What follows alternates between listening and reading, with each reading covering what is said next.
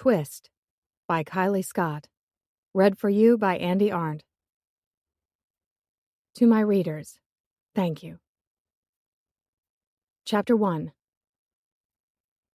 Screw playing it safe. I stood outside the dive bar, hands shaking, heart crashing around inside my chest. Goddamn nerves. Let them do their worst. No way would I scurry back to Seattle and hide. Not now. Beware, beautiful hot man from the internet. I had arrived. Yes, fate, in the form of me and a return trip plane ticket, had come to Coeur d'Alene, northern Idaho. Right. This was it. I took a deep breath and fluffed up my hair, shoulder length and brown. My bestie Val had applied my makeup several hours earlier, and the woman knew her shit.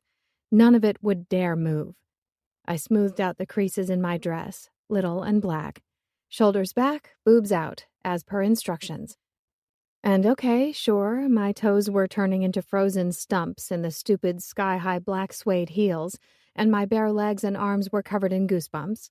But never mind. Val and the girl in the shop had sworn I looked amazing in this outfit.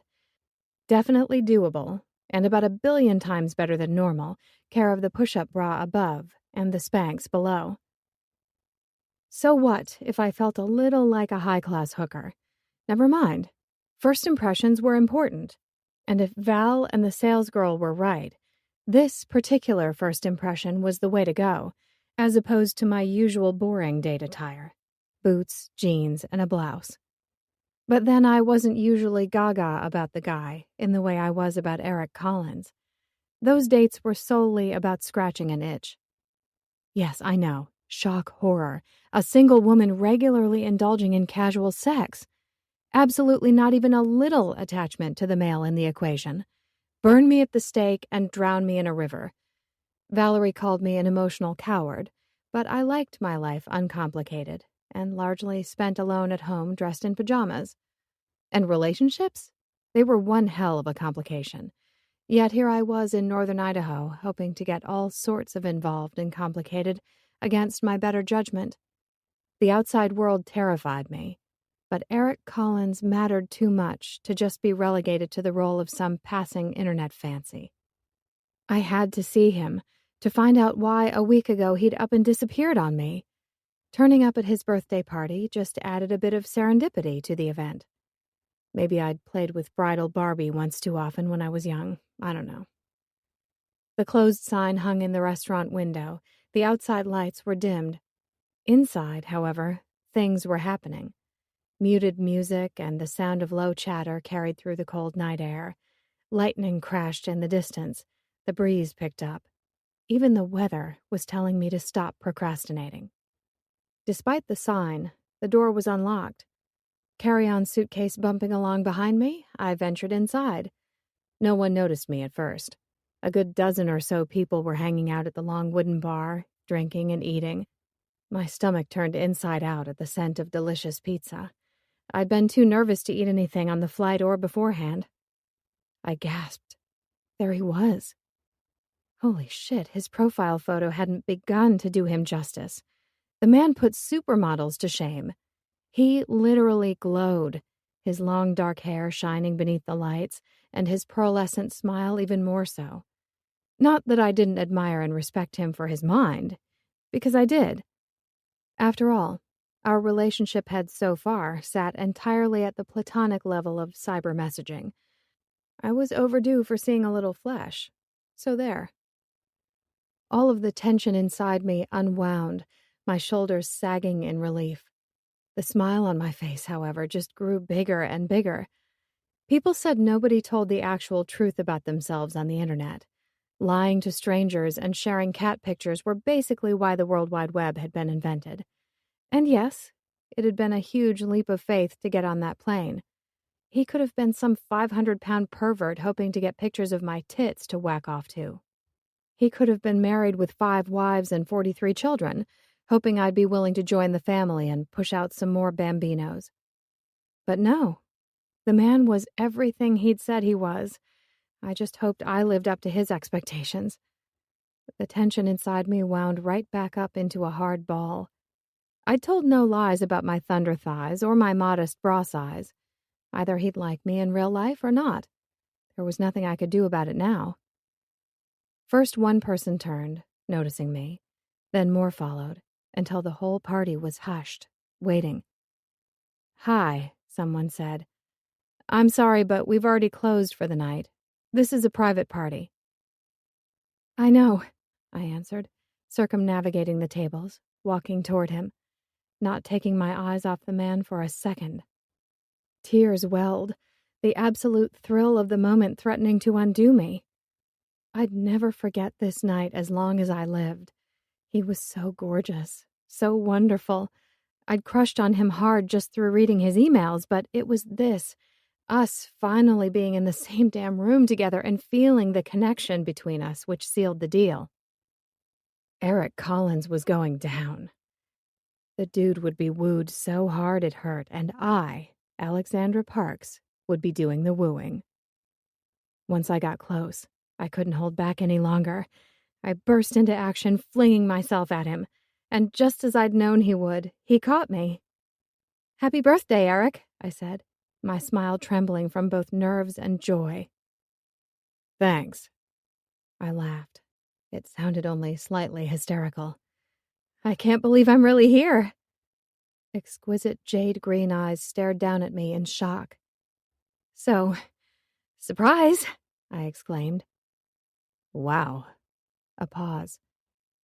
Then, gazing down at me, he licked his perfect lips and said, "Do I know you?"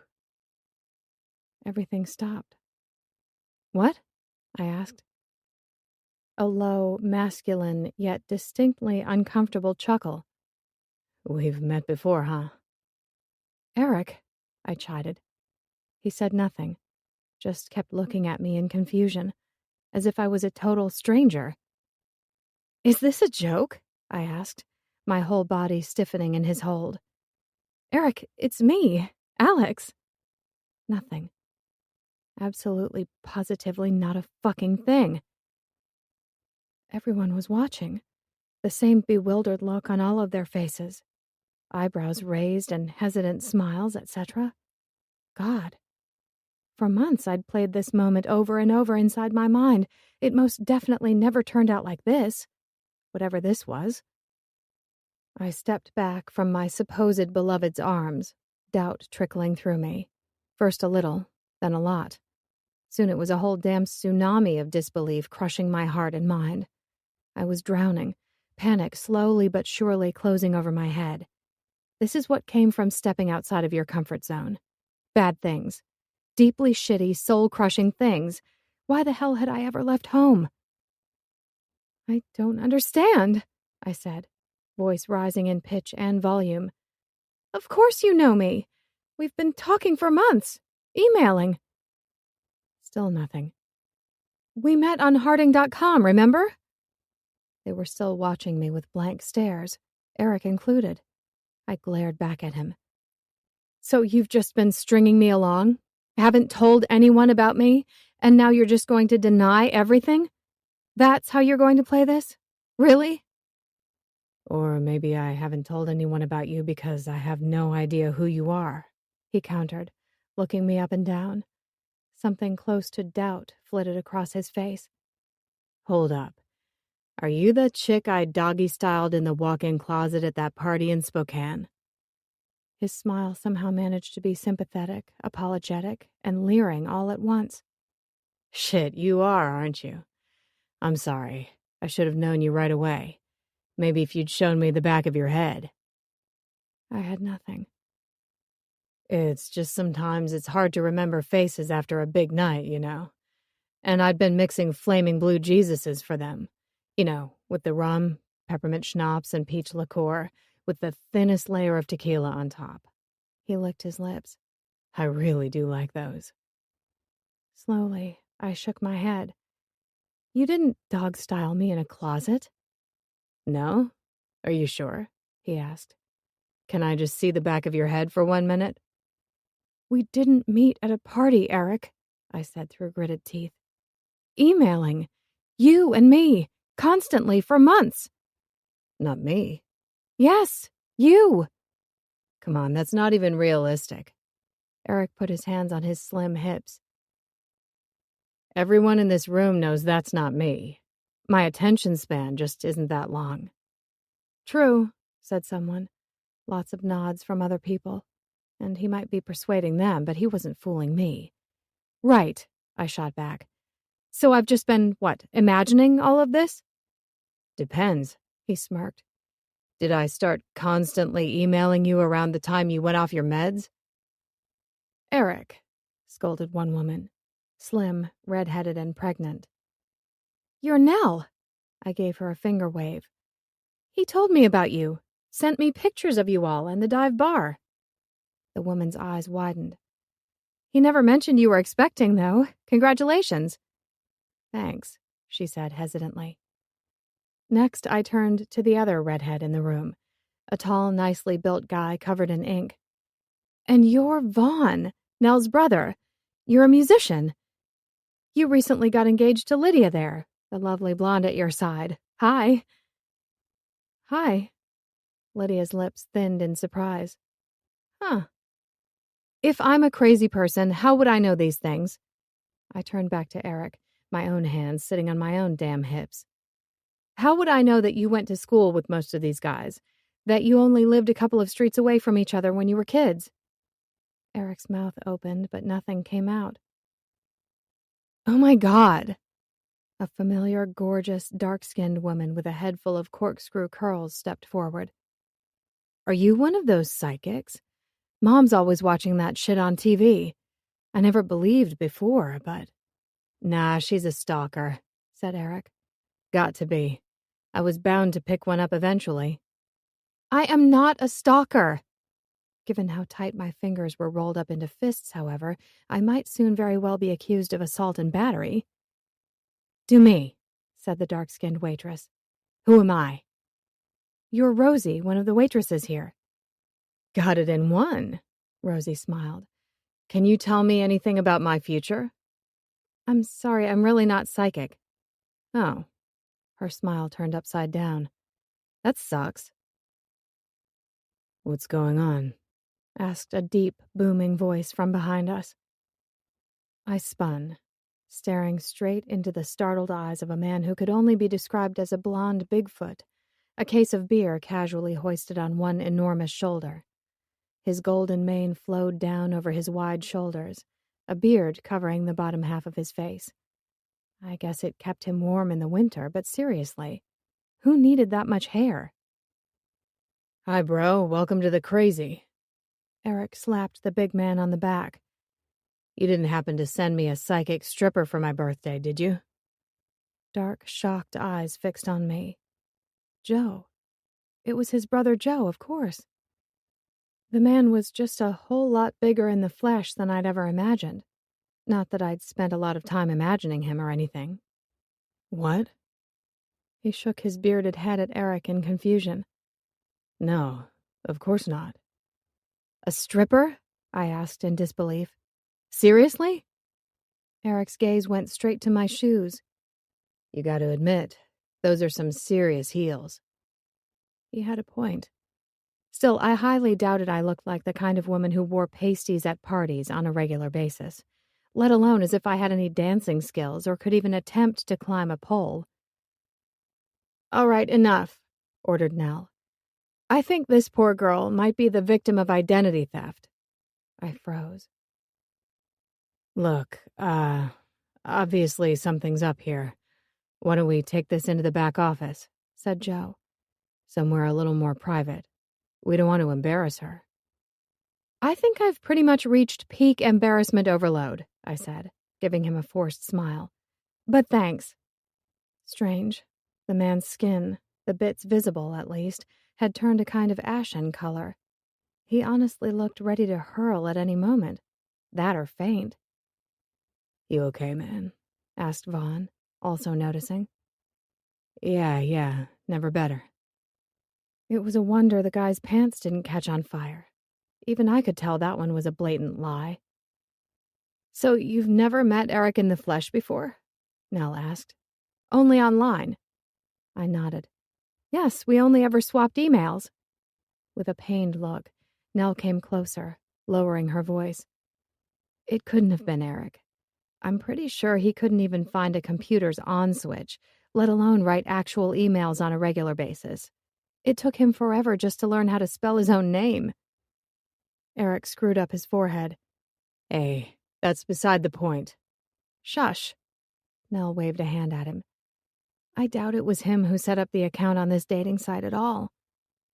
I did set up the account, said Eric, distinctly unimpressed. For fuck's sake, Nell. Stop acting like my half of the baby is going to be dumber than your half. It's not. Do not call my baby it, warned Nell, poking him in the chest with a finger. And suddenly it was all clear to me. It was all horribly, perfectly clear. That's your baby? I asked the sleazoid male standing in front of me.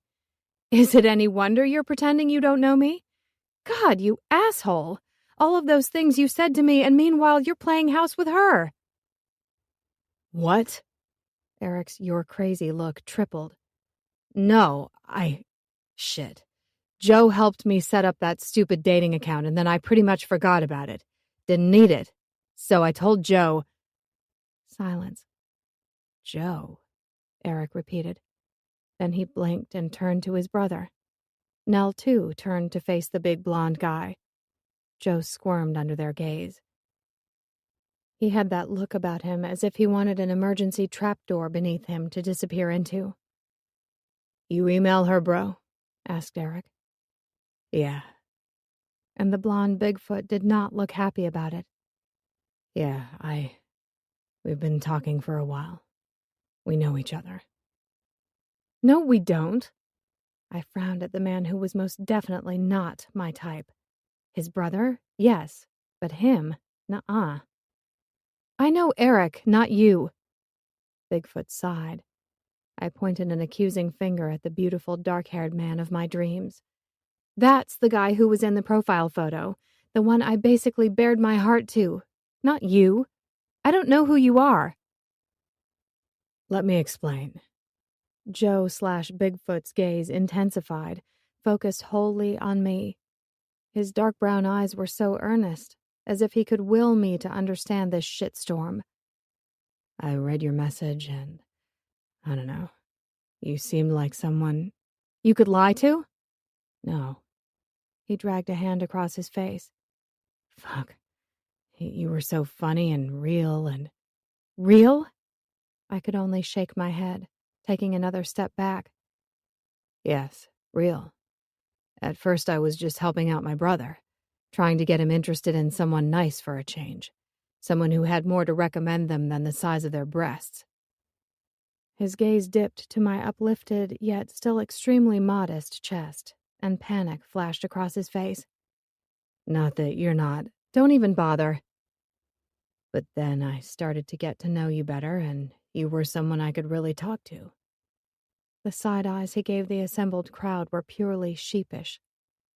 I guess I was lonely. I don't know. Oh, was the poor asshole embarrassed? My heart bled for him. But it was Eric you'd reached out to, so... So? The man said nothing. Are you actually trying to tell me that your motives were pure? Seriously? All I could do was shake my head. In wonder or horror, I don't even know. I believed in you, and you were nothing but a lie. All along, just lies. His lips firmed. That's not true. I'm your friend. Bullshit. A friend would never do this. Murmurs circled from the people gathered round. And seriously, whatever this was, fuck it. Fuck Eric, Joe, all of mankind, the internet, and all of my hopes and dreams. I was running straight back to my apartment and staying put. I retreated another step, my butt bumping the back of a chair.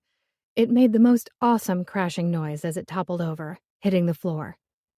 Shit, sorry, The faces surrounding me blurred and a rushing noise filled my head. Christ. All those personal, deeply private things I'd told him. How honest I'd been. But I was just one more stupid girl dreaming of love and a life that was somehow larger. There was nothing for me here. Time to go. I turned and made straight for my suitcase. Grabbing the plastic handle, I ran back out the door, the cold night air like a well-earned slap in the face. Out on the sidewalk, I tripped in the stupid shoes. Then I continued. I walked faster and faster, putting as much distance as possible between me and the whole debacle. My case rattled and rolled over the asphalt. From top to toe, I felt numb, non-existent. The first few drops of rain should have passed right through me instead of soaking into the cotton of my borrowed dress. "Alex," a voice yelled from behind me. A male voice. Him. It only spurred me onward. No cars or signs of life ahead. The whole world seemed to have emptied out. There was just me, that voice, and the storm. God had been so wrong to come here. So damn wrong. What the hell had I done? Chapter 2. Heterosexual female, age 29. Graphic artist. Works from home. Seattle born and bred. Enjoys reading romance, watching action, sci-fi, and horror movies, and shows about building renovations. No pets, unless the squirrel in the tree outside counts. His name is Marty. Most prized possession is my laptop. All of my work is on there, except the backup USB I've entrusted to Marty. Most proud of establishing and running my own graphic design business. In 5 years' time, I see myself further developing my business, investing in a property, and dabbling in renovating. Looking for someone who is employed, artistic, neat and attractive, has a sense of humor. Looking for a fun night out with a new friend. Sexual compatibility is important. Most important value in a relationship is honesty. Heterosexual male, age 28. Restaurateur. Northern Idaho born and bred. Enjoys movies and music. Most prized possession is family and friends. Most proud of establishing and running a restaurant/bar business all on my own. In 5 years' time, I see myself settling down with the woman of my dreams to raise a family in a home we've helped to build with our own hands. Looking for someone who is attractive. Looking for someone who is open to developing new friendship, starting with a fun night out. Sexual compatibility is extremely important. Most important value in a relationship is open-mindedness. "Alex," called a deep male voice. I should have known better than to take a chance. Such an idiot. I should have just stuck to crushing on various men on TV. Much safer. As for Valerie encouraging me to buy the plane ticket and instilling me with all of that false hope, the chances of her being beaten over the head with a wet fish in the near future were exceptionally high. And those bastards, those heartless, soulless assholes playing me for a fool. Men sucked more than any known creature. "Hey, hold up." Joe's big hand wrapped around my arm, bringing me to a halt. I didn't even think, just bared my teeth at him. "Whoa." He took a hasty step back, setting me free. "Do not touch me," I said coldly, right as the heavens opened and rain poured down. Awesome. Just awesome. Okay, he said. "I'm sorry." Go away. I sucked in a harsh breath. Joe, Eric, whoever the hell you are, it doesn't matter. Just leave me alone. Face set, I turned and continued on my way, in whichever direction would take me far from the dive bar and those people, as fast as fucking possible. "Wait, please," he said from behind me. "Alex, you have to let me explain. I know I shouldn't have lied, but Eric was never going to get back to you. I was just going to send a note, telling you not to worry about it. But then I liked talking to you." Good for you. Head down, shoulders drawn in, I trudged on. Strands of wet hair clung to my face, the cold seeping into my bones and making me shiver. I was top-heavy on account of the padding in my push-up bra absorbing roughly 21 ounces of rain on either side. Dolly Parton didn't have a damn thing on me. And my end-of-season sale $400 designer suede shoes were ruined, but there wasn't much I could do about that. The money was already gone from my hoarding for a dream home savings account. Yet another reason to hate the guy. Shelter was required. Shelter, dry clothes, and a large alcoholic drink, in that exact order. Heavy-assed footsteps splashed along beside me as thunder rolled across the dark and cloudy sky. Look, I'm sorry you feel let down. I know you're after a pretty boy with all the smooth moves, and that's definitely not me, he continued. You're not exactly my type either, for that matter. No offense. Douche canoe. But I still think you're great, and us being friends, it's a good thing. We support each other, Alex. I walked faster. Sadly, with his long legs, the man had no trouble keeping up. We can talk to each other about anything without any worries about being judged or gossip getting around. I swear, these last few months, you've pretty much been the only thing keeping me sane. I trotted along as fast as possible, trying to escape him. It still didn't work. Fuck. I told you we should put off meeting. I ground to a halt. Wait, are you actually trying to turn this around on me? No, he growled. What I'm trying to do is make a point. And what might that be? I made my mouth a mean line. Water dripped off his beard, soaking into the t-shirt already plastered against his body. I suspected he was carrying off the storm-drenched look better than I was. Bastard. Even by streetlight, it was obvious he was fit and strong. A big guy, more barrel-chested where his brother was lean. My point is that we work as friends, and that's worth saving. And also, I get that you would not have been interested in talking to me if Eric's photo hadn't been attached, would you? I guess we'll never know. Bullshit. Fuck you, I spat straight back at him, stabbing him in the chest with a finger. You lied to me. Over and over again you lied. You let me believe you were someone else. Does that really say friend to you? Blame it on your insecurities, your loneliness, sibling rivalry, whatever, I don't care. But you made the choice to do that. Not me. You. The end. And I meant it. I strode on, leaving him standing there, scowling up a storm.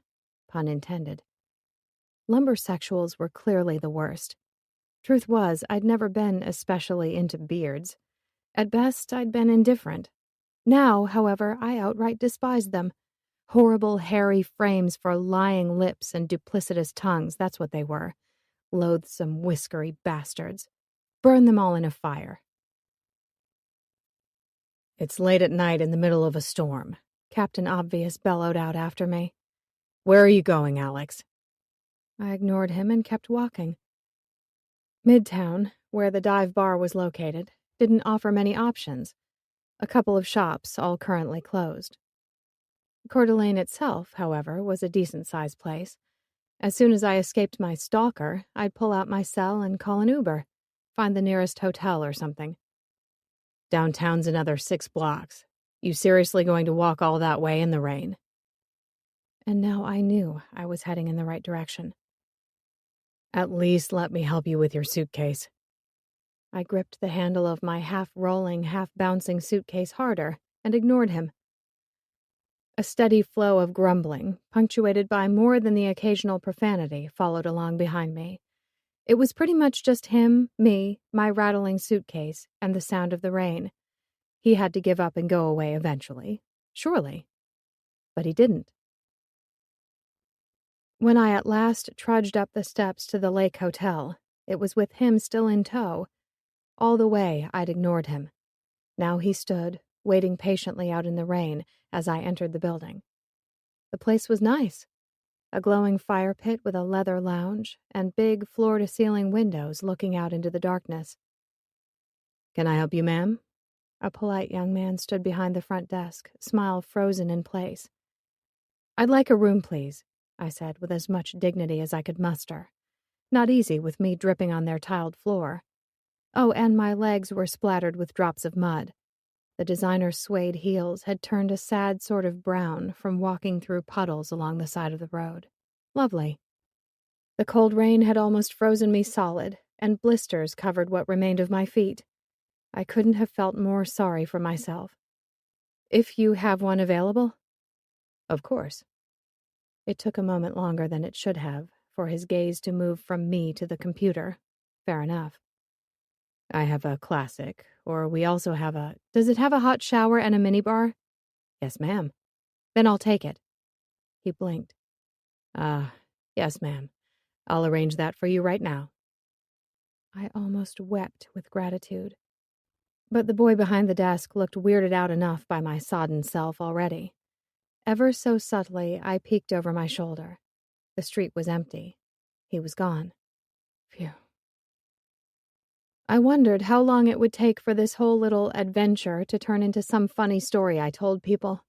Except no part of me was amused. Not even a single cell. My Eric, the beautiful man from the internet, didn't exist. Not really. Because the guy who'd charmed me with long, rambling emails about life and everything was a liar. And everyone knew you couldn't trust a liar. Again, I gazed over my shoulder, out into the rain. He was still gone. I'd probably never see him again, and that was for the best. It was. Tomorrow I'd go home, back to the safety of my apartment and my neatly organized, uncomplicated life. Eventually, I'd forget all the things we'd shared in those emails, the sense of companionship and the excitement of seeing that name in my inbox, the way I'd started to shuffle my life around reading his nightly missives. For not the first time tonight, I blinked back tears, ignoring the sting of salt water in my eyes. Yep, it will all fade, and I'd be fine. Chapter 3. Message received 6 months ago. Alex, saw your profile. Looking at traveling to Seattle for business soon. Would love to take you to dinner if you're available. Eric. Message sent. Hi, Eric. Nice to meet you. What dates are you thinking you'll be in town? I'd be interested in hearing more about your restaurant. Are you seriously considering working on your own house? I've got grand schemes to update my one-bedroom apartment sometime. But a whole house? Wow. Alex. You're kidding! Cried Val, her outrage coming through on my mobile as a tinny squawk. Nope. The elevator doors slid back, and I stepped out into the hotel lobby. The bright morning sun glaring through the hotel's windows mocked my crap mood. Wish I was. Lying fucking asshole. You said it. I stopped to blow my nose. The sound was anything but pretty. Yes, care of the delightful walk in the rain last night, I'd woken up with a raging head cold. Sore throat, red and runny nose, and pounding head. It basically felt like someone had hung me upside down and filled my nasal passages with quick-dry cement. Just when you thought things couldn't get better. God, you sound horrible, she said. To think, he friend-zoned you before you'd ever even met. I'd had such high hopes for him. You and me both, I sighed. And I encouraged you. A pause. Shouldn't you be pointing out that deep down you were right and I was wrong? You should probably also be lecturing me about your uncomplicated life theory. You've heard it all before, and I don't have the energy. Oh, you poor thing. If you can't even manage an I told you so, then you really are feeling sucky. She huffed out a breath. Valerie and I'd had each other's back since the same group of bullies had targeted us in 8th grade. I'd always been mousy, klutzy, and generally clueless. An easy target for the cool kids wanting to establish their supremacy in the school hallways. Back then, Valerie had been Vincent, and he'd never fitted in either. We'd nursed each other through all manner of insults, broken hearts, and then a sex change. So I guess it fell under her job description to get up in arms on my behalf now. But I, on the other hand, was done. Mostly dead and emotionally spent. Every last fuck I had to give had fled during the night, never to be heard from again. I'm coming out there, she announced, voice firm. I scrunched up my face. Why on earth would you come out here? Hopefully I'll be on a plane home this afternoon. Tonight at the latest. Doesn't matter. This Joe Eric jerkoff needs his ass kicked. I'm coming. You're not coming. I'm coming and I'm wearing my fiercest pointy-toed stilettos, she said. You haven't seen these ones, they're new. Leopard print. That boy's ass is grass. Oh, that reminds me. The heels got trashed. She gasped. Not the half-price YSL! Yep. I told you I couldn't be trusted with designer. But those shoes looked so good on you. That settles it. I'm definitely coming out there to hurt him. I took a deep breath. Through my mouth, not my nose. My nose just wasn't an option. God, you sound like shit, said Val. I grunted and blew my nose. A mucus factory. That was me. Yuck. That's disgusting. Seriously, I'm not sure you should fly in that condition, she said, voice concerned. I'll be fine. I shoved my wad of tissues back into my jeans pocket. I just need coffee. Even from behind my sunglasses, the early morning light dazzled. I stepped out of the hotel and paused, giving my eyes a chance to adjust. Downtown Coeur d'Alene was quiet first thing in the morning, with the odd car cruising by, and a couple of signs advertising cafes sat out on the sidewalk farther up the street.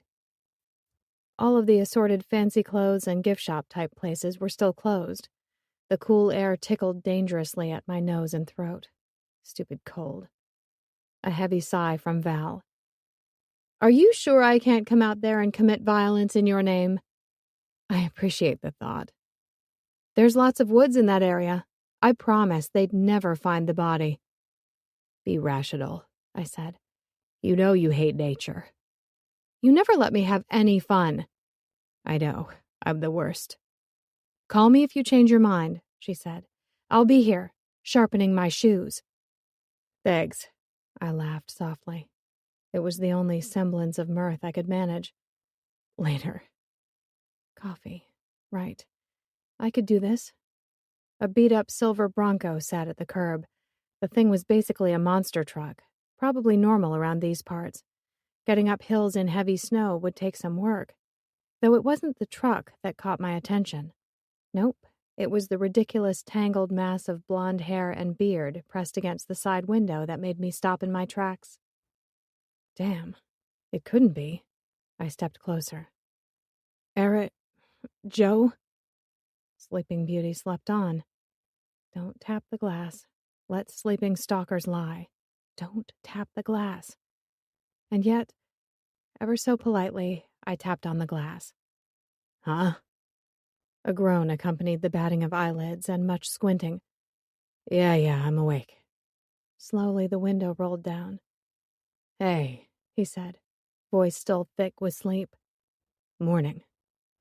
We just kind of stared at each other, perplexed. You slept in your car? I asked. A shrug. Didn't want you to leave before we had a chance to talk. I turned away, crossed my arms. Look, Alex, can we talk? The car door cracked open, and I took one giant step back as he stood tall on the sidewalk. He looked beyond rumpled, fitting, given the circumstances. Before beginning his vigil, he'd obviously changed out of last night's wet clothes. Long legs were encased in another worn pair of blue jeans, and a faded gray hoodie covered his upper half. The width of his mighty shoulders was stretching the material a little. Equally large feet, or at least seriously large sneakers, completed the outfit. I wondered, did guys ever buy oversized shoes to try and benefit from the feet-to-penis size belief? Was there a market for that? And I was standing there staring at the man's crotch in a total daze. My gaze darted to his face, cracked wide yet again on a yawn. Thank goodness he hadn't caught me. That would have been bad. I really needed to get my sick, wandering thoughts under control. Please? He asked, eyes all intense. I'm pretty sure we covered everything last night. For a moment he hung his head, then he looked me straight in the eye. I'm pretty sure we didn't. Please, let me buy you breakfast. You need food, right? Coffee. Sleeping in his car definitely showed commitment. Plus, I did need coffee. Okay. He smiled. It wasn't a full-out grin, more a cautious curving of the lips. Great. Thanks. I nodded. There's a good place just down here, he said, stuffing his hands in his jeans pocket and giving me side eyes as we started walking. Man, this cold sucked. I pulled out my wad of tissues and blew my nose for the umpteenth time this morning. Gah. Already I could feel my poor nostrils chafing. Aloe vera Kleenex was urgently required, along with more aspirin. Is there a pharmacy nearby? About a 5-minute drive. You sick? He gave me a dubious once-over. You're not looking so hot, but I didn't want to get in any more trouble by saying something. Wise. The man held his silence. I must have caught a chill last night from walking in the rain. He winced. Ah, shit. I'm sorry. I shrugged. Be happy to take you to the pharmacy or wherever you want to go. That's okay, I said, ambling alongside him. Walking any faster would have required energy. I could go in the Uber on the way to the airport. No reply. Halfway up the next block, he stopped outside a cafe, holding open the door. Here we are. The place seemed nice. Bright green walls covered in community notices. Only a few of the shiny old diner-style aluminum tables were taken this early in the day. He pulled out a chair for me by the window, and I sat, mumbling my thanks. Breakfast was going to be awkward as all hell. Maybe I'd just caffeinate and run. Hit the road to Spokane. Sure, I'd be loitering around the airport for hours and hours, but even that had to beat rehashing my oh-so-recent embarrassing past with this guy. What I really wanted to do was swan dive into a big, soft bed and sleep for about a week. Too bad that wasn't an option. Opposite me, Joe sat forward in his seat, arms braced on the table. I'd returned to my usual attire, skinny jeans and boots. There were only 2 pairs of socks and about 100 Band-Aids covering my poor blistered feet, and a black, bulky, comfy sweater. No makeup or hairstyling, that's for sure. If the man was surprised by the lack of last night's glamour, it didn't show. With all the body-shaping underwear, lip gloss, heels, and tiny dress, you could almost say I'd been fibbing about who I was. His lie, however, left my Spanx and push-up bra way behind. We both stayed silent, watching each other warily. A cute, perky waitress appeared, smile stretched wide at the sight of Joe. A curious gaze looked me over, then dismissed me. I swear it took the woman no more than a nanosecond to decide I wasn't any competition for my disheveled, hirsute-tattooed companion. Little did she know, I'd always thought Jean Grey and X-Men got it right. Cyclops was a way better bet than Wolverine. All of that testosterone and bad attitude mixed with a scruffy face and general give-no-shits about his appearance was not so wonderful. In all honesty, I'd take cool, calm, and well-kept over anger management and body hair issues any day of the week. Joe was all hers. She turned slightly and hitched her hip, suddenly blocking me out of the conversation. Oh yeah, I'd be leaving her a real big tip. Something along the lines of fuck off. Hey, purred the waitress. Good to see you, Joe. Hi, Jess. The usual? Joe turned to me, apparently unaware he was being oh so obviously hit on. Interesting. His eyes were hazel in the sun, chocolate brown flecked with amber. Last night they'd seemed dark and furtive, brimming over with secrets and lies, but this morning he was just a guy. Funnily enough, one I thought I'd known, though it turned out I hadn't had a clue. Or maybe it was the other way around. I thought I hadn't known much about him, but actually in a strange sort of way I did, which only complicated things further. They do great coffee and fresh juices here, he said. Excellent pancakes. Sound good? Sure. Again, a small, safe smile. Then he ordered for both of us.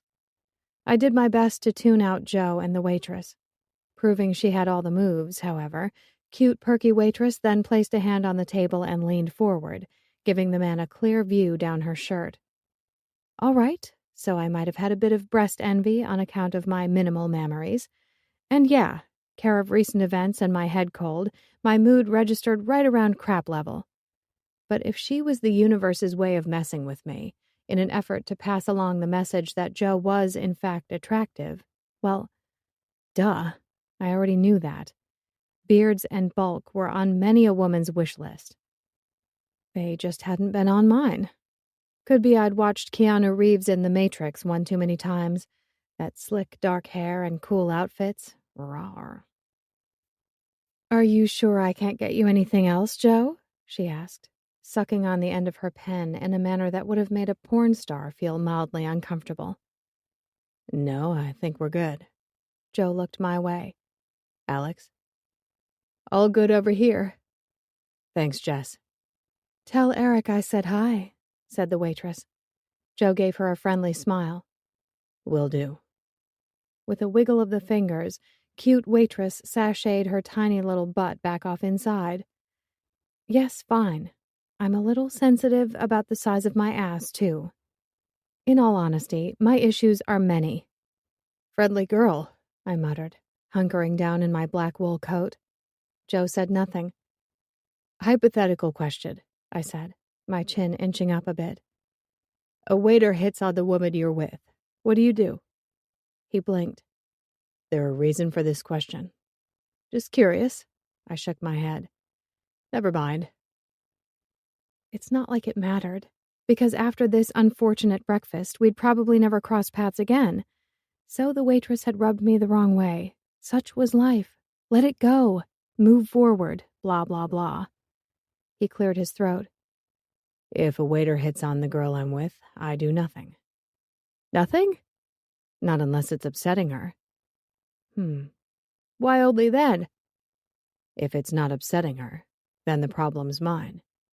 He settled back in his chair, stretching out his long legs and crossing them at the ankle. Make a big deal out of it, and I look like a jealous douchebag who doesn't trust his woman to ignore that sort of shit. What if she enjoys that sort of shit? Then I'm with the wrong woman. Huh. What about you? What if a man you were on a date with started flirting with the waitress? Then I'm out of there. I sighed and stared off down the street. Downtown Coeur d'Alene was a pretty place, and a somewhat strange one.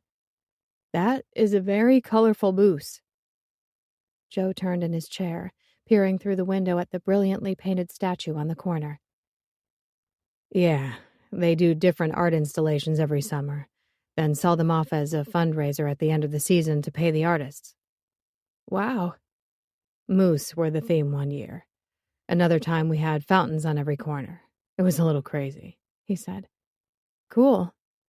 He tipped his chin, studying me. I took the opportunity to sniffle, so feminine.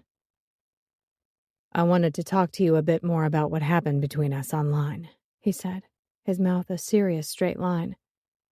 How I came to use my brother's profile. Ugh.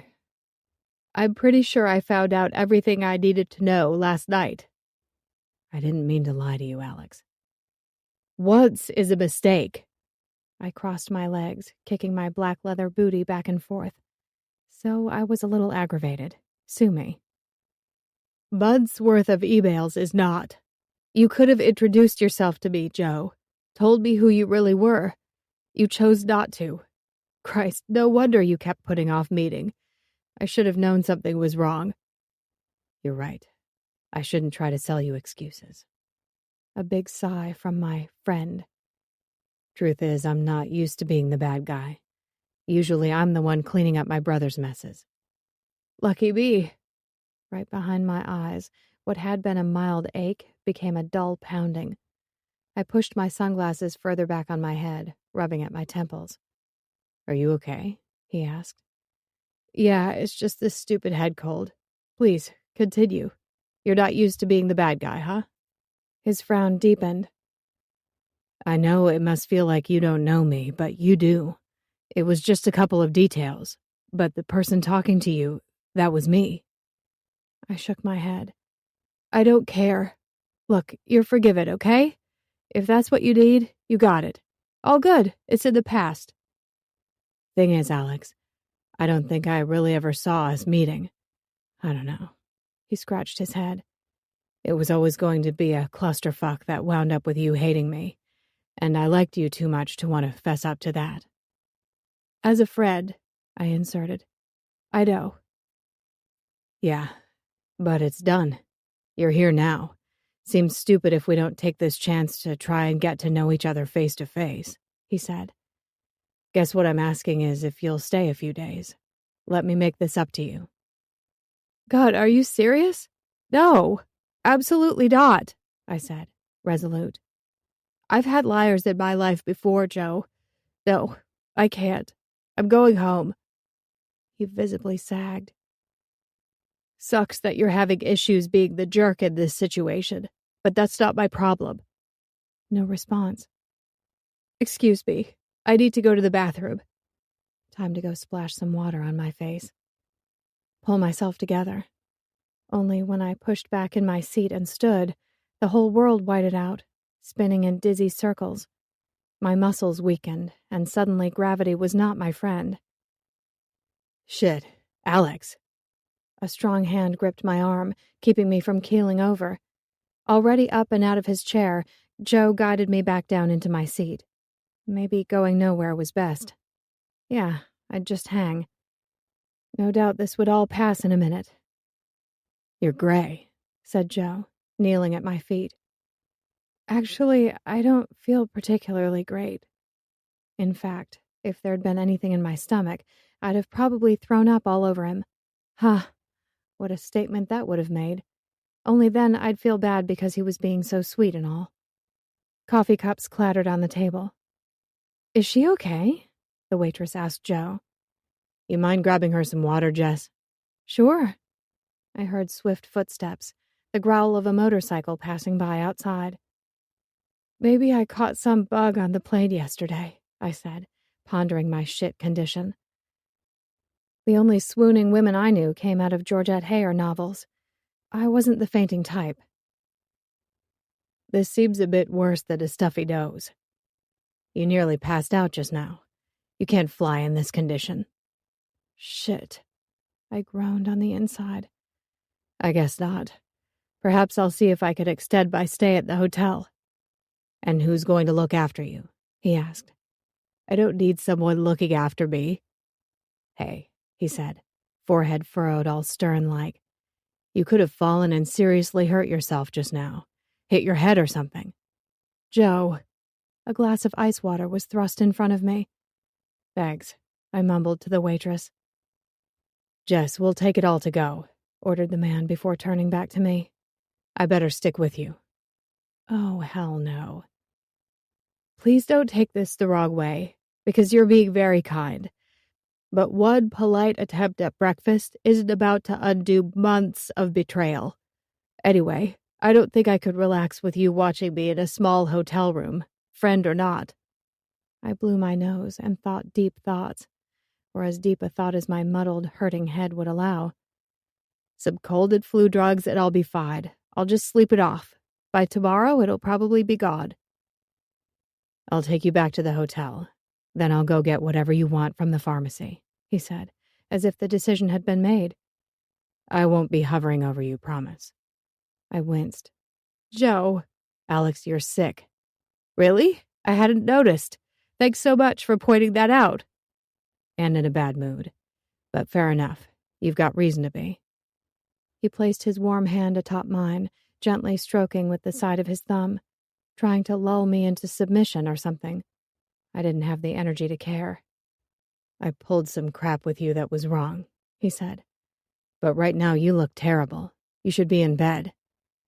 Why don't you crash and allow me to go get whatever you need from the drugstore, then drop it back at the hotel? I can leave it at the front desk. You won't even have to see me.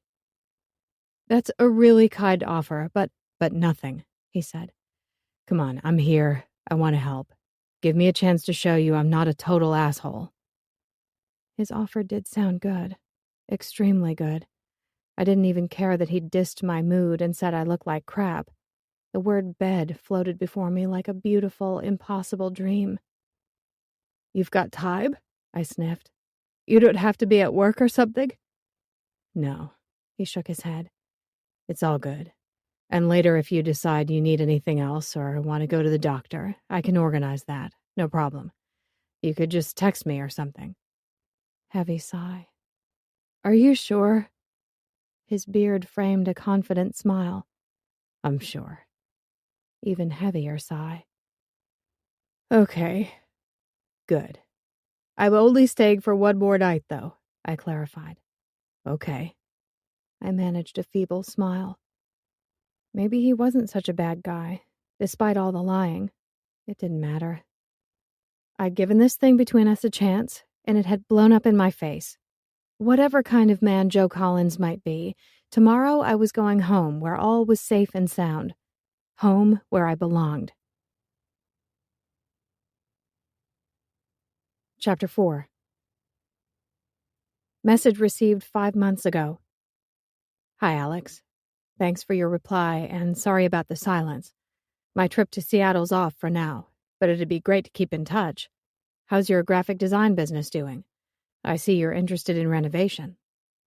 Been doing some work stripping parts of the restaurant back to original fittings and raw brick lately, while also trying to maintain some of the original 70s, 80s fixtures. Not much else happening right now. Seen any good bands lately? Live music scene here dies off in winter, but the summer's really active.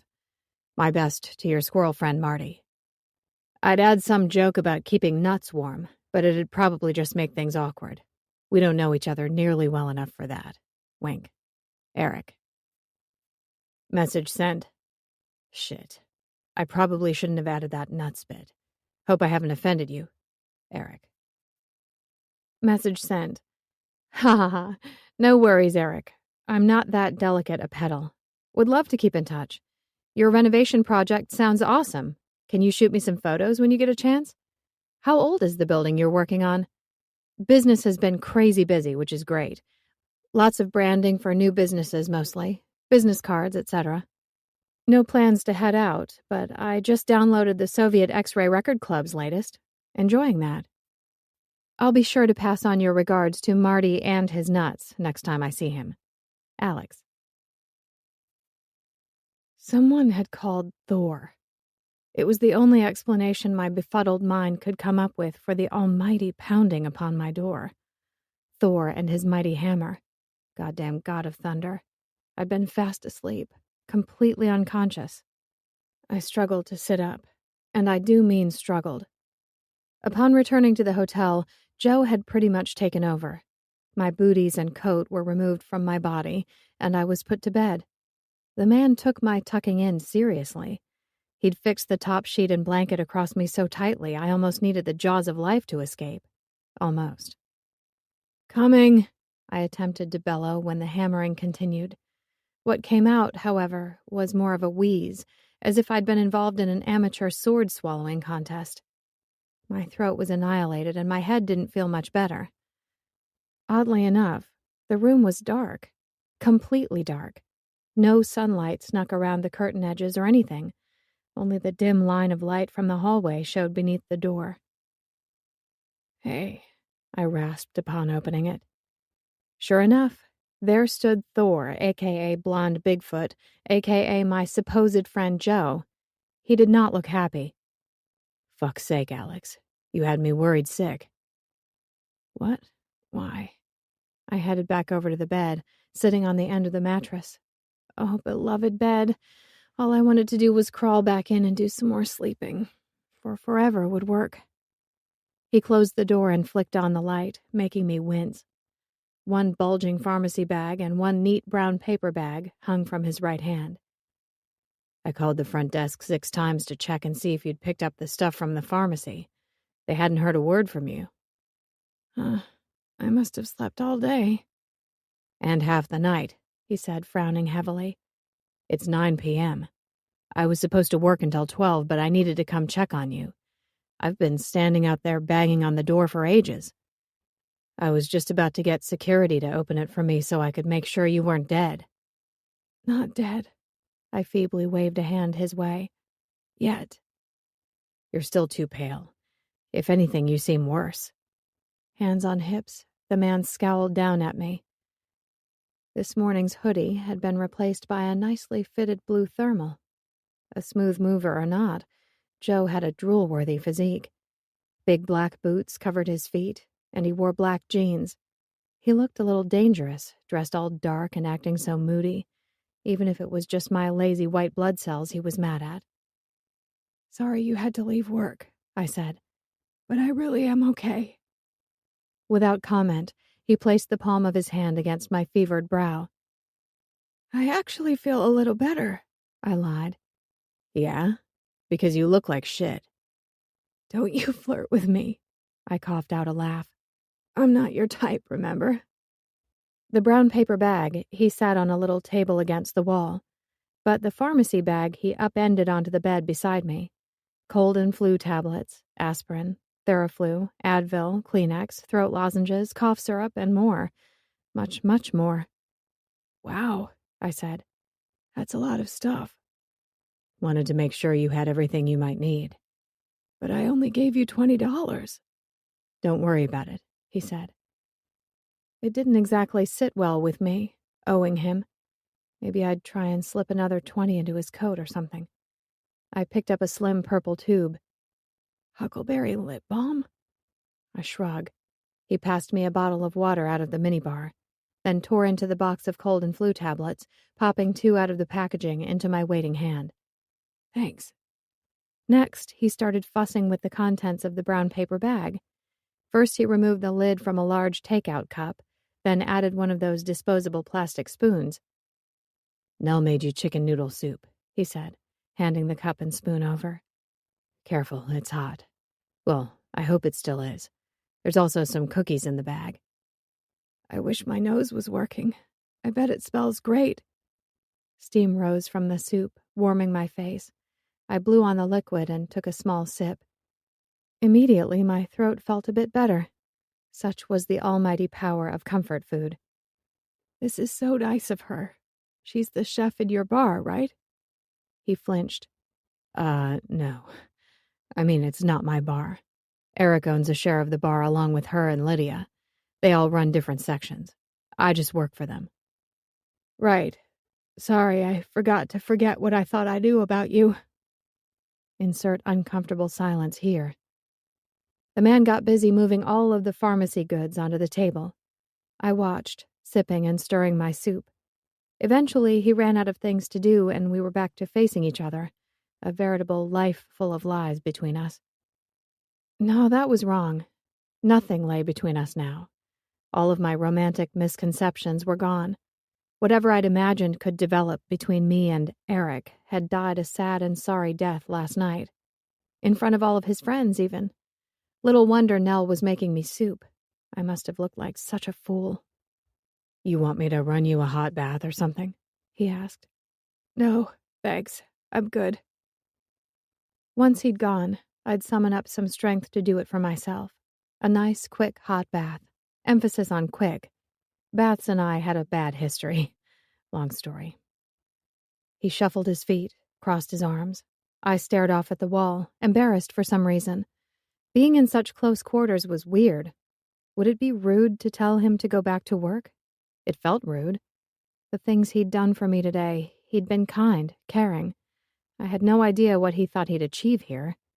Guess the least I could do was not be a raging bitch. Besides, who had the energy? I swallowed hard.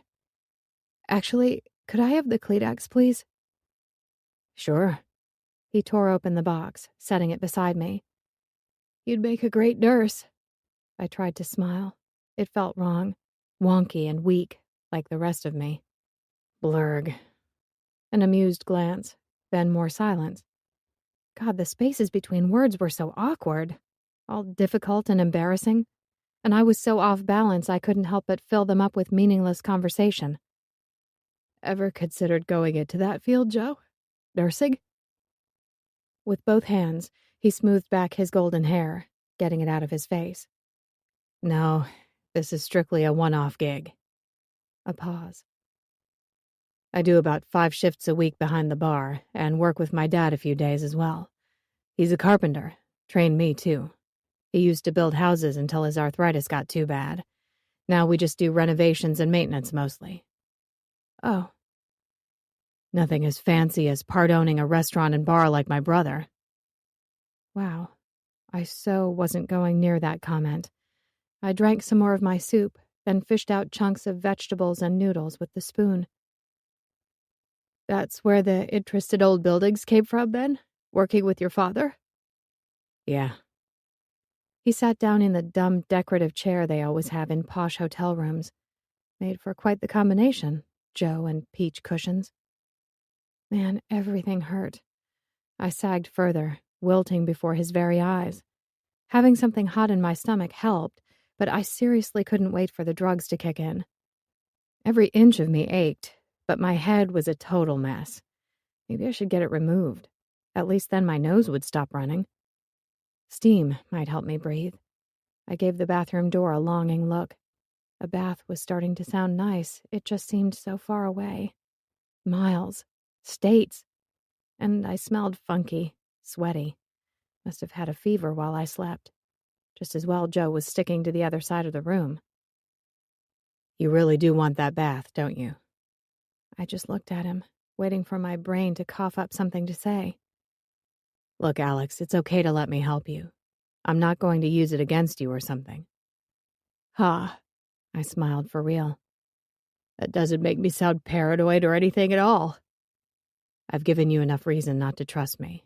I get it. With wrinkles all around his eyes, the guy gave me a truly pained look. The whole being the bad guy thing really wasn't sitting well with him. Good. I would not feel pity for him. The man had burned me bad. Desperately, I tried to shove any empathy, sympathy, or any of the above back from whence they came. It didn't quite work. I was such a sucker.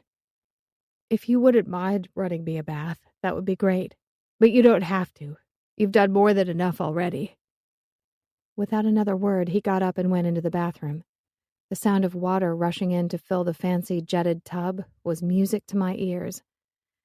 This had been the only room they had available when I booked back into the hotel after our conversation attempt at breakfast this morning.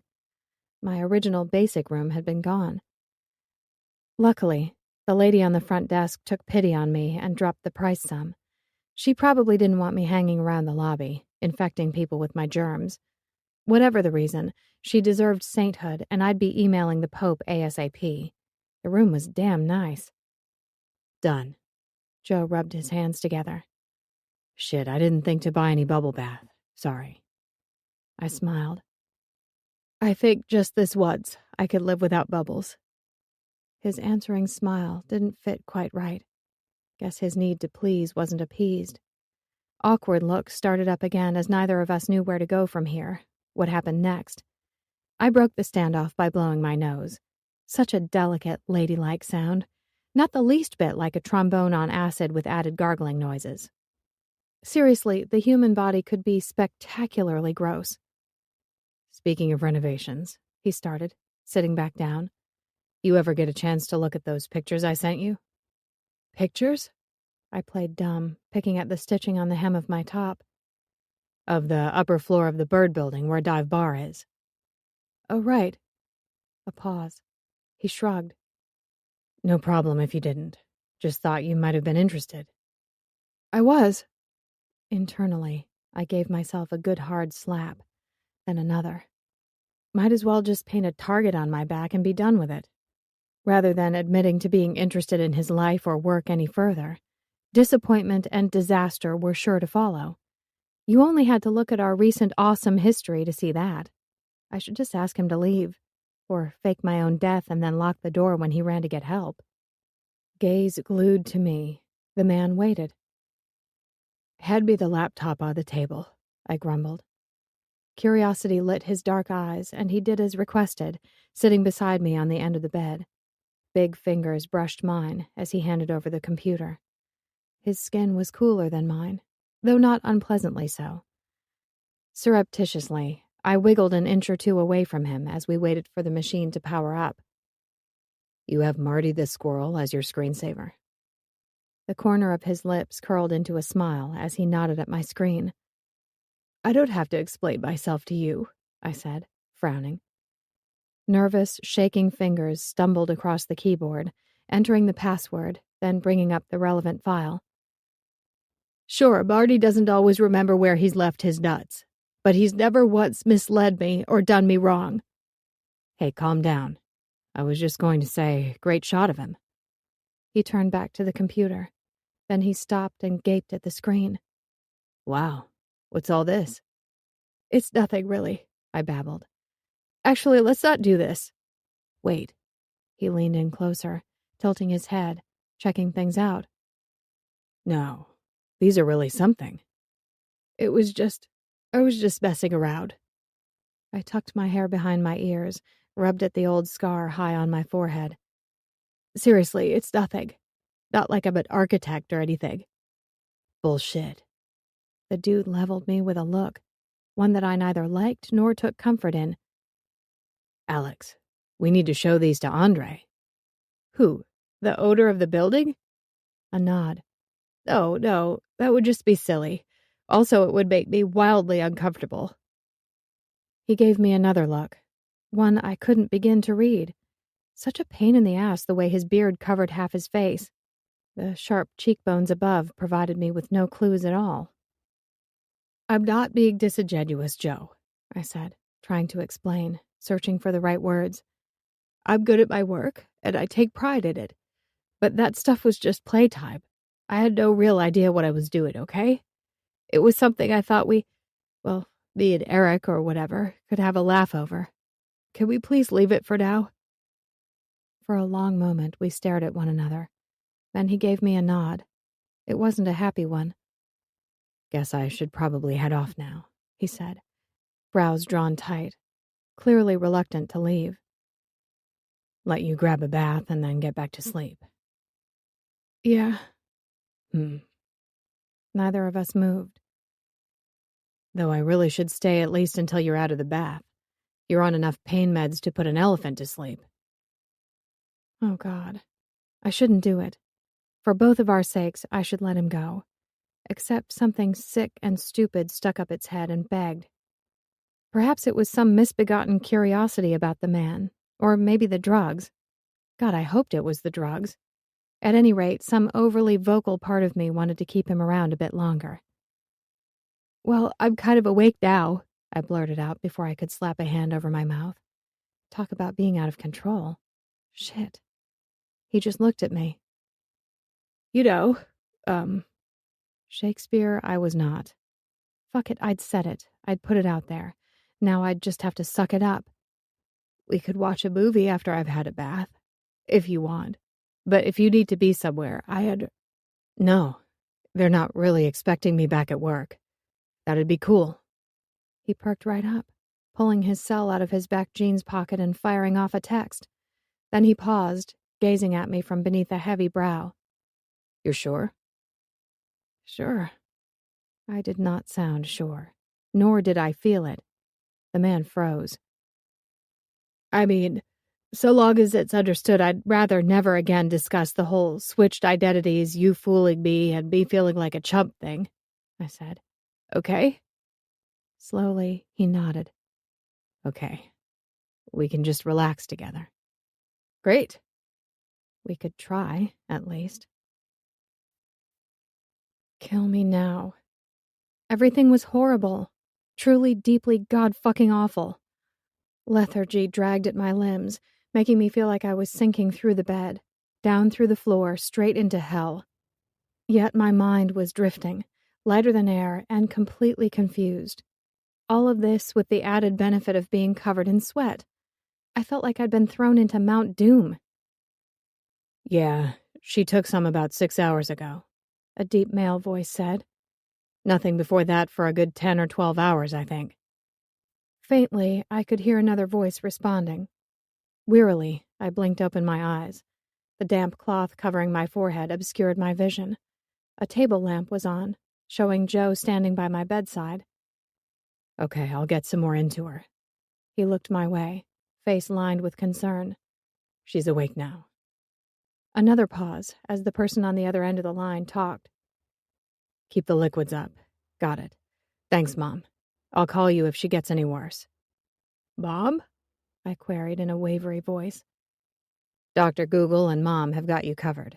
She's a nurse. He put down the mobile and picked up the bottle of aspirin, shaking 2 tablets out into his hand. Can you sit up a little? I nodded. dislodging the cloth and rising up on one elbow, shaking all the while. Yeah. We need to bring your temperature down.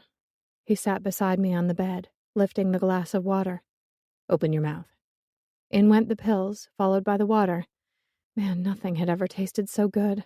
Nothing. I downed the whole glassful in a nanosecond. He refilled the glass from a bottle of water. Just sip it this time. We don't want you getting queasy. I did as told. Feel hot. Can we get this blanket off? Sure. Together, though mostly it was Joe, we pushed the blanket off onto the other side of the bed. My clothes literally stuck to me. Gross didn't cover it. And I was still burning up, hot as Hades. It felt like a small sun had taken up residence inside of me. While my feet pushed at my socks, I wrestled with removing the baggy thermal from my upper body. To get comfortable was the only thing that mattered. This man had already stated that he didn't see me that way. Plus, he and I had no future, so who cared what he thought of me in my underwear? Also, fuck modesty when I was feeling this sick. Want that off too? Joe carefully freed me from the thermal top while I huffed and puffed. The white tank top underneath was plastered to me with sweat. Never mind. At least I could start to feel cool air on my skin. Socks, please, I whispered. He got busy liberating my feet from the fluffy menaces, but it was still too much, and only achieving a modicum of comfort mattered. I stuck my thumbs into the top of my leggings and started wriggling about, trying to get them down. Someone had sucked the strength straight out of me. My arms just kind of flopped around. Noodle woman, that was me. Those two? The big guy peeled my leggings off, and yes. Oh, fuck, yes. That's better. With a sigh of relief, I flopped back down. Tank top and knickers were plenty of clothing. Every part of me ached. My toes, my teeth, my freaking hair follicles. Everything. The TV was off, along with every light in the room apart from the table lamp. It made the world look so weird, shadowy. Joe's cheekbones in particular appeared to have been carved from stone, his dark eyes glowing in the low light. It all felt like a fever dream. Reality was far, far away, and sleep had started sneaking up on me once more. The movie finished? I asked. He smiled. A while ago. You fell asleep. Oh. A nod toward the couch. Don't freak out, but I camped out over there, just in case. Okay. My eyelids drifted shut. I lacked the energy to keep them open, or to care. Thanks. The mattress shifted. Soft footsteps, and then distantly I heard running water. He returned and placed a new damp cloth on my forehead. That's nice, I mumbled. I'm here if you need me, he said. And that was nice too. Chapter 5. Message sent 5 months ago. Hey, Eric. So it's my turn to write, and I really don't know what to say. Look, in all honesty, my life is incredibly boring. Since I'm based at home and I'm my own boss, I can work pretty much whenever it suits. Depends on how many jobs I've got going on. I can easily go up to a week only talking to the people who deliver my takeout. I've got my friends and family too, of course. But you know how busy modern life is, etc. Oh, and there's Marty. He's always good company. Besides work, it's usually just me, online property sites, A Girl Needs Her Dreams, and TV together forever. Don't be mad. You had to have seen this coming. TV and the internet are just too good. There was no way you could ever compete. Regretfully, Alex. P.S. Hope your restaurant and life in general are doing well. Message received. Alex. Damn. We haven't even actually met yet and you've chosen TV over me. That's harsh. Things are going okay here. Starting to warm up a little, which is great. The dive bar's been busy. Can't imagine going days not having anyone around. Your bubble must be peaceful.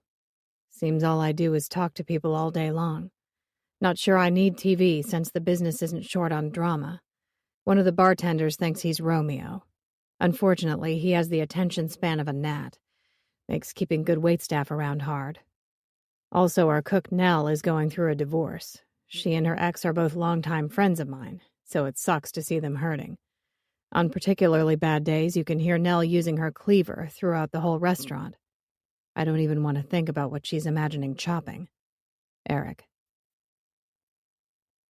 Insistent knocking on the door. Again. For fuck's sake. My sentiments exactly. Only, strangely enough, I hadn't spoken. Instead, a familiar, if somewhat unexpected, masculine voice had provided the profanity. I rubbed the sleep from my eyes and checked out the other side of the mattress. Large male alert. Oh God, what if I'd had some strange reaction to the cold and flu tablets and sexually assaulted the poor innocent man last night?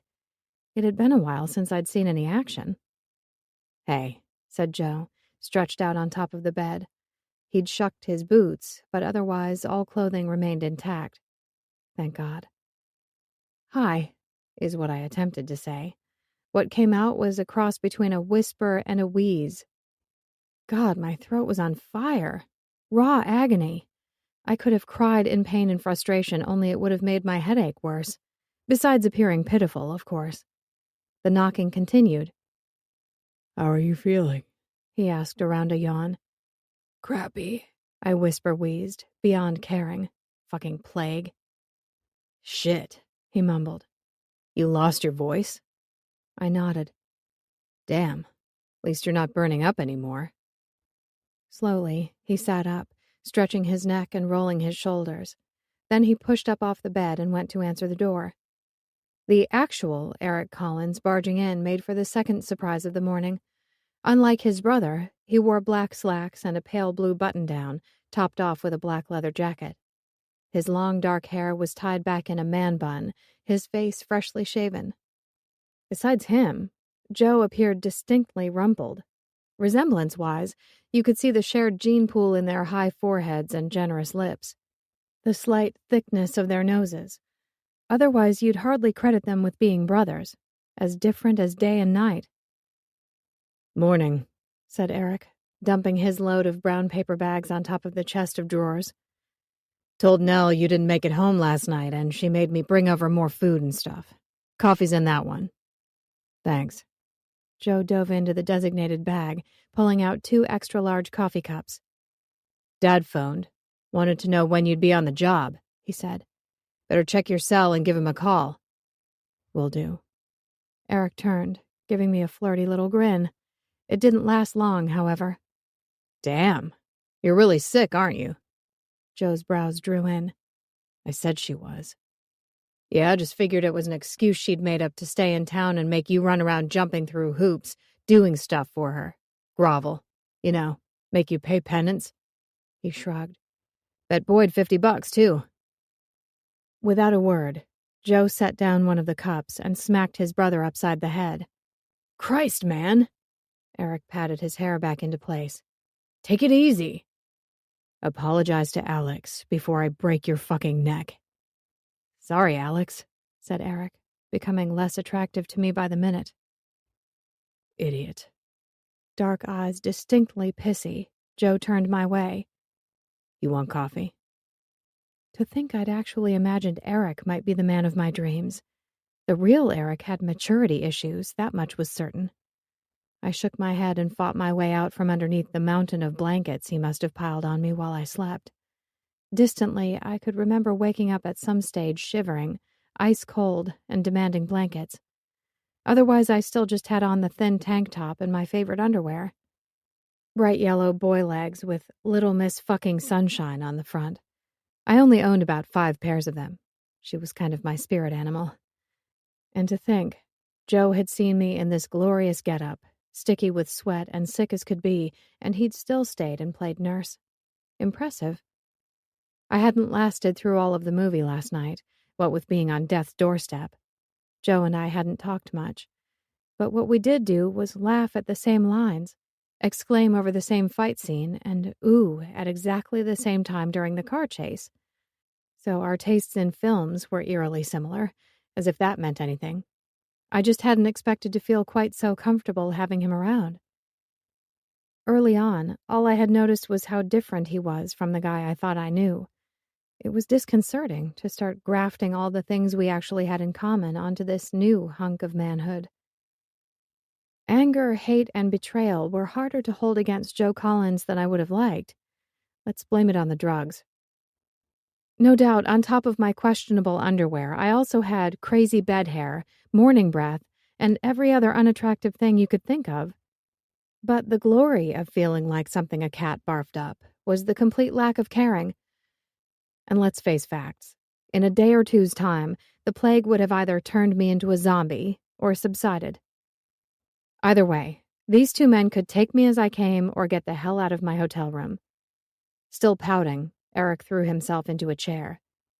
There's fresh juice in there, too. Apple, orange, and whatever else Nell could think of to boost the immune system. Ever since she got pregnant, she's been on this insane mothering bend. Can you believe last night she tried to tell me I drink too much? Joe just grunted and dug through the bags in search of the juice. He brought it over to me, taking a seat on the side of the bed with a coffee in hand. Hate to be the bearer of bad news, but I don't think you're going anywhere today. I nodded glumly, downing 2 more of the cold and flu tablets before taking a cautious sip. Wow, what eye-watering goodness. Zesty with explosions of ginger and garlic in my mouth. At least I could vaguely taste something. Everything else was blurg. If Nell's germ attack juice didn't kill the evil bugs living in me, nothing would. I plucked some more Kleenex out of the box and blew my nose. Actually, Nell's been riding my ass about a lot of stuff lately. Eric stared up at the ceiling, all contemplative. You think she wants me to propose again? Joe turned to look at his brother. She tried to punch you in the balls last time you offered her a ring. So, I'm thinking no. Could have just been the baby hormones making her crazy. No, man, said Joe. Pretty sure it was you making her crazy. With nothing to contribute to the conversation, I kept on sucking down the juice. The big blonde guy turned back to me, taking a sip of his coffee. Eric accidentally knocked up Nell. She was drunk. Doesn't mean she didn't jump me. Joe caught my eye and gave a small shake of the head. I saw that, his brother bitched. Joe winked at me. I couldn't help but smile back. It was a small, feeble thing, to be sure, but it was there. He obviously hadn't gone into detail about Eric and this issue in his emails. Guess it got too complicated. Started reading one of those baby books you got me. Already proving useful. Eric grabbed the closest brown paper bag, checking out the contents. Give me a break. She packed you the triple choc brownies. Like they have any health benefits. I'll take one of those. Joe half rose from the bed, stretching out a hand. His brother handed one over to him. What about the book? Right. Eric polished off a brownie in one large bite, holding up a finger, bidding us to wait. Turns out when the kid's born, this stuff similar to black tar from hell comes out of its butt for the first few days. Huh. Bile rose in the back of my throat. The flu of doom was no time to be talking baby poop. What I'm thinking is, right after the birth, I fake a cold, like what Alex has, said Eric. That way it's not safe for me to be around the kid, right? Wouldn't want to pass on germs to the new baby. Nell will totally fall for it. Joe stopped, frowned. Genius, no? Asked Eric. No, said his bearded brother. What? Eric laughed. As if you'd change diapers with that in them. It sounds fucking terrifying. With a heavy sigh, Joe rubbed his forehead. Christ, bro. Man up already. Please, you would not change that diaper. I would change the damn diaper. You're just saying that because she's here.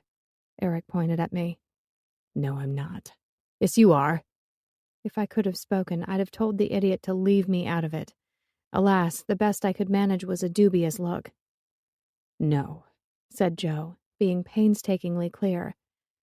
I'm saying I'd change the nasty diaper because that baby is half mine, and its mom deserves my backing. Get it? Does that make any sense to you at all? Mumbled profanity. Well? Yeah, all right. Eric slumped down in his chair, mouth lined with worry. And don't call it it. That's really uncool. No response to his brother's mini rant. Joe just drank more of his coffee. Suddenly, Eric was up and out of here. I got to go. Later. Later. I waved as he closed the door. He's actually doing better than he was, mumbled Joe, turning to look at me. Spent the first few days after she told him about the baby pretty much hiding under a shrub out in the yard with a bottle of single malt. Wouldn't even speak. Didn't think he'd manage to open one of the books, let alone read some of it. For a guy who never planned on getting married and having kids, it's a start. I nodded.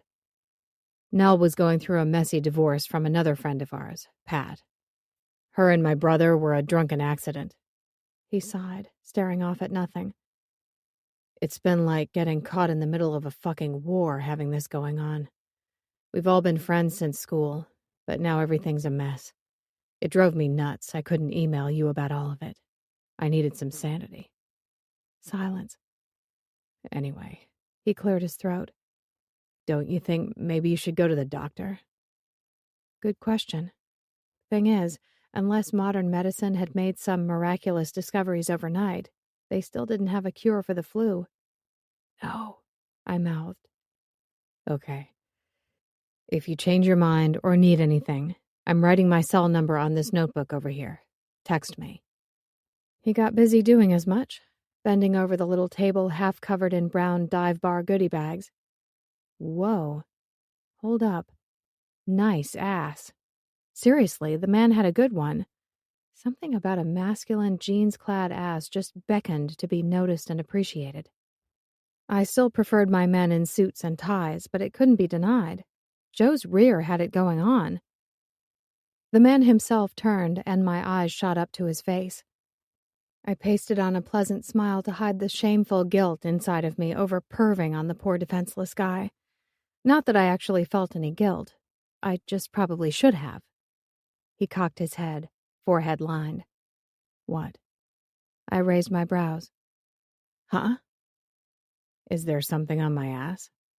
He attempted to look at said fine behind, brushing away at it with both hands. Busted. I was so very busted, and to have this happen after he'd stated I didn't do it for him. Oh, the shame. I should ship my libido to Alaska for a season or two, cool the stupid thing off. The brushing of said bottom continued for a moment, then he fortunately moved on, picking up the spare room key. I'm going to take this, so when I come back to check on you tonight, if you're sleeping, I won't wake you with any knocking, okay? Normally, no, it wouldn't be okay, but I was reasonably certain he was not a murderer. If he'd intended to do anything bad, then he'd have already done it. Also, his brother, mother, friends, and the people on the front desk all knew he'd been coming and going, so I nodded. Given how woozy I'd been yesterday, and my fever during the night, having someone check on me seemed wise. All right. A big hand brushed over his butt one more time, and he frowned. I'll see you later, Alex. Phew. Chapter 6. Message received 3 months ago. Hey, Alex. Had an interesting conversation today you might like to hear about. Andre, the guy that owns the building, got approached by some real estate people about developing the second floor into condos. They used to be offices, but have just been left empty or used for storage for the last 30 or so years. No way Andre will deal with the real estate goons, but he asked if I'd be interested in developing the spaces.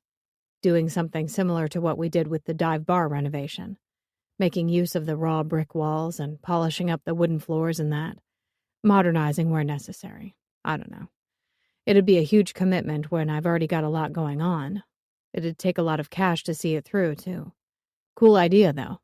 My brother Joe and my dad are carpenters. They could handle most of it. I guess I'll see how things go over the next while. E. Message sent. Eric, great to hear from you.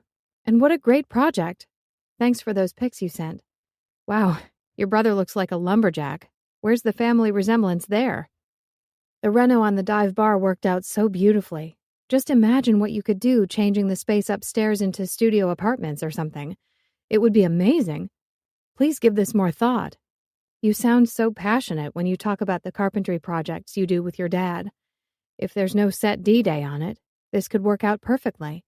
Would love to hear more about the spaces when you get a chance. Cheers, Alex. As promised, it wasn't knocking that woke me. It was the buzzing of my cell phone over on the table. I'd had a quiet day, sleeping mostly. The codeine Joe's mom had sent over had knocked me out nicely. My head still felt light, a bit woozy. More rest was needed. Maybe I'd take a homecation for the remainder of the week back in Seattle. Disconnect and take it easy. Give myself a break and take the time to properly recover from this illness. I couldn't even remember the last time I had a vacation. But no biggie. I loved my work. Graphic designing was not a chore, it was a delight. A break would be good, though.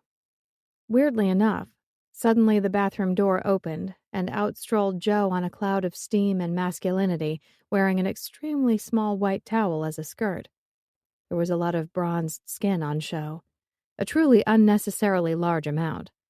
The buzzing cell phone immediately caught his attention, and he rushed on over, picking it up. "Shit," he mumbled, putting it to his ear. "Hello?" Standing with his back to me forced me to reassess the skirt.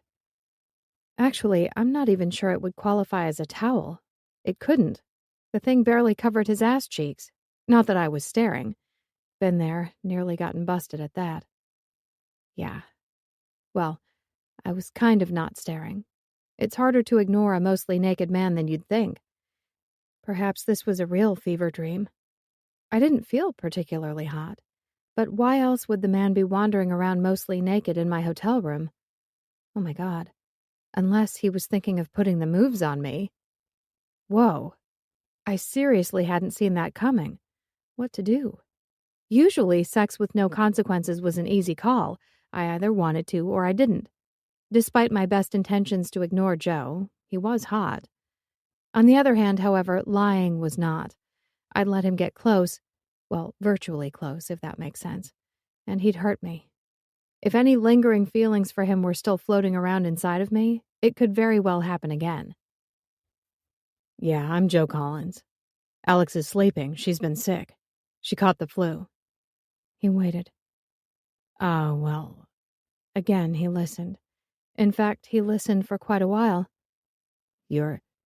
I... Okay, yes. I'm a raging asshole. I should never have done that to her. You're right. But..." He paused. Then he took an almighty big breath, letting it out real slow. "Yes, you're right. There's no excuse for such a willful act of bastardry, and I definitely deserve to be castrated and burn in hell for all eternity. Who did you say you were again?" The man massaged his temple, making the muscles in his upper back move. Nice. "Valerie, Alex's best friend. Right. Nice to meet you. Alex spoke about you a lot when we were emailing." Joe winced, removing the phone from his ear for a moment as a particularly loud noise issued through the cell. "Yes, I can see how that would just remind you what a jerk I am. Of course." He nodded. "No. Okay, I will never win you over with charm because I'm slime. Got it." The man hung his head. "Yes, I'm listening. She is a goddess, despite her cold, hard heart, and I'm a lowly animal. Totally agree." He started rubbing the back of his neck. "Okay, I'll get her to call you when she's up. Great to talk to you, Valerie." "Yep." "Okay, got to go. There's a whole line of people here who also need to abuse me. Bye." Visibly sagging, the man commenced muttering obscenities. Over on the bed, I could hold it in no longer and proceeded to almost piss myself laughing. Valerie was the best. The absolute best. "Oh, you're awake," he said, pushing the long, wet strands of his golden hair back from his face. "I just had a little chat with your friend Valerie. Your phone kept ringing, so I thought I'd better answer or it would wake you up." I giggled on. "Enjoy that, did you?" I nodded. "Great. I'm glad. Anyway, hope you don't mind. The heating at Nell's place is acting up and they can't fix it until tomorrow. I told her she could have my room for the night and I'd crash here again," he said. "If that's okay with you." I shrugged, kind of caught out. You're looking a little better. Got some color back in your cheeks. Given how little the man was wearing, that did not surprise me at all. His shoulders were broad, as befitting a man of his stature. His arms were muscular and his nipples were brown. Both of them. I didn't want to take in all of these details, but what with him standing nearly naked right there, I was forced to. Wise or not, my ovaries had seized control and they wanted to make big, strong babies with the man, pronto. Common sense never stood a chance. You don't mind that I helped myself to a shower, do you? He asked. Eric wanted to go for a run after work. I was already covered in sawdust, so the sweat just made it even worse. We had a hell of a busy day. Dad's hands were playing up on him, so he couldn't work, but he'd booked in all these jobs. You couldn't use your own shower? I said, voice sounding only a little rusty. And oh, good God, now that he was full on facing me, it was the bulge below his waist that was really the issue. Not my type. The man was not my type, no matter how fascinating I apparently found his body. Once I got back to Seattle, I really needed to get laid. Hey, great. You got your voice back. He smiled. Eric was in the shower, and I didn't want to wait around any longer. I was worried about how you were doing. Plus, the water heater isn't that big, and I wanted to leave some hot water for Nell. Right. I took a soothing, deep breath, pretending to swallow his obvious lies. As pickup lines went, Joe's needed work. I blew my nose. No problem. But would you mind putting a towel on? Or pants, maybe? Pants would be good. He laughed, making bits of me quiver. Bits that frankly should have known better. Alex, this is a towel. No, it's not. It is. See? The man held out his arms, modeling the freakishly small piece of white cloth. No. I pressed my lips together tight, anger and aggravation growing in me by the second. That's like a hand towel. Christ, I'm not even sure it's that. It's probably more of a glorified face cloth you've stretched somehow. Chuckling, he shook his head. Alex. Hell, I can almost see some of the essentials. That's ridiculous. Yeah, but you're half hanging off the bed to take in the show. Oh, I am not. I just had to cough. I forced out a fake cough or two, holding my fist up to my mouth. We were in the friend zone, goddammit. No perving allowed. Still, I could feel my face flushing, my nipples getting perky. Alex, relax. I saw you in your underwear. Now you've seen me in a towel. Why are you getting so worked up about this? Hands on slim hips, his tongue played behind his cheek. Like stringing me out like this was all highly fucking amusing. Asshole. Hell, he even had the little golden treasure trail. A scattering of hair starting at the belly button and leading downward. My fingers wanted to follow the trail so badly. They basically itched, the little bastards. Look, it's okay. I know what you're doing, I said, my croaky voice thick with recrimination. But I just don't think it's a good idea between us. What am I doing? We should only be just friends, I stated. And this goes a bit beyond that. Friends don't let each other use their showers occasionally. Friends don't strut around showing off their assets. I did not giggle nervously. That was someone else. God, what an awkward situation. I could see less skin at a strip joint. Fuck me, he muttered, smiling. Normally, I might be open to the idea of doing that, I said. Just the once, mind you. For fun or to get it out of our system or whatever. But this situation is a freaking mess. I've already been hurt by you. Emotions were involved, despite my better judgment. Having sex with you now, even as friends, would just be stupid. He looked at me all wide of eye and said very slowly, You want to have sex with me? Everything stopped. Every little last fucking thing. Alex? Over and over my jaw worked, yet nothing came out. Total panic stations. My brain had blanked, most likely fleeing the room. I think maybe I'm a little high on the cold and flu meds. Yeah, that sounds about right. He just gave me another serving of that questioning look. No, I definitely don't want to do anything naked with you. He blinked. You thought about having sex with me, though. What? I faux cringed. But you said, forget about what I said, and stop saying sex. Joe just stared at me.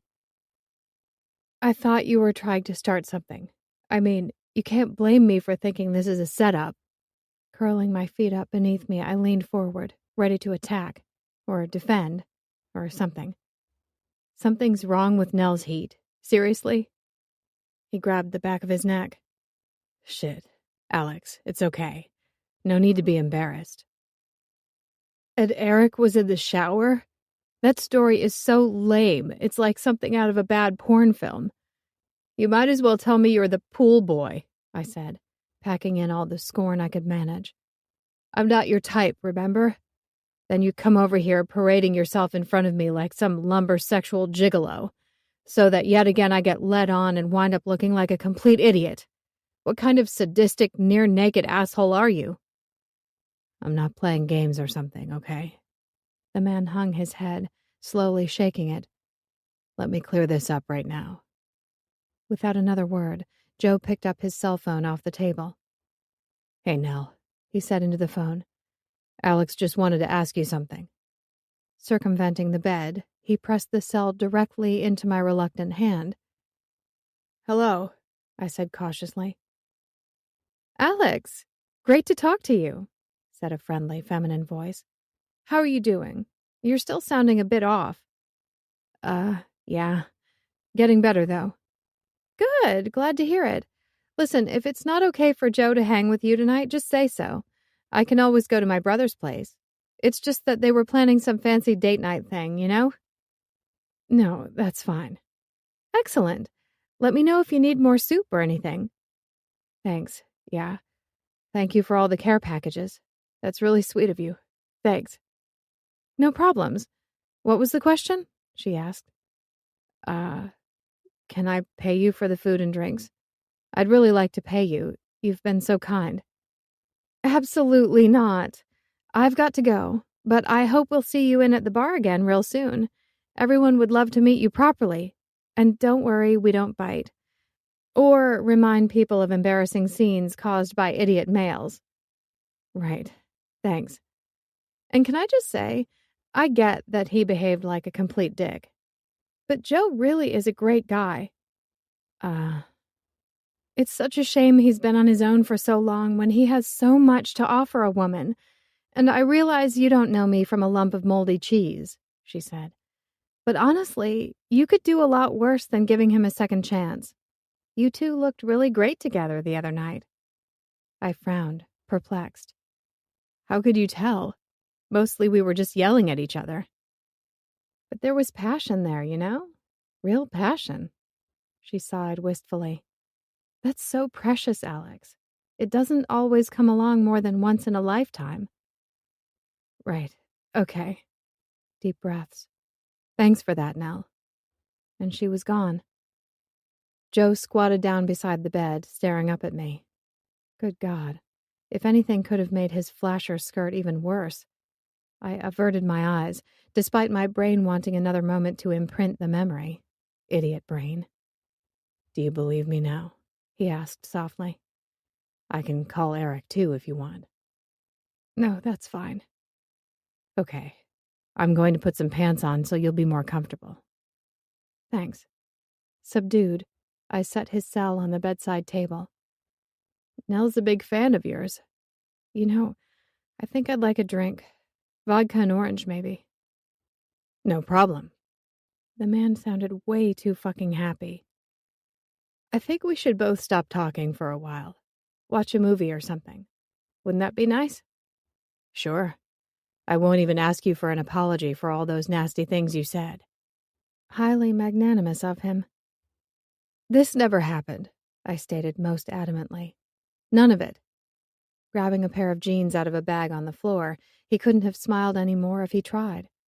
The dude's face had to be hurting from the overload of glee. Alex, Little Miss fucking Sunshine. Shut up. You're responsible for enough horrifically embarrassing moments this week. Thank you very much, I said. Worst internet friend ever. I think I need more meds. Hey, just remember, I didn't say no. Well, I said no before you could say no, so I win. Okay. The bastard gave me such a sweet, gentle smile. I couldn't take it, not from him. You're too hairy for starters. What? Who needs that much hair? On your head, your face, the bits on your chest? It's all too much. His brows drew tight. That's so? Why, I bet there's a jungle down there. Tell me, Joe, have you had any complaints? Is the tiger getting lost? Tongue in cheek, he stared back at me. I'm just worried about you. I shrugged, all innocence. Friend. Kind of you to be so concerned about my dick, friend. I smiled benevolently. See, this is why I prefer blondes. Brunettes are just so high-strung. You can never tell when they're going to turn nasty. He wrinkled his nose.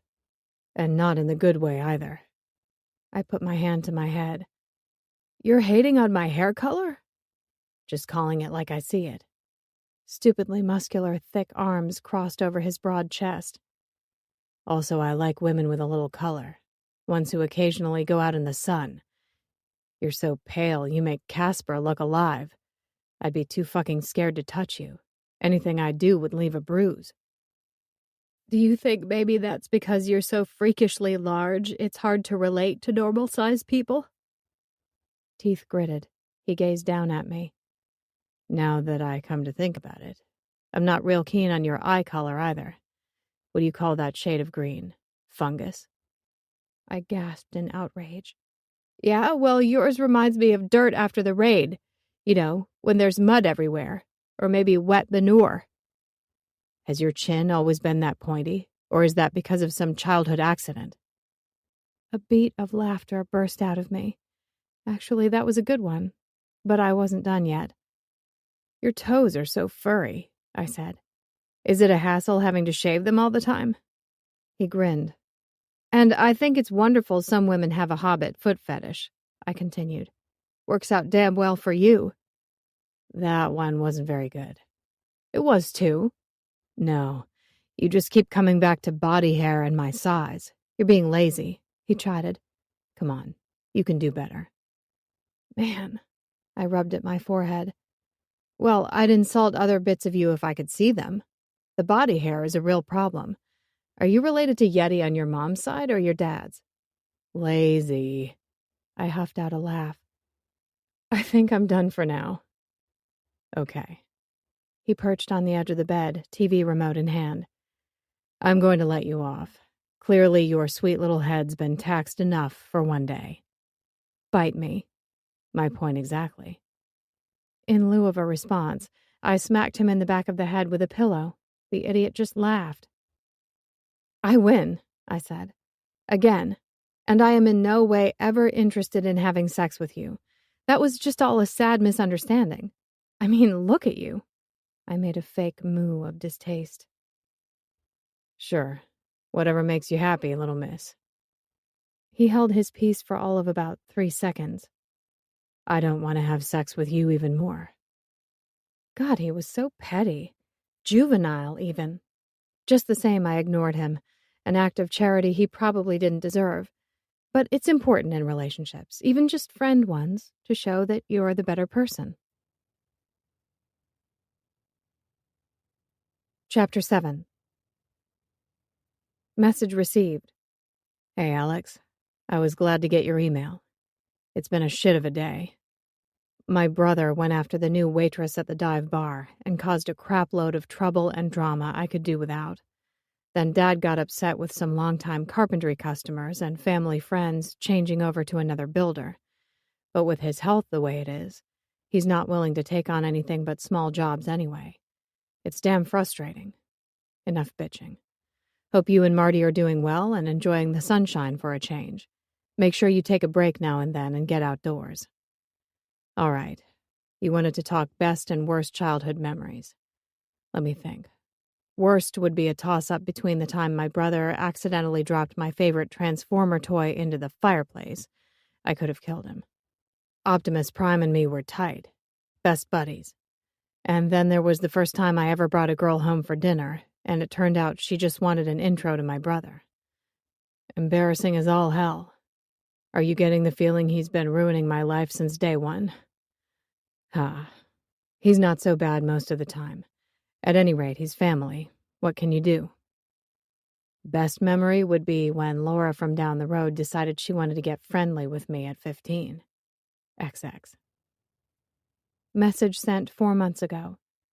Eric, I can't believe you sent me a porny childhood memory about you losing it. That's disgusting. What happened next with Laura? Tell. Sorry to hear your brother is causing you stress. Some people just seem to take up more space, time, and energy than others. I have an older brother who's in the military. I'm very proud of him, but it's not like we see each other much or have a huge amount in common. He's a good guy, though. I think you'd like him. On the childhood memory front, I feel your pain over losing Optimus Prime. I myself lost Bridal Barbie in a terrible act of mutilation perpetrated by my brother's dog. Her head never was found. As for this Laura getting friendly, my worst memory is my first kiss. I thought you did it with your lips closed, but the guy went in with mouth wide open, lots of tongue action. I came away confused, my face covered in spit. It took me a while before I was willing to kiss again. My best memory would have to be making chocolate chip cookies with my mom. It didn't happen often because she was so busy. But when we did, she always pretended not to notice the fact that I ate half the dough and never lectured me when I got a stomachache. As a kid, that was always pretty awesome. Not much else going on here right now. Work is steady. I got offered a big contract by one of the more prestigious marketing firms in town. It would be great money and experience, but I'm not sure I'm that good or that I'm ready to operate at that level, so I said no. Growing the business more slowly is safer. I've been looking online at some properties, apartments with more space, but even the ones in need of work are still way out of my price range once you factor in how much the renovations will cost. I'd do as much as I can myself, but apart from scrubbing walls and repainting them, my skills are minimal. Hope things at work have calmed down. Ever considered a chastity belt for your brother? Just a thought. Alex. X. The walls were closing in on me. Just like in the scene from Star Wars where they're stuck in the trash compactor, slowly but surely I could wind up squished, reduced to nothing more than a weird stain on the carpet. Housekeeping would not be happy. Overly dramatic, but true. I slumped back on the bed, staring at the ceiling. Yep, still white, flat, and boring. Normally, me and my space were best buddies, especially when I was alone. Alone meant absolutely no one giving me shit, involving me in shit, or generally being a shit. Alone was safe and oh so comfortable. Alone didn't care what you wore or how many days it had been since you washed your hair or shaved your pits. Alone accepted you exactly as you were. It never lied to me or let me down. For all of these reasons and more, I loved Alone. One day, we'd probably wed. Marty could be best man. Valerie often complained that it took a grappling hook to get me out the front door. That or the promise of cheesecake. Being trapped in this hotel room for the last 48 hours, however, had somehow started driving me insane. Perhaps it was all the bland, tastefully appointed furniture and fittings. Maybe if I had my own stuff, I'd be fine. I don't know. Everything seemed so meh. I sat up, crossed my legs, and looked around. My nose had mostly stopped running, and there'd been no more fever, only a mild headache. Aspirin had dealt with it just fine. I'd showered and gotten dressed in my favorite blue boyfriend jeans and a simple black t-shirt, washed my shoulder-length brown hair. Truth was, I was well enough to travel. I should have been on a plane already. Except Joe and I had a movie marathon the night before with a room service carpet picnic, and I honestly couldn't remember the last time I'd enjoyed myself so much. Not to mention the curious little side glances he kept giving me. All of the spending time together had changed things. Again. God, it was confusing. I'd crushed on him hard. Then I'd hated him with the fire of 1,000 suns. Now I liked him and his body far more than I should. Outside, a magnificent sunset covered almost half of the sky. Violet and blue, gold and orange. There was also the lake and the mountains. Lots of trees. Coeur d'Alene was beautiful. It was a pity I hadn't gotten to see much of it, really. Also, I had already paid for another night just in case, because, it was probably good to give my body a bit longer to get over the plague. Fuck's sake, such confusion. I couldn't even commit to packing. My carry-on lay on the floor, clothes, shoes, and toiletries spilling out of it every which way. A girl explosion. Panties, bras, everything was hanging out there. Even the stupidly small and expensive black hooker dress and the ruined heels. Last time I ever let Val talk me into going shopping. Until next time. At any rate, it all lay there waiting, staring at me accusingly. The lock clicked. The door swung open. "Hey," said Joe, stepping into the room. "Hi." I half raised a hand, then stuck it back in my lap. "How'd your day go?" "Good, good. Yours?" "Great, fine." He nodded. "You're looking a lot better." "Yeah, I'm feeling better." "Nice." And we were both apparently out of small talk. Neither of us rushed to fill the silence either. Joe's hair was damp and slicked back. His jeans and sweater were clean, nice looking. Obviously, the man had stopped off at home, showered and changed before coming here. He'd gone for comfort, same as me.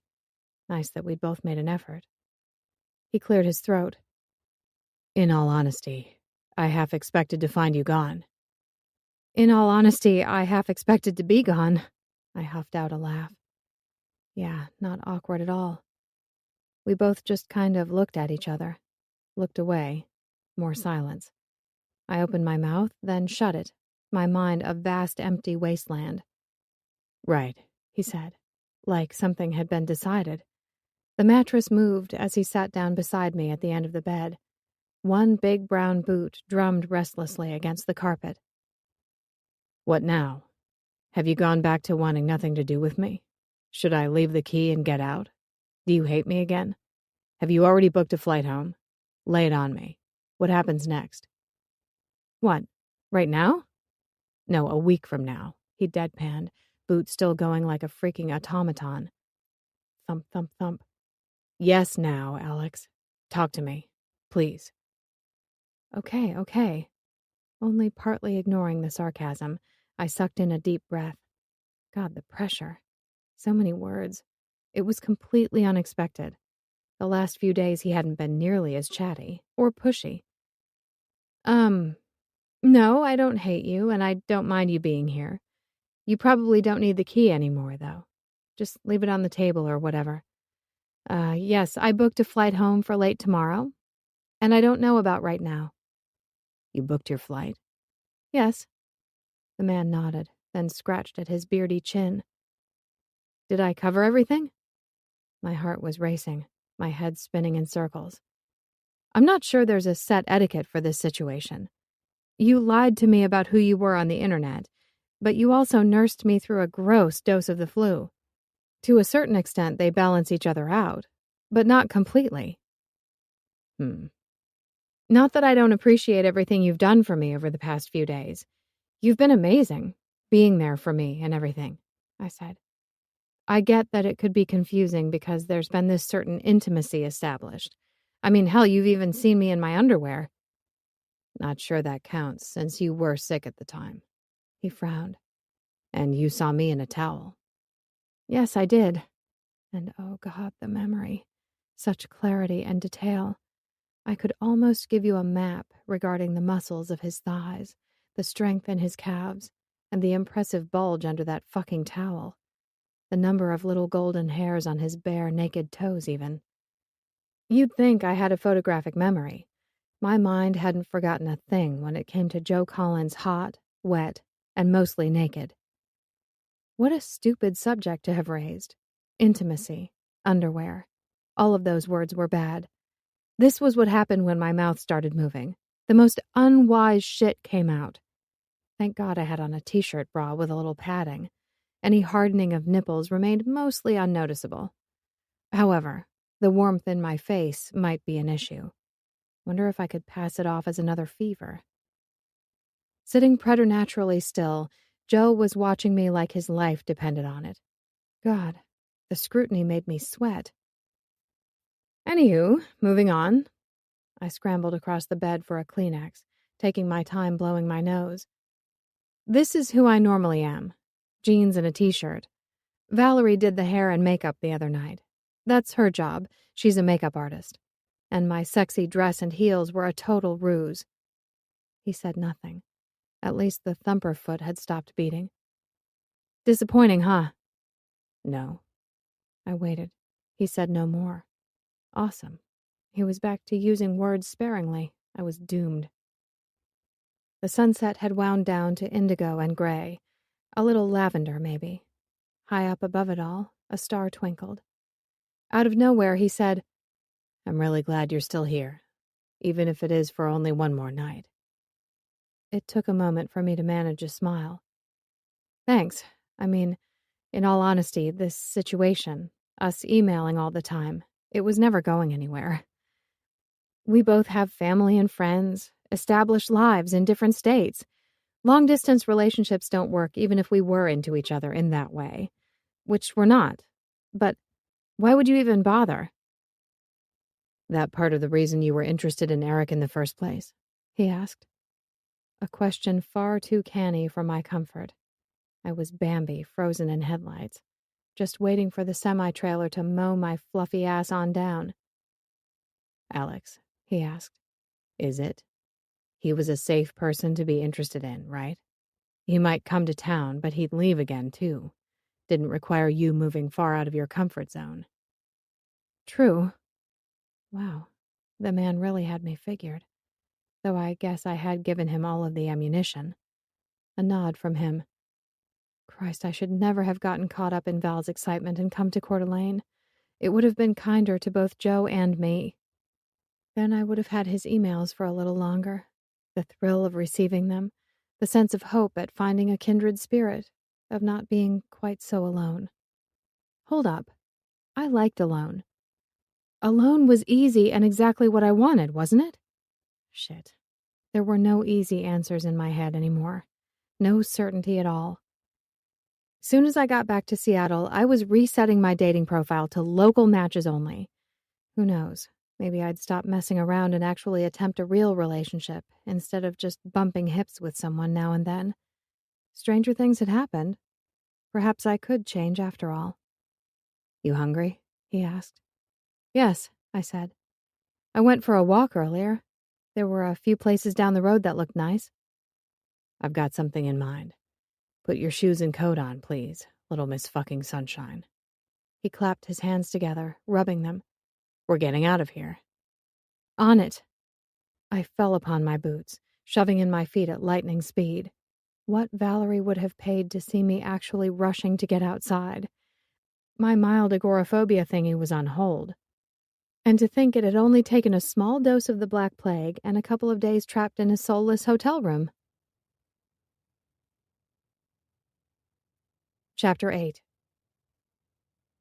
Message sent 3 months ago. Hi, Eric. You'll be pleased to know I left my apartment today. It was my dad's birthday. Ever since I was little, Mom, Dad, and I always go down to Pike Place to see the guys at the fish market do their thing throwing the fish around. It's pretty cool to see. We go buy salmon to cook for Dad. It's the family tradition. My friend Valerie and her partner also came. It was busy as always at the market, but a lot of fun. My folks even managed to play nice with each other. Valerie is a stylist and makeup artist. We pretty much grew up together, so she's basically family too. Neither of us were exactly part of the cool kid crowd at school. She's a trans woman and had it rough for a long time. Way worse than me getting my ponytail pulled and crap like that. Kids can be incredibly horrible to each other. But then I guess grown-ups can be too. All of the shit going on in politics at the moment makes me despair. Excuse my bad mood. I think I need to eat some ice cream or something. Anyway, work is busy. Lots of interesting projects. How are things going with you? What have you been up to this week? A. X. Message received 3 months ago. What's your poison? I'm a mint choc chip man myself. Message sent 3 months ago. Mint? No. Mint is the devil's work. I'm a chocolate chip cookie dough woman to the end. Message received 3 months ago. Haha, of course you are. And I'm going to ignore you misunderstanding mint. It just means we'll never have to share the ice cream. Probably for the best. Good to hear you had a nice time with your family and Valerie. Pike Place markets are cool. I haven't been there in ages. Spent a few days with an old school friend named Pat. I might have mentioned some good friends have been going through a divorce. Pat's been having a rough time with it, so we went camping. Built fires, drank bourbon, hugged trees and beat our manly chests, that sort of thing. It was good to get away for a bit. I'm sorry to hear you and Valerie had a tough time in school. Kids can be cruel. I was never exactly one of the cool kids either. Of course, my brother was. He loved showing off about all his girlfriends and generally being a little shit. But I had my growth spurt early, so no one else tended to mess with me. If anyone pulls on your ponytail who shouldn't be, you let me know. I'll come teach them some manners. Eric. Maybe I should head back to the hotel, I said. Joe looked at me across the table, his face visibly pained. Poor guy. His agony was so acute, the facial hair couldn't even hide his expression, for once. I was hoping his eyes were glossy from wincing, not actual tears. Given the situation, however, it was kind of hard to tell. Nell had really gone all out in her championing of Joe, and the belief that I should give him a second chance in the something more than friends stakes. In fact, she'd gone so far out, you could safely say she'd fallen off the edge. I don't blame you. He sighed, leaning forward. Shadows danced across his face as the candle between us flickered. I'm really sorry about this, Alex. Not your fault, I know. I can't believe this romantic bullshit. They're out of fucking control. Nell and your friends are certainly something. Determined or insane, it was kind of hard to tell which category his friends and fellow staff members fell under.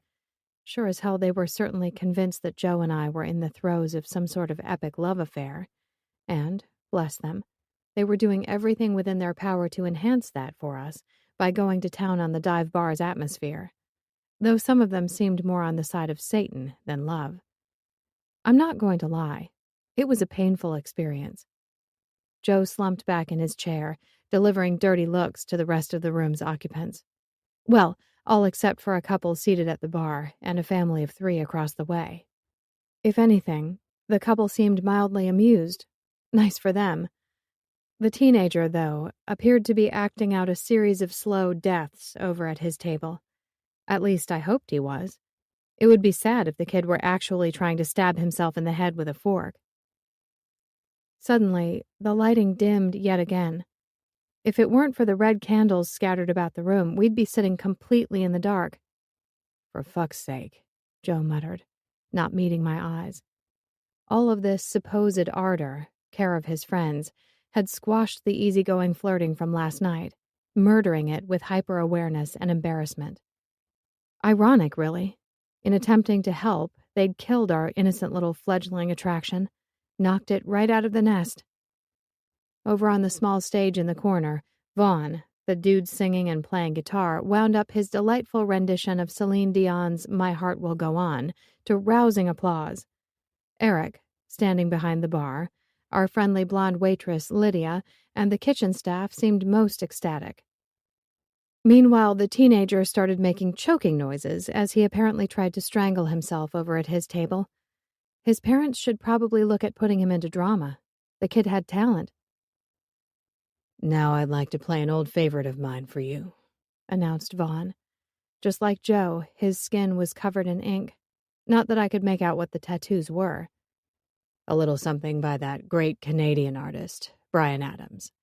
Everything I do it for you. More applause from the kitchen staff. A wolf whistle from Lydia. Vaughn just smiled and started playing again. He, too, had talent. If only he'd use his powers for good instead of evil. I told them we were just friends, repeated Joe about the 100th time. I know. It seemed when it came to the dive bar, I was doomed to experience nothing but embarrassment and awkwardness, death and dismemberment, things like that. And the way Eric and everyone kept watching us only made it worse. My shoulders crept in, a weak wall between me and all of them. Not good. "The place looks great," I said, determined to at least attempt salvaging the evening. And it really did. Exposed brickwork mixed with large, beautiful old-fashioned windows. All of the tabletops were shining dark wood with metal legs and chairs to match. The dive bar was seriously cool, despite the playing of bad old rock ballads, and worse. "Thanks."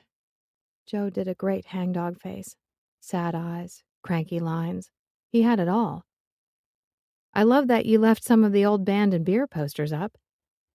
"This place has been the dive bar for a long time," he said, perking up a little. "Used to be owned by our friend's dad. He was into live music and everything. Started the place in the late 70s, I think." "Cool." "Yeah. Andre Sr. was a real local icon." He tipped his chin in the general direction of the bar. "Used to encourage people to cut their initials into the bar. We just shined it up a little and sealed it over. The area behind the bar needed some major work, though." Neat shelves full of liquor bottles covered the wall with a line of beer and cider taps below. All of it nicely lit by hidden downlights. "The old man went through a nasty velvet wallpaper and mirrored tile stage," said Joe. "Took me ages to get all of that shit pulled down." "Tell me the tiles were on the ceiling." "All over it. And in the women's bathroom. But not the men's." I shook my head. "Sounds very bordello chic." "Sure, if you're into early 80s porn." "Bow chicka wow wow." "Exactly," he grinned, the tension easing a little from his big shoulders. Weird. When he relaxed, I did the same, opening up a little. Even sort of smiling back at him, shock horror. If only he hadn't lied. On the other hand, we'd have never met if he hadn't. Because the man was right. I wouldn't have picked him off the dating site.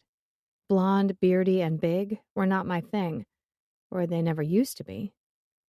Guess I'd never hung around long enough for personality to become the biggest lure. "More wine?" asked Eric, appearing beside our table with a dewy bottle and a smooth smile. The man was just too handsome. However, at the moment, nothing inside me stirred at the sight of him. Neither my sex nor my emotions displayed any interest. "Will you please just get us the fucking beers we asked for?" said Joe through gritted teeth, a flash of savagery in his eyes. I bit back a smile. Ever so gently, the bartender kicked him in the shin. "Mind your language in front of your date, bro." Joe rubbed a hand across his face. "Got to say, I'm a little surprised to see you still here, Alex," said Eric, in a less than warm tone. God knows what his problem was. "Heading home tomorrow," I said. "Flight booked and everything." Eric nodded and inspected my mostly still full flute of bubbles. "You're not drinking?" "Sorry," I said. "Champagne has never really been my thing."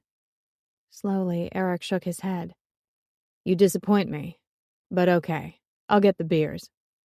"Thank you," I murmured. "I'll help." Joe pushed back his seat, giving me a grim, distinctly unhappy smile.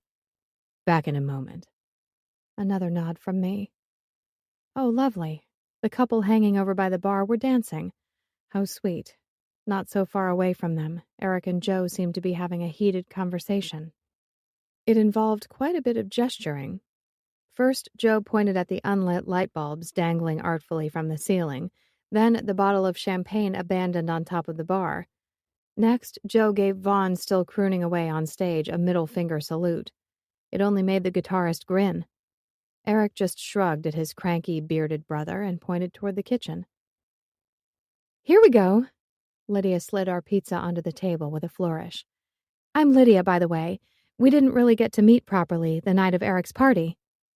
"Alex, hi. Are you enjoying yourself?" "Sure."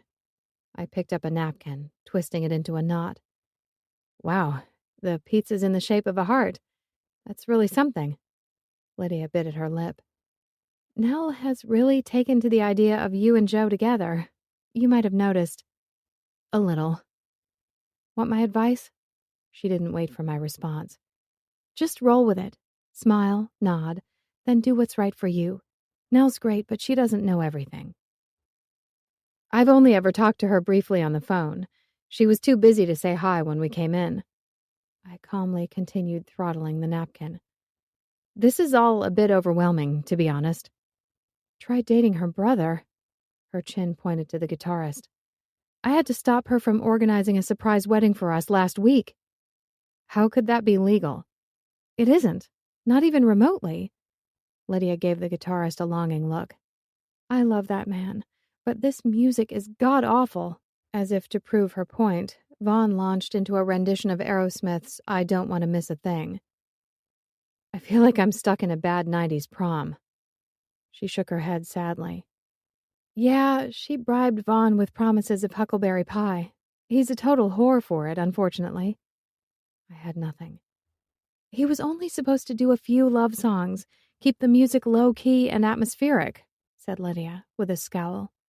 I have no idea why he's chosen to perform every horrible, sappy song ever written.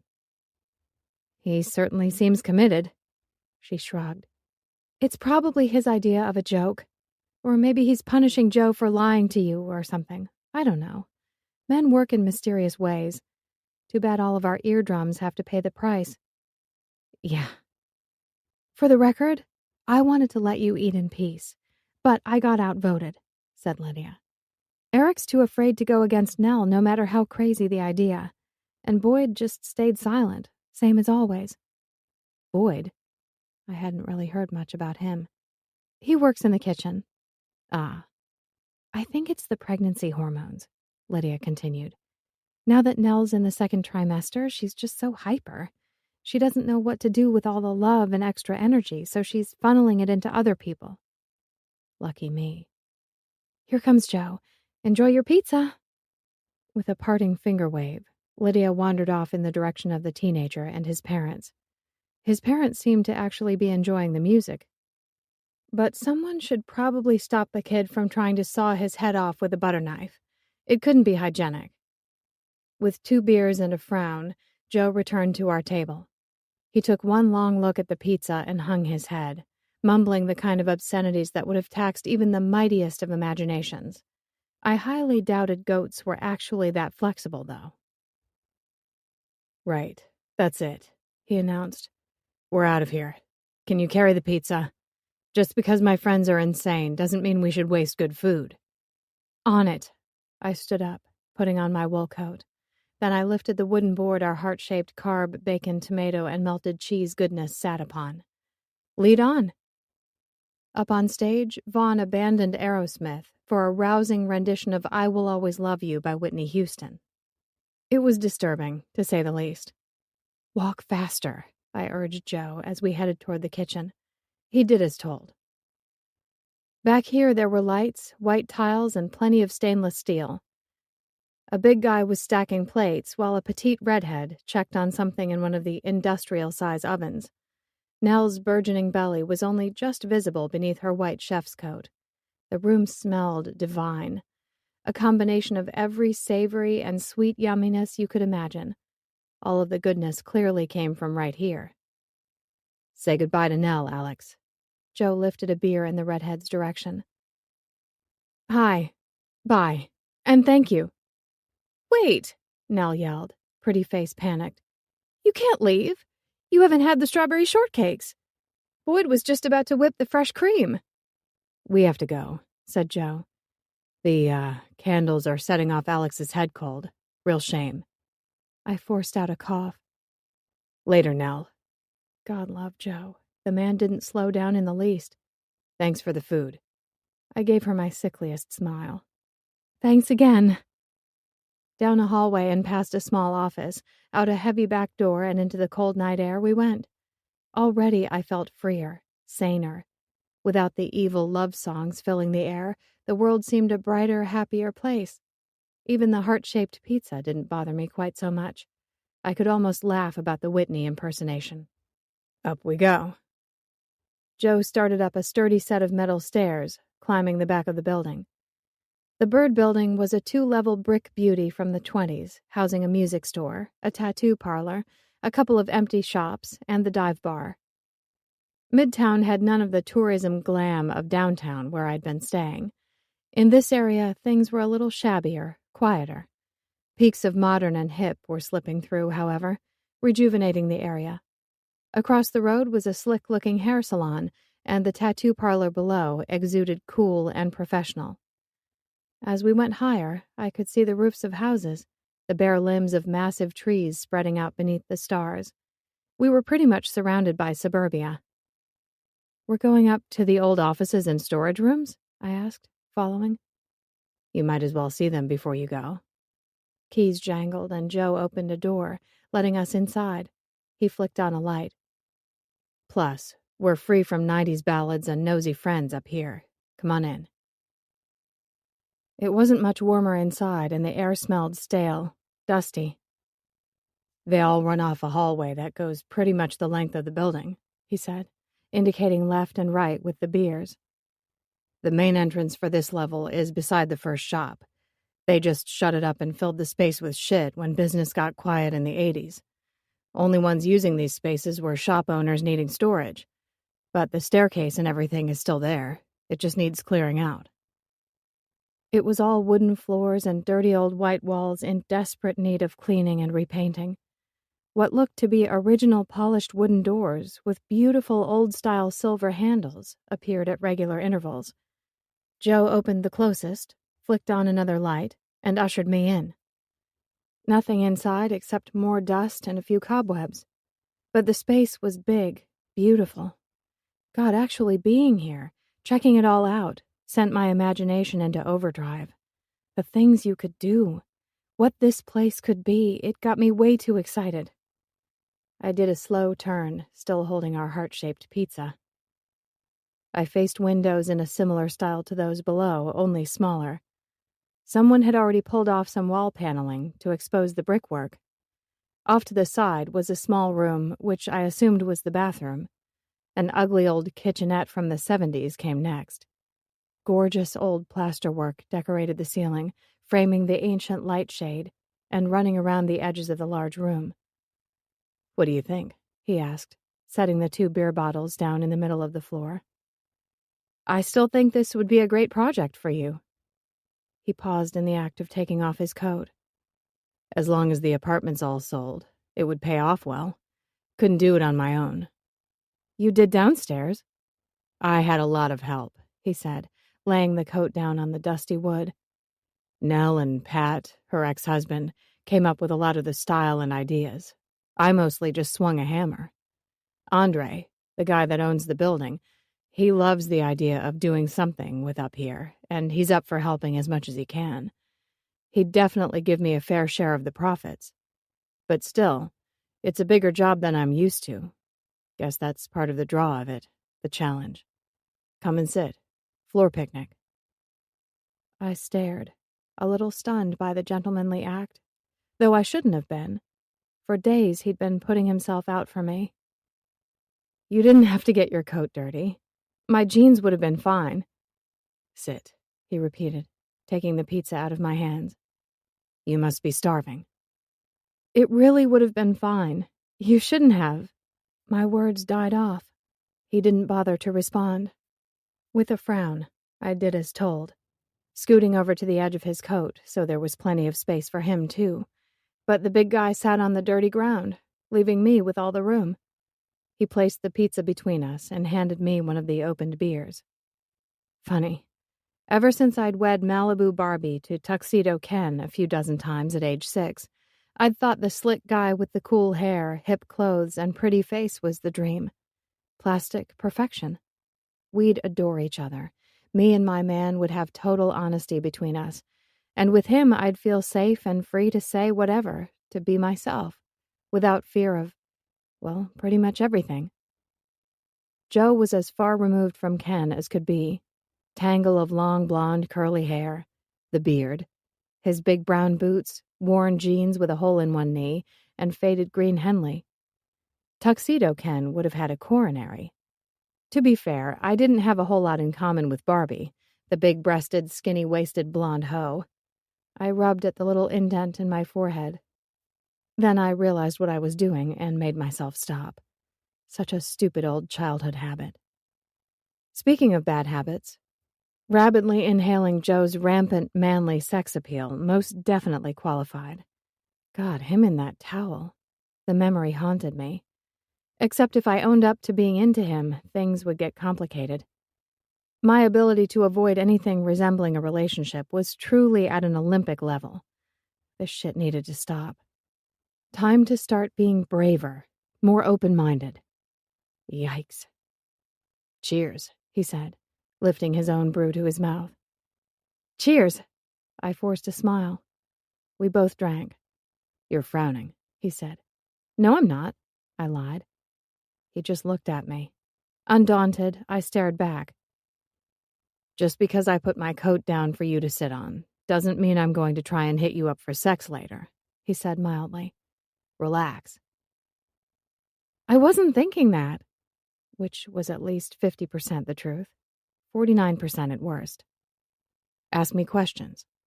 We've been talking for months, but you don't feel like you know me anymore, he said.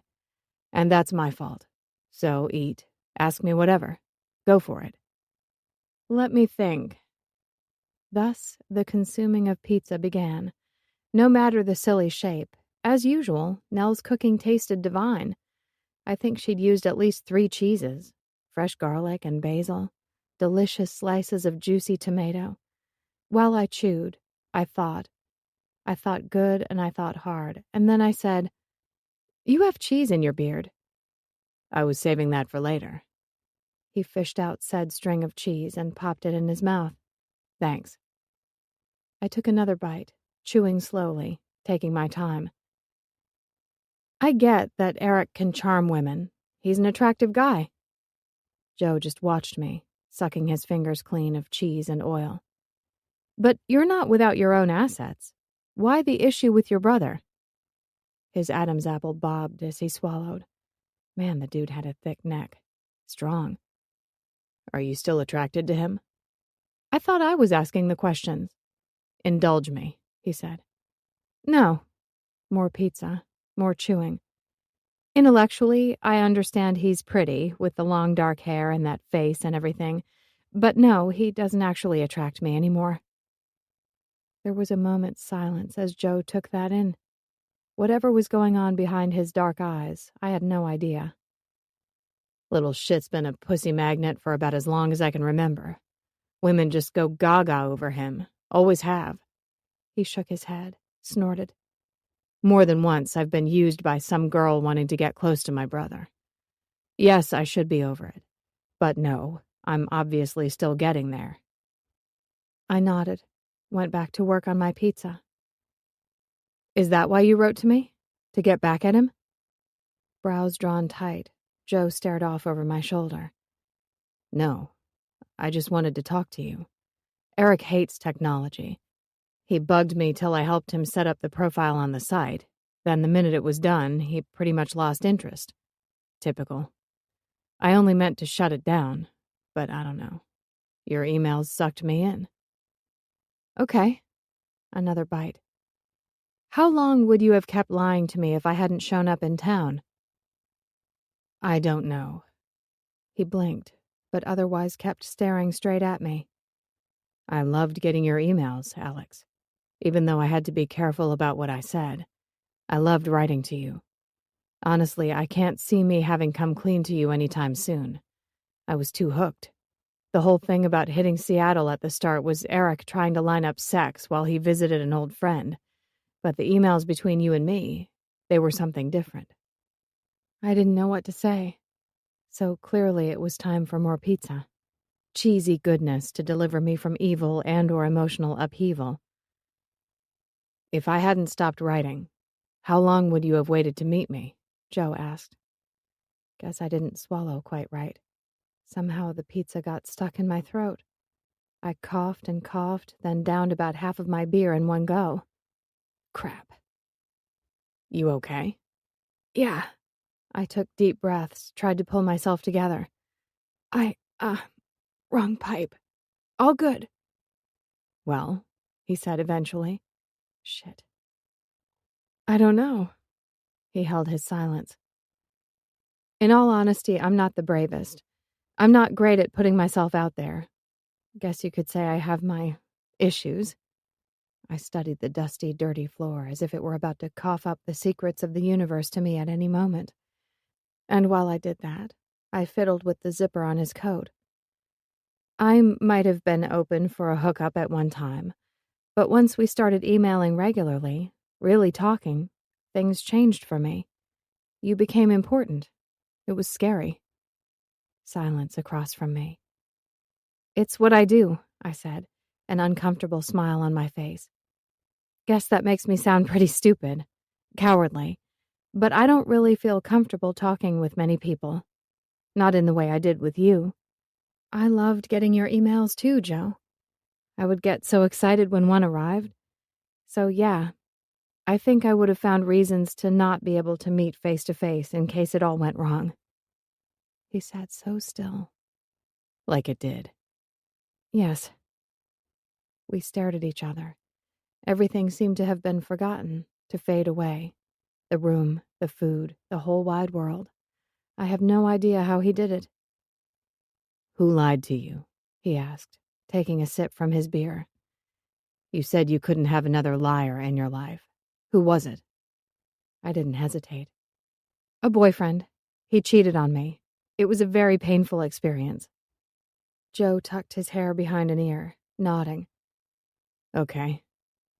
It was on the tip of my tongue to say sorry, to apologize for being messed up long before he'd ever met me. I'd already revealed enough, however, given him a close-up of my insides, the likes of which few had ever had. Time to stop and say no more. Time to run for cover. Chapter 9. Message sent 2 months ago. Eric, that's ridiculous.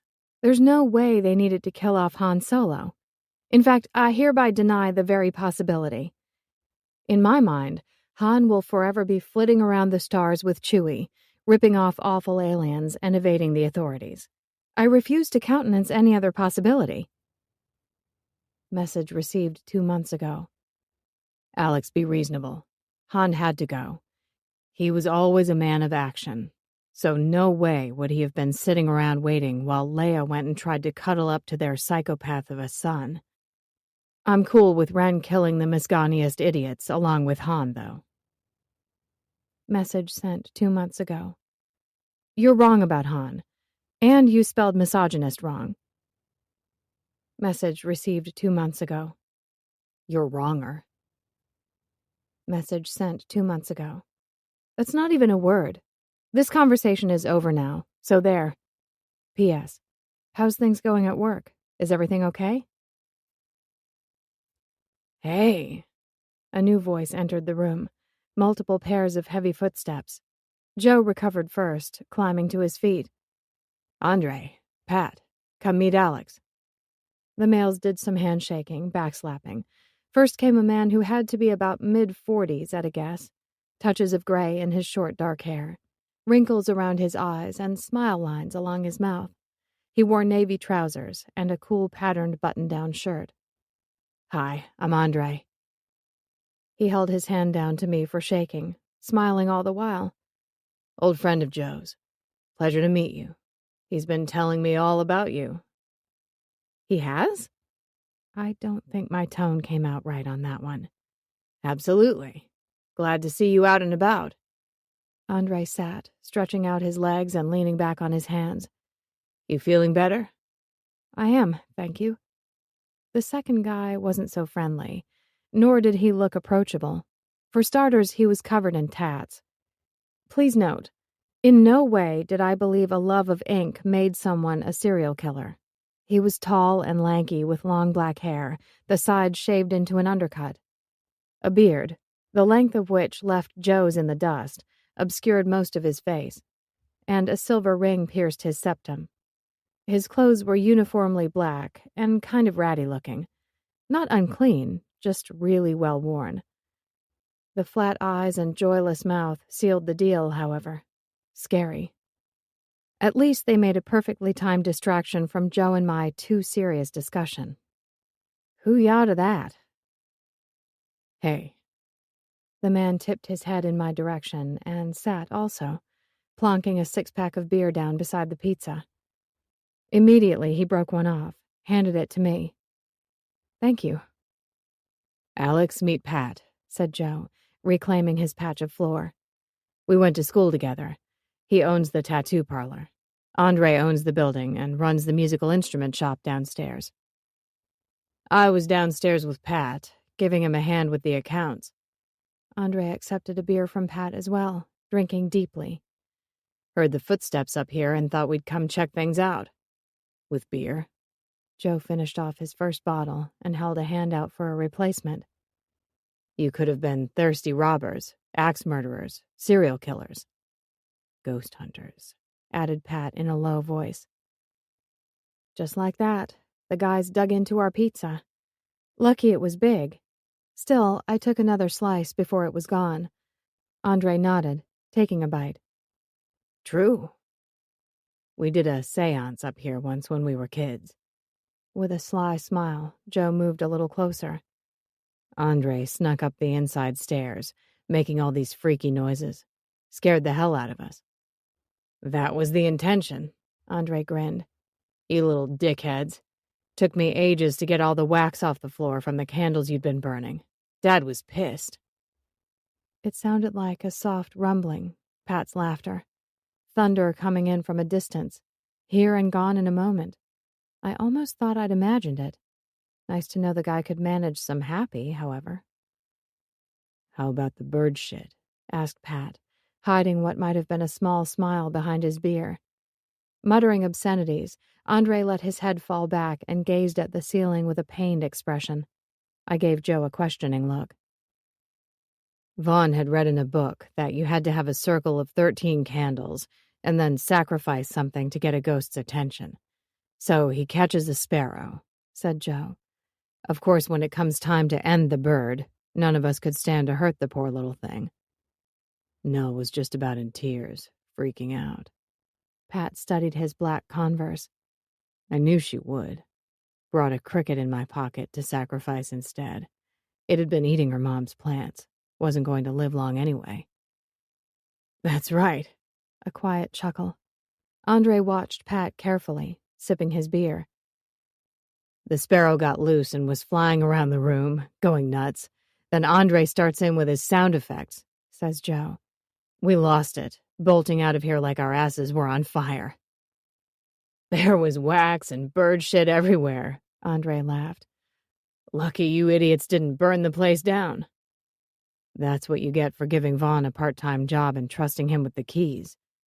Joe held out his bottle and Andre clinked his against it in a toast. "True." "Has anyone ever seen a ghost here?" I asked, fascinated. Mostly disbelieving, though you never knew. Andre's tongue played behind his cheek, a droll, dubious look in his eyes. "There's nothing here." "Tell her the truth," said Joe, playing it serious. "What are you trying to hide?" "Jesus," Andre sighed. "Legend has it a guy threw himself down the staircase after getting dumped by some woman. Broke his neck." "Fucking love," muttered Joe. "It'll do it to you." Grandpa said he fell. Apparently it was raining that day and the floor was slippery." Andre drew up his legs, resting his arms on his knees. "Any building old enough is going to have a death or two in it, though there have been unsubstantiated reports of dear old Dad still hanging around." Perking up, Pat narrowed his gaze on the man. "I saw something in the bar's basement. Could have sworn someone was down there with me. And if anyone's haunting the place, it'd be your old man." Hissing out a breath, Andre reached for another piece of pizza. "True enough. Andre Sr. loved that bar." "He did the mirrors on the ceiling?" I asked, loving their stories. Andre barked out a laugh. "Got it in one. You show her the last of the graffiti in the bathroom?" "Not yet," answered Joe, smiling. "The old man had a pretty relaxed decorating policy. For 30 years, Anyone could leave their mark just about however they liked, said Andre. Made for a hell of an atmosphere. Yeah, I saw the names and dates cut into the bar. Lots of chuckles. It was interesting, being around people who have known each other for so long. Not to say Joe was a different person around these two men, but he seemed more relaxed. Maybe it was because I wasn't his focus for once. I could just watch him, see how he acted normally. Interestingly enough, he sat cross-legged like someone meditating, only he had a beer in his hand. But his big body was lax, the lines on his forehead, which I seemed to keep causing, gone for once. He was just hanging, being with friends. It was lovely to see. Joe tells me you've got some good ideas for what to do with these rooms, said Andre, blowing my calm to pieces. My gaze jumped to Joe, then to Andre, and back again. They're just doodles, really. Well, he emailed them to me, and I don't agree. I think they're great, and that we should take this project seriously. Andre watched me with interest. I've been saving for a while. Got enough to cover materials if you're willing, like Joe, to take your pay as a percentage of the profits. I think we could at least make a start up here, clearing the space, cleaning things up. Tomorrow suits you, Alex? I'm sure Joe would be happy to bring you by so we could all talk. You emailed them my drawings without asking? Yes, said Joe. Tear into me about it later if you like. But the fact is, your work is good, Alex. My mouth opened, and just kind of stayed that way. I've got money to invest in something too, added Pat in his low voice. Especially if you're thinking apartments. Living above the parlor would work for me. No travel time. Keep shit simple. It'd be nice to get the rest of the building fixed up, attract more customers, and hopefully fill those empty shops downstairs with new businesses. Having more people around would be good for everyone's businesses. Lips pressed together, Andre tipped his chin. I'm sure we could work something out. Kind of like that idea of living here myself, said Joe. Renting a place with Eric is getting old. More nodding of heads, and then all eyes turned to me. Honestly, they're just an amateur's ideas. Just a visual designer's ideas, said Joe. Anyway, ideas are exactly what we need. Andre took a gulp of beer, still nodding. What he said. Tomorrow works. Around noon, okay? Climbing to his feet, Pat brushed off the seat of his pants, obviously about to disappear as if everything had been decided. Later. Thanks for the pizza. Andre followed the other man out. Good to meet you, Alex. See you tomorrow. Joe just smiled. These people. I threw up my hands. I'm neither an architect nor a decorator. Mostly I just design logos and stuff. You're way more than that, he said. You're someone with ideas who's excited about the thought of working on the old girl, bringing her up to date and making her shine again. You had no right to send those pictures to anyone. I know, but I did it anyway. Come on, Joe. Have you even properly thought about this? I live in another state, I exclaimed. Does it really make sense for you to try and collaborate with someone who won't even be around soon? You said you could work on your laptop wherever. He leaned in closer. Why are you fighting this so hard? I'm not the right person for the job. No, you're just someone who's dreamed of working on a project like this. Well, yeah, he had me there. Those dreams were mine. Here was my chance. Andre and Pat, all of us, really, we'd rather work with a passionate amateur than a half-assed professional any day of the week.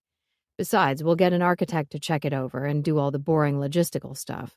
Pull some permits and all that.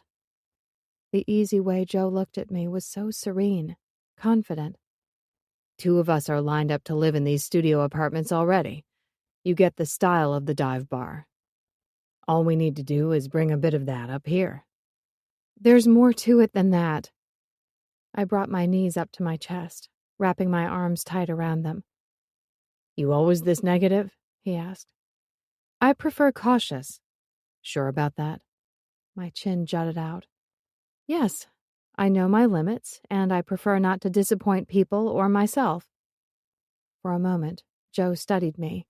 his big shoulders rising and falling on a breath. Okay, if you still feel that way tomorrow morning and you want more time, or you're going to catch that flight home, I'll call Andre and Joe, tell them the meeting's off. That work for you? Yes? Inside me, the panic slowly unwound, slipping out of me. Thank you. No problem. Joe leaned over, clinking his beer against mine. Cheers. Cheers. He kept on watching me with his lips shut tight. Most people's attention wigged me out, put me on edge, but not Joe's. Or not exactly. He meant me no harm. Somewhere deep down inside of me, I knew it to be true. The man was a straight shooter. Not that I didn't want to kind of beat him with a wet fish for putting me on the spot like that. Inside my head, things were winding down, starting to hurt. I pulled some Kleenex out of my pocket and blew my nose. A lovely, feminine flower, that was me. Not that Joe ever seemed perturbed. The bearded one was a true gentleman, despite all of the hair, tats, and savage looks. Though realistically, we'd only known each other for a few days. Sure, we'd been emailing each other for months, but face-to-face was different. You're looking tired, he said. Want to go back to the hotel now? Soon. The pizza was finished, but half of my beer remained. I do like your friends, even the ones who play bad love songs. Quietly, he laughed. Nell has a lot to answer for. Reluctantly, I smiled. We all thought she and Pat would be together forever. Their divorce was a hell of a shock. They started going out when the rest of us were still worried about catching girl germs. If those two couldn't make it work, I don't know what hope the rest of us have. Joe took a sip of his beer, eyes unhappy. Apparently, Nell and Eric did some drinking after work one night. One thing led to another. Pregnant. Yep. His eyebrows went high. No one saw that one coming. You think she and Eric might ever get together? My brother should be so lucky. He barked out a laugh. No. Nell knows him too damn well. They're just friends, I think. She was always more like a sister. Eric and her brother Vaughn used to be real tight when they were kids. They had a falling out after high school. I stayed silent, letting him talk. They're getting along again now. Sorted shit out when Vaughn started working behind the bar and his girl took over Pat's share of the business. That's good. Yeah. One side of his mouth kicked up. Now if my little brother would just fix the mess between him and Dad, everything would be great. Or at least Thanksgiving dinner would be a fuckload more pleasant. Is that why you liked talking to me? No response. I didn't know your family or friends, I said. I was outside all of the drama. Safe. You could unload on me. Slowly, he nodded. Yeah, in truth, that was a big part of it. I swear, some days talking to you, it was about the only thing that kept me sane. Glad I could be there for you. Please, he said. After all the fuckery I pulled, disappointing you and everything. Huh. A dull ache awoke inside my chest. Yeah, good point. You suck. I am sorry, Alex, he said quietly. I know. A rumble came from inside his throat, and he pushed his long hair back from his face. I was an asshole to you. Pretty much. Mind you, I didn't have a clue then how cute you looked in your Little Miss Fucking Sunshine panties. Huh. I cocked my head. You flirting with me, Bigfoot? A slight smile was all the answer I got. What a goddamn tease. Are your parents looking forward to the baby? I asked, taking my time finishing the last of the beer. Even with the flirting, being around Joe was nice, easy.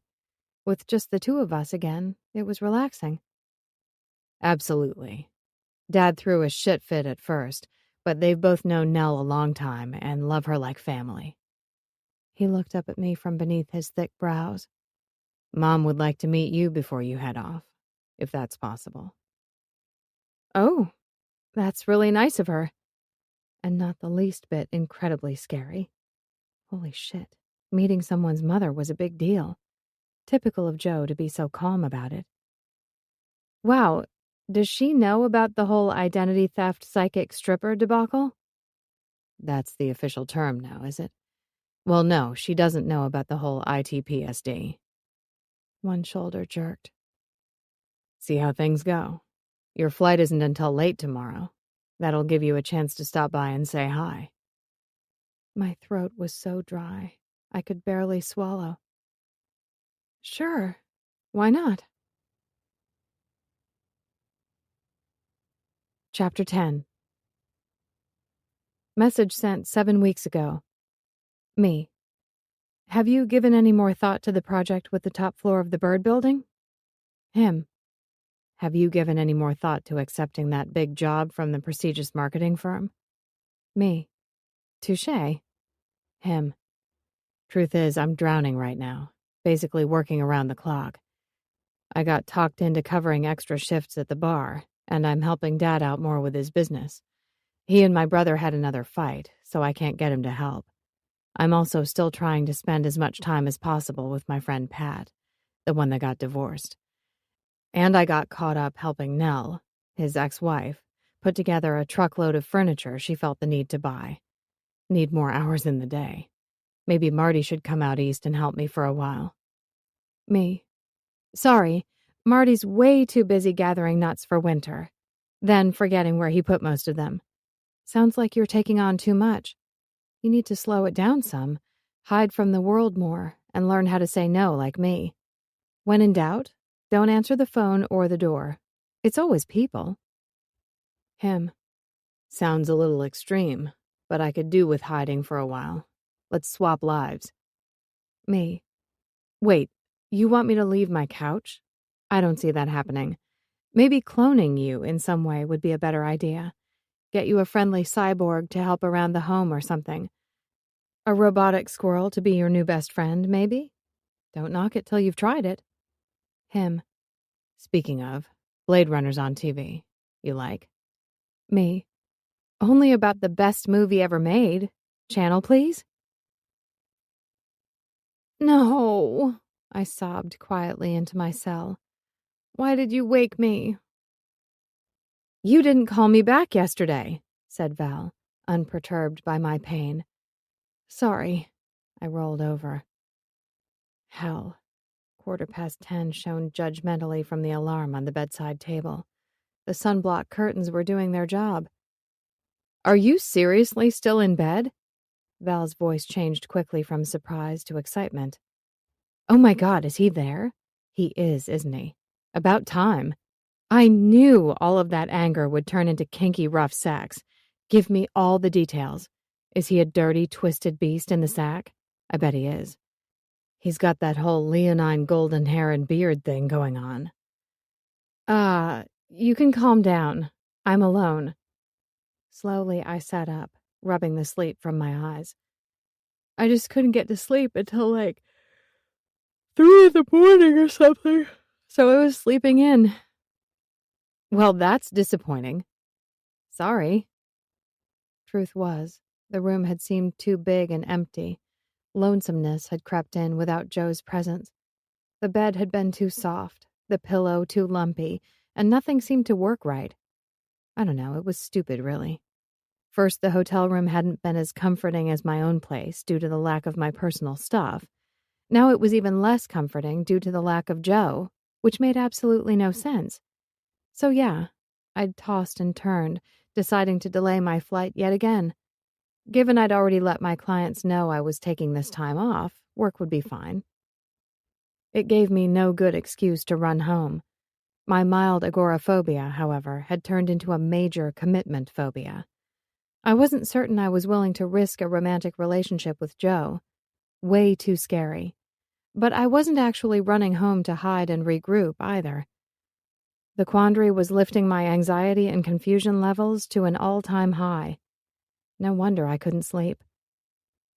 Then the fears about the designs had kept creeping back into my mind, and basically my head had been a mess. Desperate to get some Z's, I'd popped a sleeping pill in the wee hours of the morning. You looked up pictures of him? I asked. Yes. There were some on the bar's Facebook page. Had to see who I was hating on. And you really think he's hot? I asked Val, curious. Hmm? Beast man, or whatever you called him? Abso-fucking-lutely. I'd mount that mountain man in a New York minute, given half the chance. And no boyfriend, of course.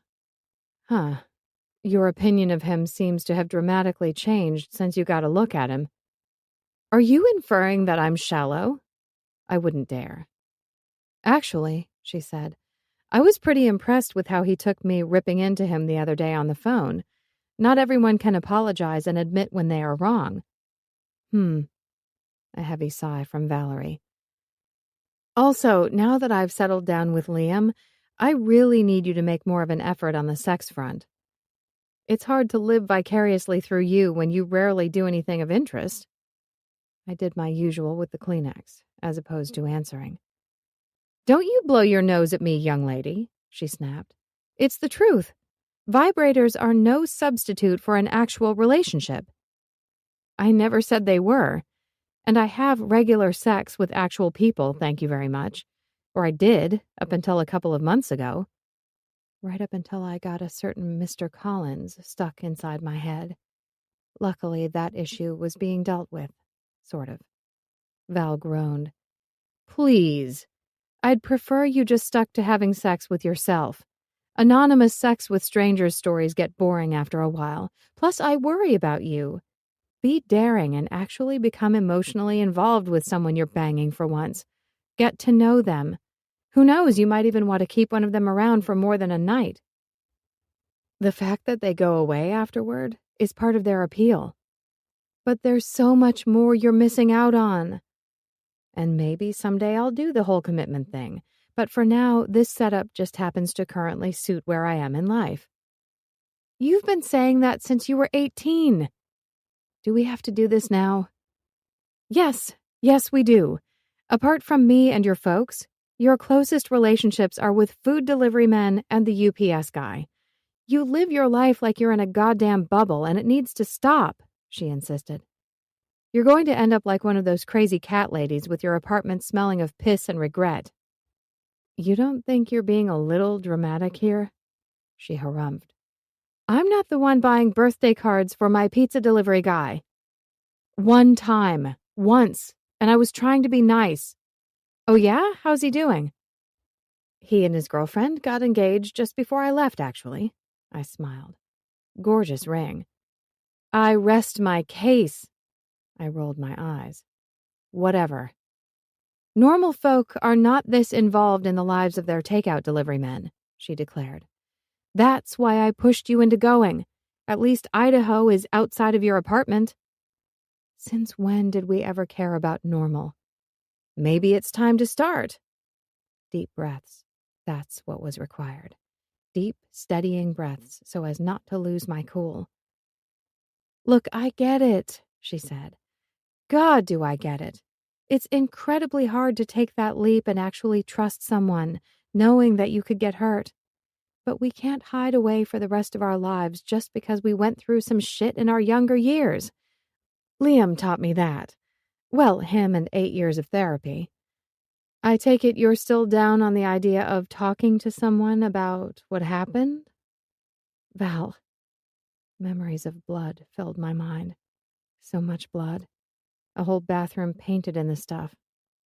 I gagged, my imagination more than happy to provide a lovely flashback of the nauseating metallic scent.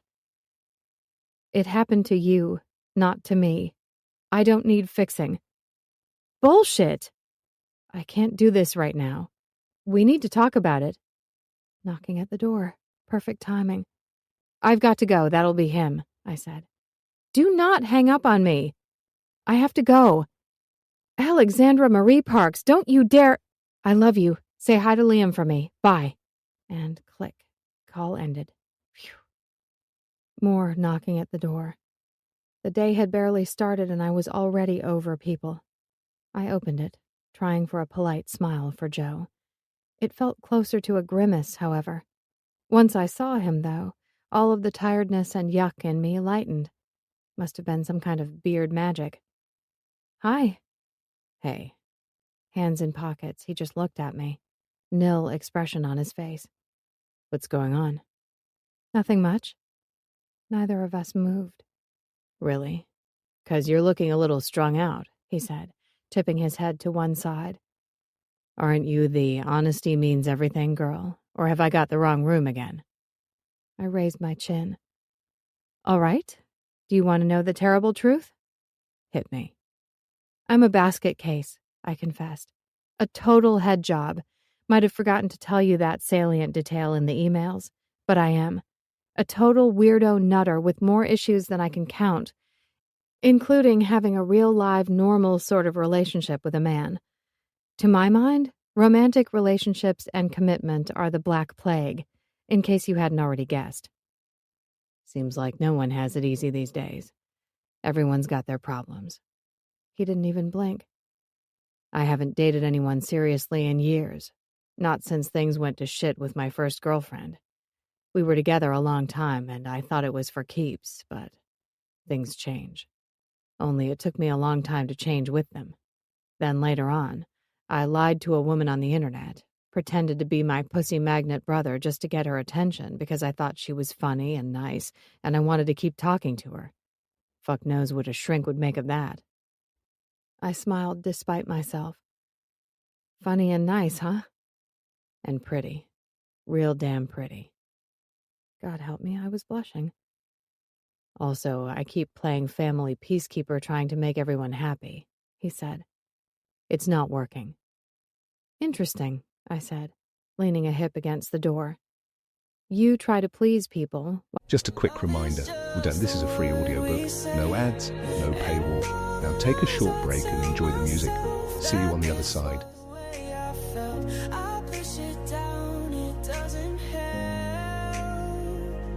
I'm done fighting destiny. I know you were made for me, and I can't feel this hole in my heart. I need you like maybe air I breathe. You're the storm and I'm the sea. Feel it pulling me from afar, right to where you are. Right to where you are. Right to where you are. While I just want to avoid them. Dark eyes assessed me. Or at least that's what Valerie said my problem was. You think she's right? He asked. I shrugged, studied the carpet. She's spent a lot of time in therapy, so she usually is. I'm not sure those two qualities necessarily go together. He's not handsomer than you. I creased up my face. Just, by the way. Joe said nothing. There did seem to be a certain light in his eyes, though. He's not, so don't think that, I said in a rush. It's like comparing pizza to Chinese takeout. They're both great in their own way, You're comparing me to takeout? A little wrinkle appeared between his brows. Definitely not. You're the pizza in this metaphor. A blank. Okay. Gourmet, thin crust. We're talking top quality here. He nodded. I can live with that. Anyway, you coming in or not? Yes, ma'am, he said, maneuvering past me into the room. We heading to the airport today or what? Meh. I shut the door, putting my cell on the table, and turned to check out the view across the lake. Blue shimmering water and a pristine clear sky. This crazy insane urge inside of me, wanting to know what would happen next. What if I stayed and just what if in general? Screw it. I let my mouth do what it would. But the weather's so nice. Yeah, he said carefully. It is. The tension in the room, I could have cut it and served it as cake. Shitty cake, but just the same. My hands twisted at my sides. Seems a pity to waste it sitting in an airport lounge just waiting around. A small, hopeful smile curved his lips. That would suck. And what's another day or so, right? He shrugged. Fine with me. My phone started ringing. Just let me grab a quick shower. Not going to take that call? Joe made himself at home in the comfy chair, crossing his legs with his ankle resting on one knee, the way guys did. It's Valerie calling to try and deep and meaningful me some more. I'm just not up to it right now. Ah. He eyed the buzzing phone warily while I gathered a clean set of clothes. Feel free to answer it if you like, I joked. The man did not laugh. Today's options were jeans or tights and a skirt. I had good legs. A big butt, but good legs. Black tights and a matching skirt. Done. A somewhat fancy red bohemian blouse with cool embroidery for the top half. Sometimes a girl just wants to dress up a little. Feel pretty. No biggie. Won't be long. I headed for the bathroom. He pulled out his phone and relaxed back in the chair, just hanging. No worries. Take your time. Tools sat in the first large storeroom that was one of the studio apartment options. It sat above an empty shop, on the other end of the building from the dive bar. If Joe did wind up living there, he could just about make as much noise as he wanted. A partition sat in the middle of the room, turning it into 2 offices, maybe. The little bathroom was a mold and spider-infested ruin. Galley kitchen would work well, mumbled Andre. He, Joe, and Pat were gathered around my laptop, looking over the designs. Definitely conserve space. Joe pulled a rubber band out of his jeans pocket and proceeded to pull his hair back and put it into a ponytail. I think the walk-in shower's a good idea, too. Keep things nice and streamlined. Minimum fuss. Nothing I can't handle. Okay, said Andre. Pat seemed less scary today. Just sad. Contained, I guess. He didn't say or smile much. From the brief chat I'd had with Nell and the mega-fast walkthrough of her kitchen the night before, I couldn't imagine the 2 of them together. She came across as so bright and bubbly. I moseyed on over to the collection of tools, just checking things out. A battered red toolbox sat open, displaying a wide array of goods. Atop a notebook sat a laser meter and measuring tape, a rubber-headed mallet, and a saw. Ooh, a sledgehammer. The menfolk were still busy, discussing the designs. What the hell? Quiet as I could, I picked up the sledgehammer, gave the heavy bastard a swing or 2 back and forth. Wonder what it would be like to send it slamming into something, to crash it into a sheet of plasterboard.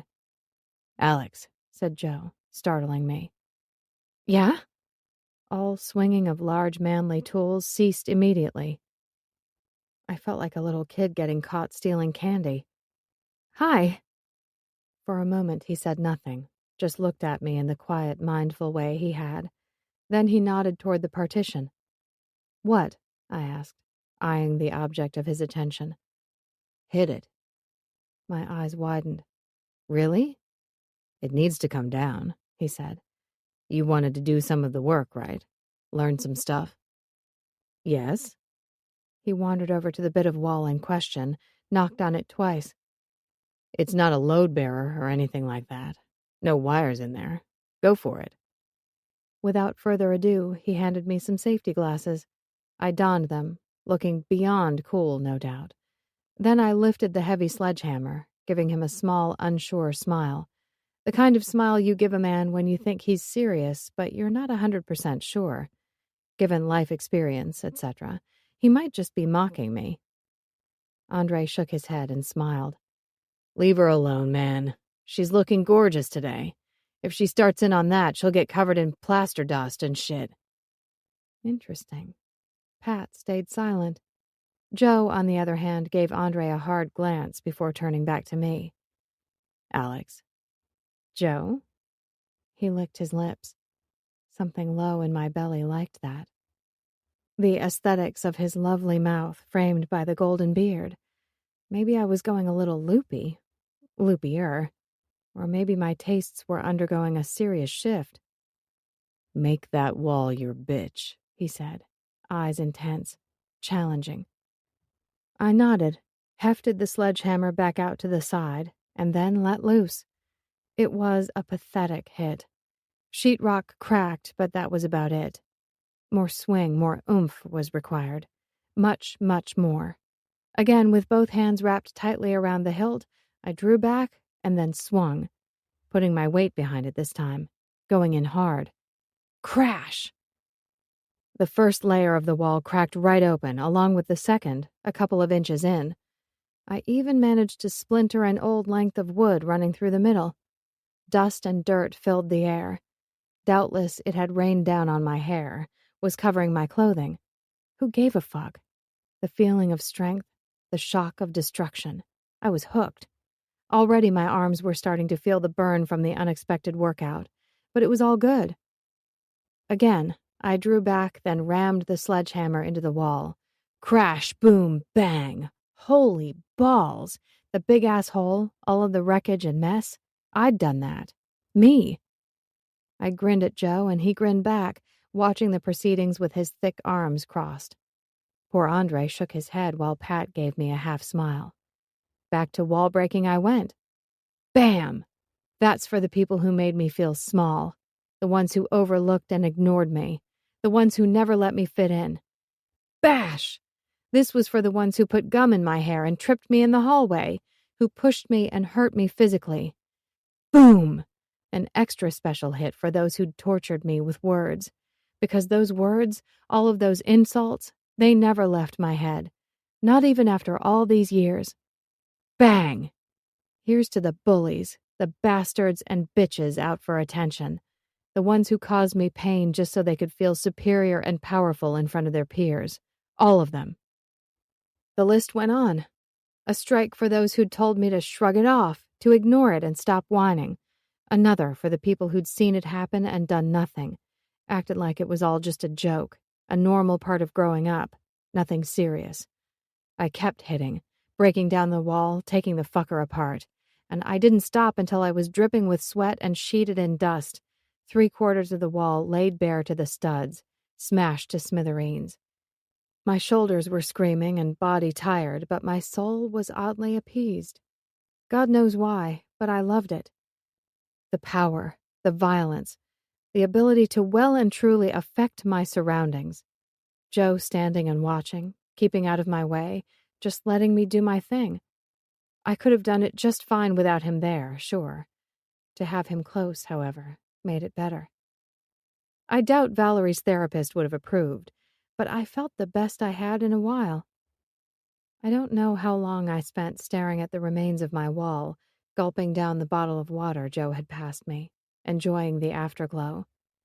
Sex with strangers didn't even begin to compare to this stress-busting experience. Maybe I'd been a Viking marauder in a former life or something. At some stage during my I am woman, hear me grunt and roar as I pulverized this innocent bit of building, Pat and Andre had disappeared. Only Joe and I remained upstairs, as far as I was aware. I see, he said into a phone. My cell. Shit, I'd told him he could answer it. Sure.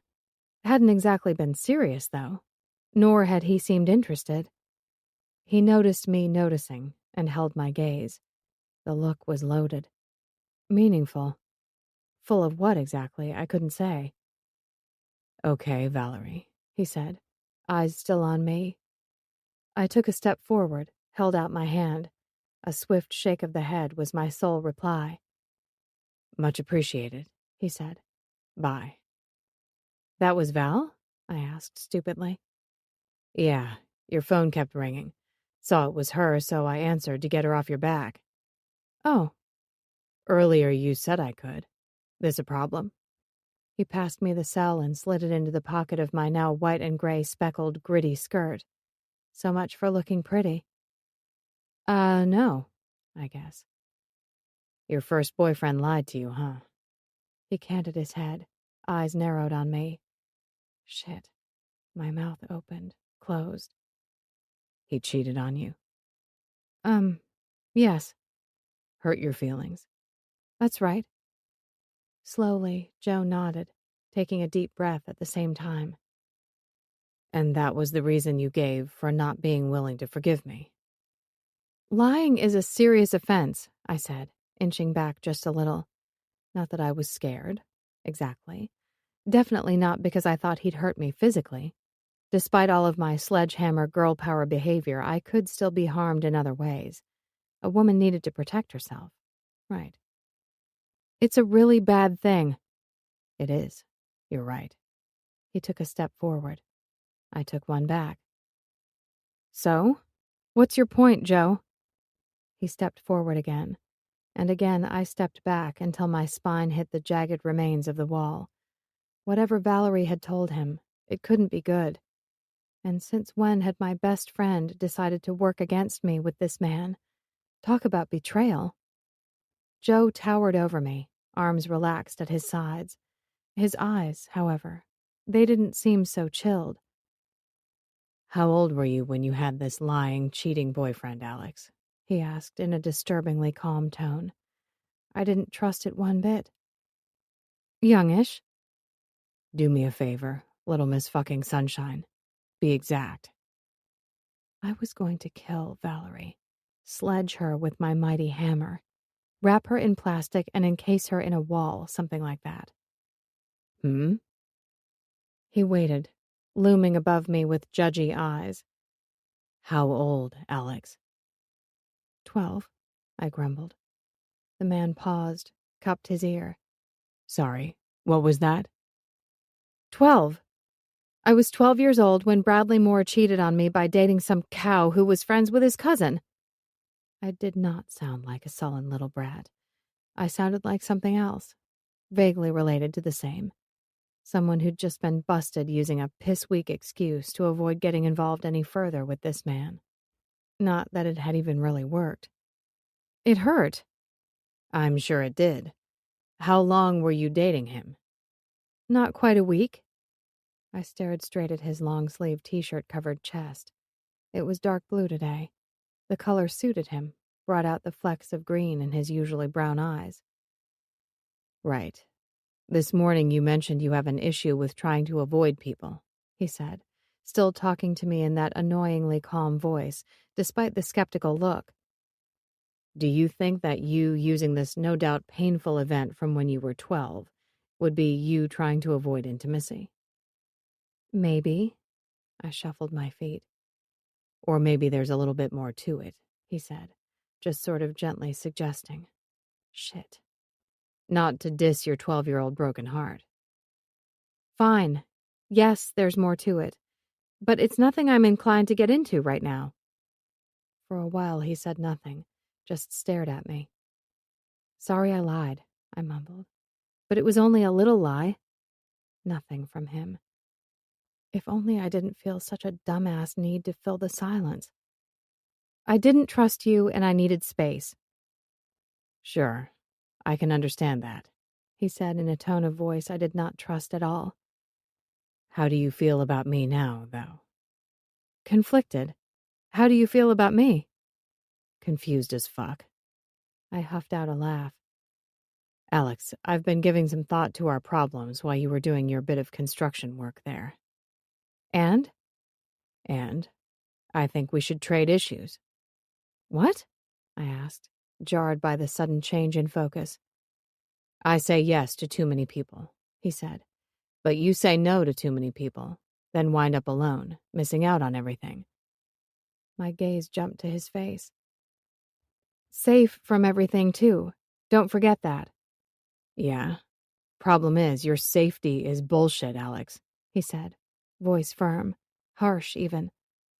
What was it you said to me in that email? That you're not some delicate little petal? Well, you're no wallflower either. I've seen you in action, and you're more than strong enough to deal with anything that life throws your way. You don't need to be hiding from anything. Huh, that's what he thought. Therefore, I suggest this. You have to start getting out there and saying yes to people.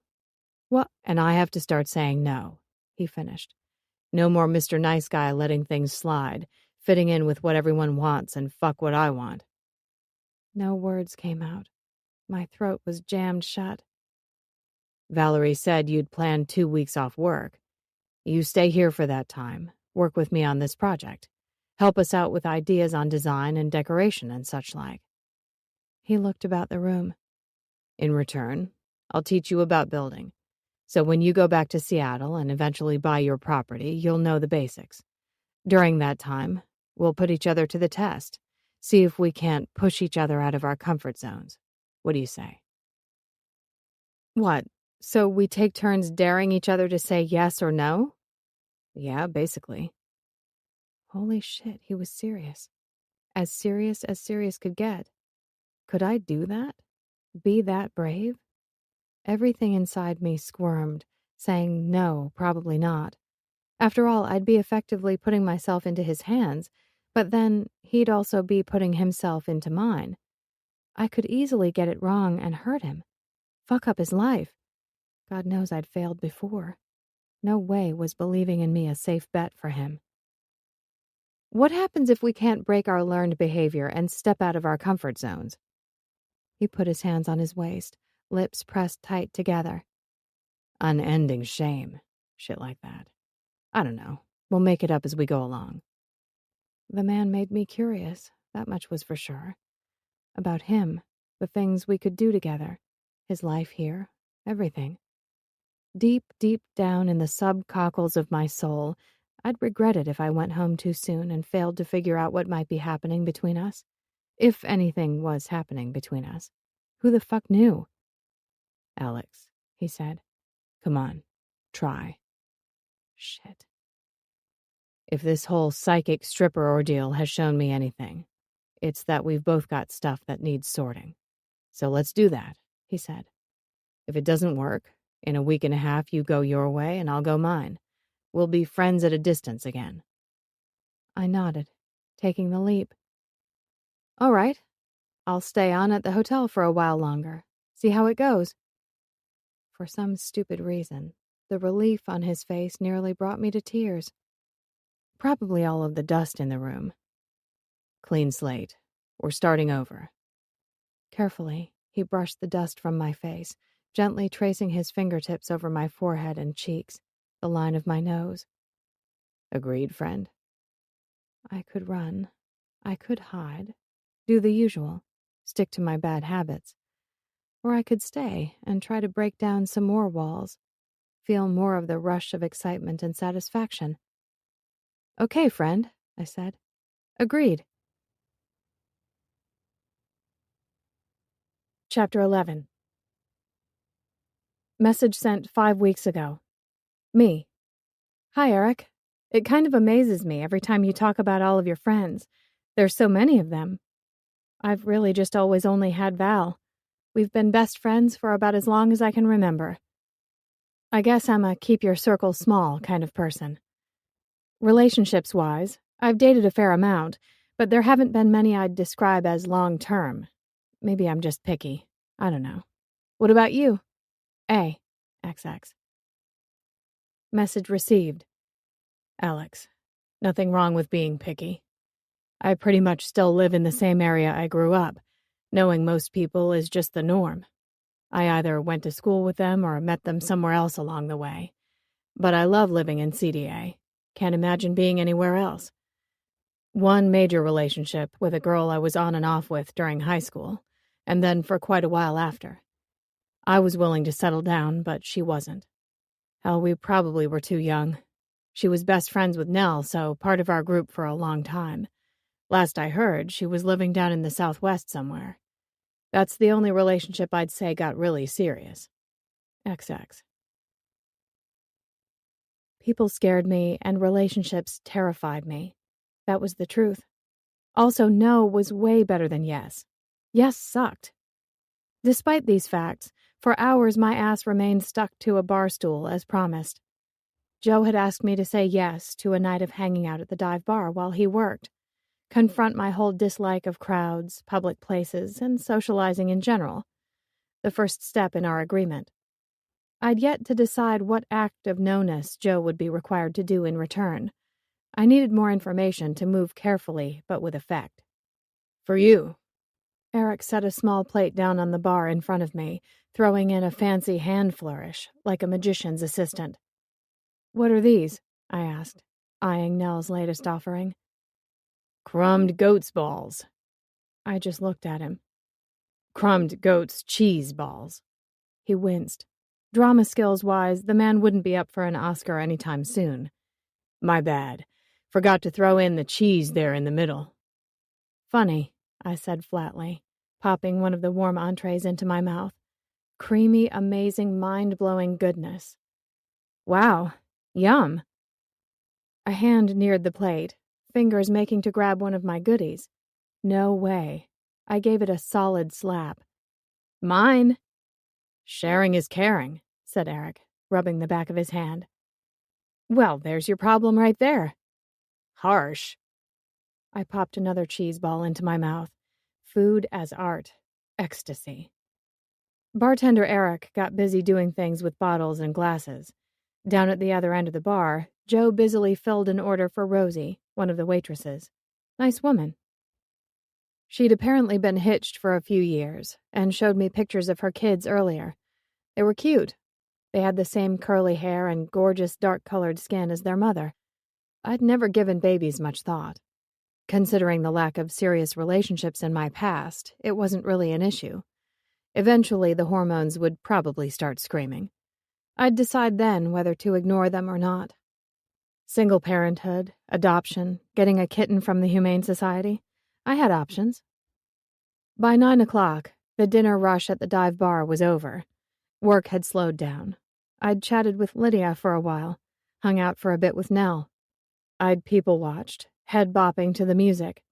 Mostly it was alternative and rock and roll. The odd bit of pop. No epic love songs, thank God. By midnight, customers were getting thin on the floor. You're looking better, Eric said. I'm feeling better. Heading back to Seattle soon? He poured sugar and lemon juice into a cocktail shaker, a measure of whiskey. Guess you got work to get back to. Actually, I'm on a couple of weeks' break.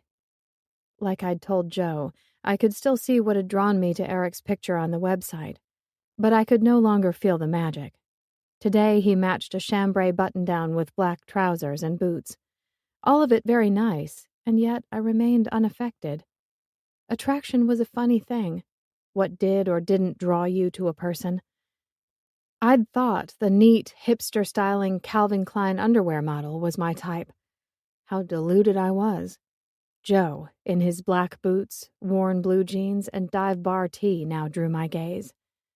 Coeur d'Alene was giving me quite the education in my own stupidity. Next, Eric added ice, put the silver cap on the cocktail shaker, and shook it all up. He strained the mixture into a glass and garnished it with a slice of lemon and a cherry before placing it in front of me. What's this? I asked. Whiskey sour. I took a sip. Nice, thank you. Lydia's got a sweet tooth, and Nell's a straight beer girl. But you're different. The way he said it, along with the not-so-friendly look in his eyes, let me know it wasn't a compliment. Is there a problem? I asked, my chin rising. Don't drag it out, Alex. Just go. I blinked, caught off guard. You seem all right, he said. This isn't personal, but you need to go. I do? Whatever you think of Joe lying, pretending to be me, he's a good person. Obviously, he likes you, and I don't want him getting hurt. With a small, false smile, he rubbed his hands together. Okay. Christ. You still think I'm playing games with him, making him pay penance. One shoulder lifted, the same half shrug his brother did. I'm not, I said. I like your brother. We're friends. Anything beyond that is none of your business. Bullshit. Eric leaned across the bar, getting all up in my space. And good God, the way he started looking down his nose at me. Intimidation-wise, his good looks still kind of worked. My shoulders rounded, making me small, making me feel like crap for no goddamn good reason. This was why I hated going out among people. People? No, I said, my voice thinning out despite my best efforts. It's not. Yeah, it is, he stated, seeming a little bored. How do you figure? Because you're into me. A pause. What? It was my picture on the dating site. I'm the reason you came out here. His hands moved to his slim hips. A few years back, I might have fucked around with you anyway, not cared that it would hurt Joe. But we've all got to grow up sometime, right? Both my eyes and mouth were wide open. Maybe even perfect circles, such was my surprise. Just to check, this is you grown up now? My brother's a better man than I'll ever be, and I'm not just going to stand around and let you mess with him, the idiot declared. You know, he's worked with our dad, doing the carpentry, keeping the old man happy all these years with his dreams of Collins and Sons when I turned Dad down. When I needed money to buy into the bar, Joe lent it to me. He hasn't talked interest or pressured me to pay it back even once in 3 years. And from the moment I told him about accidentally knocking up Nell, he was there for me. He's been nothing but supportive. There have been plenty of times when women wanted me and I played that up, made sure he knew he came second. But those days are over. That bullshit behavior is over. Do you understand? Yes. Good. So you're cute in a weird, geeky kind of way, but I'm not interested, he declared, winding up his speech. My brother's a good man, and he deserves the best. Go home, Alex. I had nothing. Luckily, Eric didn't require a response. He wiped his hands on a cloth and wandered off into the restaurant, leaving me to sip the whiskey sour and stew over his words. I couldn't dismiss them completely, as nice as it would have been. Everything okay? The golden boy leaned across the bar.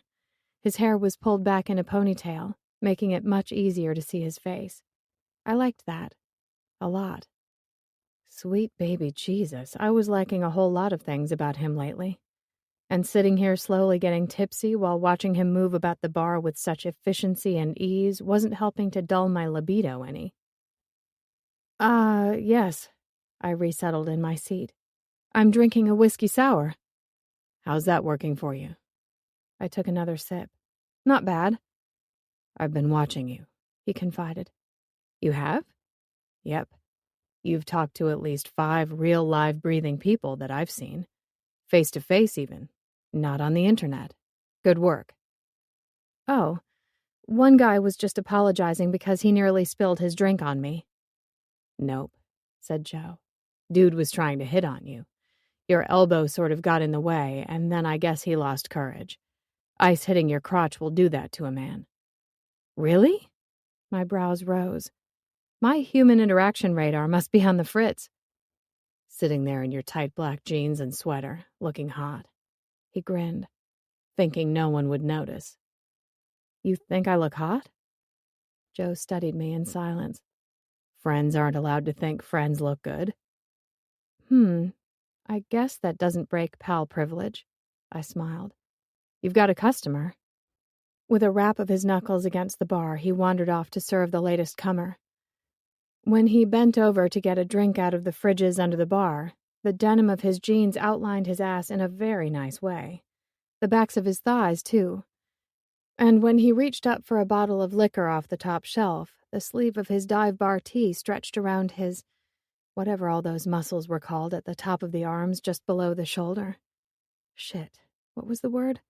I knew it. I did. Great. Now his attractiveness was making me stupid. Stupider. Whatever.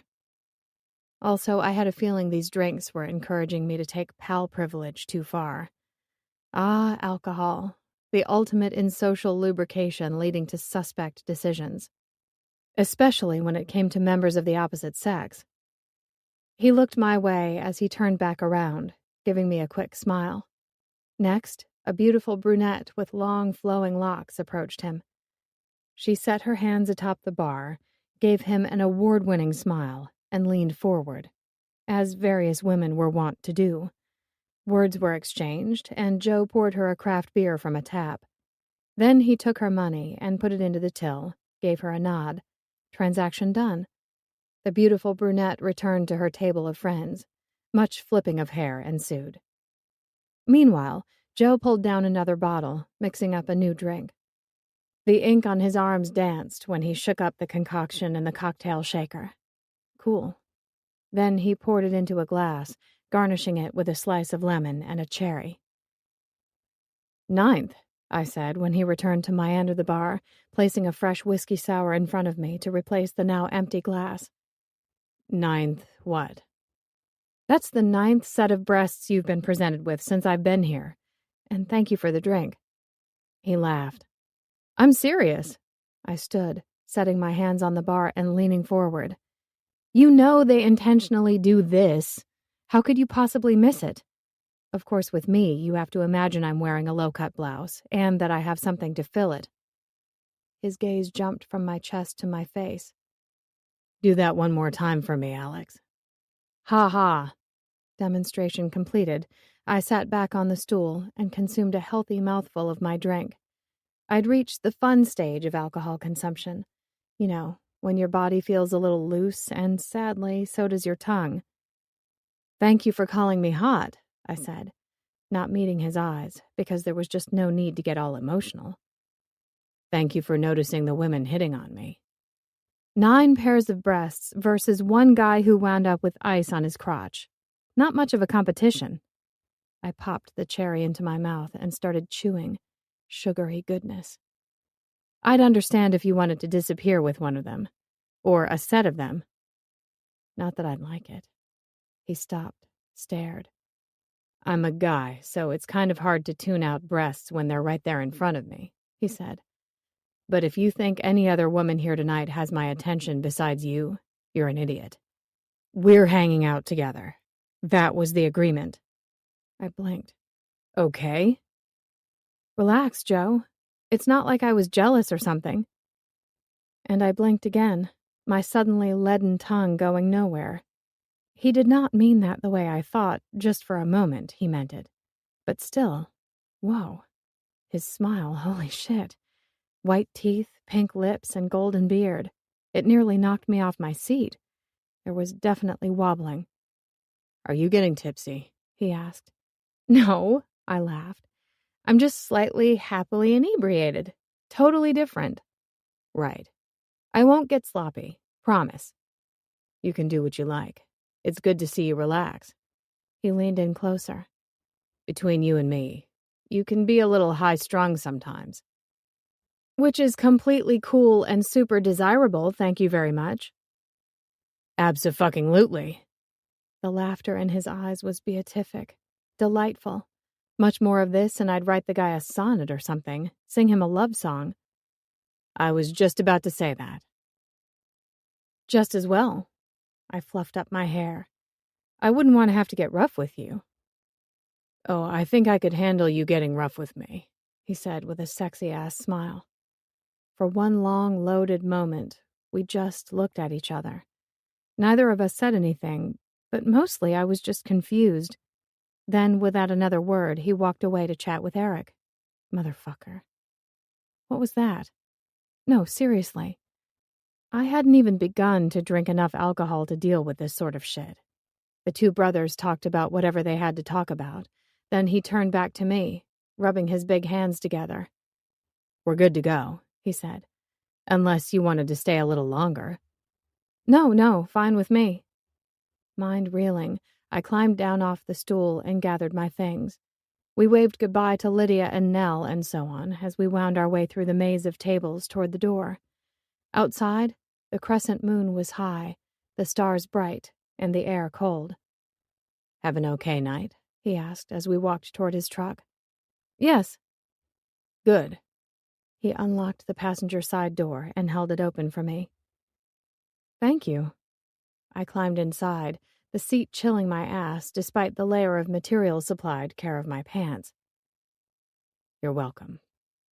In no time at all, we were cruising through the dark, quiet streets of Coeur d'Alene, heading toward the hotel. The heat blasted, warming my hands and face. Which reminded me. Nels said her place still had no heat. Yeah, he said. It's okay. I'll crash on the lounge at home. Think I've pushed your hospitality far enough. I don't mind. Sure you don't want some privacy? No, I'm good.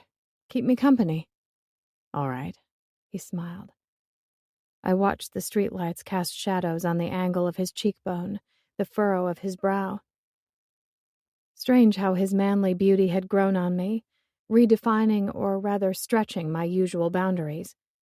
Perhaps some people's allure came from the inside out. A good thing. Their ways and their words did the wooing instead of their physical appeal. Not to diss Joe's impressive physique. As nice as a pretty face was, though, the personality, The person beneath the skin should matter more. Anything else was pretty shallow and unlikely to last. Guess that was the difference between my scratching an itch with a stranger and the way this man had me tied up in knots. And not even neat, seaworthy knots. I'm talking haven't washed or brushed your hair in forever, and there's a big old mess back there. Shit. At the bar, he'd flirted with me. Full-on flirted with me. His supposed platonic friend who was not his type. No way did I know what to do. Normally, Valerie would be first on my hit list of people to call, but she'd just tell me to jump him, regardless of what else was going on, or any possible consequences. Plus, with him beside me, it would be kind of uncool. But a couple of whiskey sours or no, I was pretty certain I hadn't imagined his interest. As Mom had always said, however, best to be sure. "What are the renovating plans for tomorrow?" I asked. "Rip out the old fittings and prepare the space for new." I nodded. "So we'll be doing some pounding and screwing?" Yeah." The man cast me a look out of the corner of his eye. "Sound okay?" "Absolutely. Can't wait to get my hands back on that big hard hammer." "Great," he said, throwing me another questioning look. I gave a nice bland smile. "Yeah, pal." Two could play at the what the fuck is going on flirting game. I turned in my seat, all the better to face him. "Did you want to bang, Joe?" "What did you say?" Wide eyes flashed my way. "Like I did on that wall today. That was fun," I said with all due sincerity. "Will we be doing more of that?" A pause. "Sure." "Awesome." Another quizzical look. "Something wrong?" I inquired politely. "No." His Adam's apple dipped as he swallowed hard, shifting in his seat, gazed decidedly unsure. The poor fool couldn't begin to understand the crazy he'd unleashed with his little taunt. Get rough with the man? My starved libido was well beyond the rough and tumble stage. No more hiding or denying, sticking to the sidelines of life. It was my time to step forward and be brave. When it came to Joe Collins, I was more than ready to say yes. He started. "Never mind." Neither of us spoke as he pulled into a parking space a short walk down from the hotel.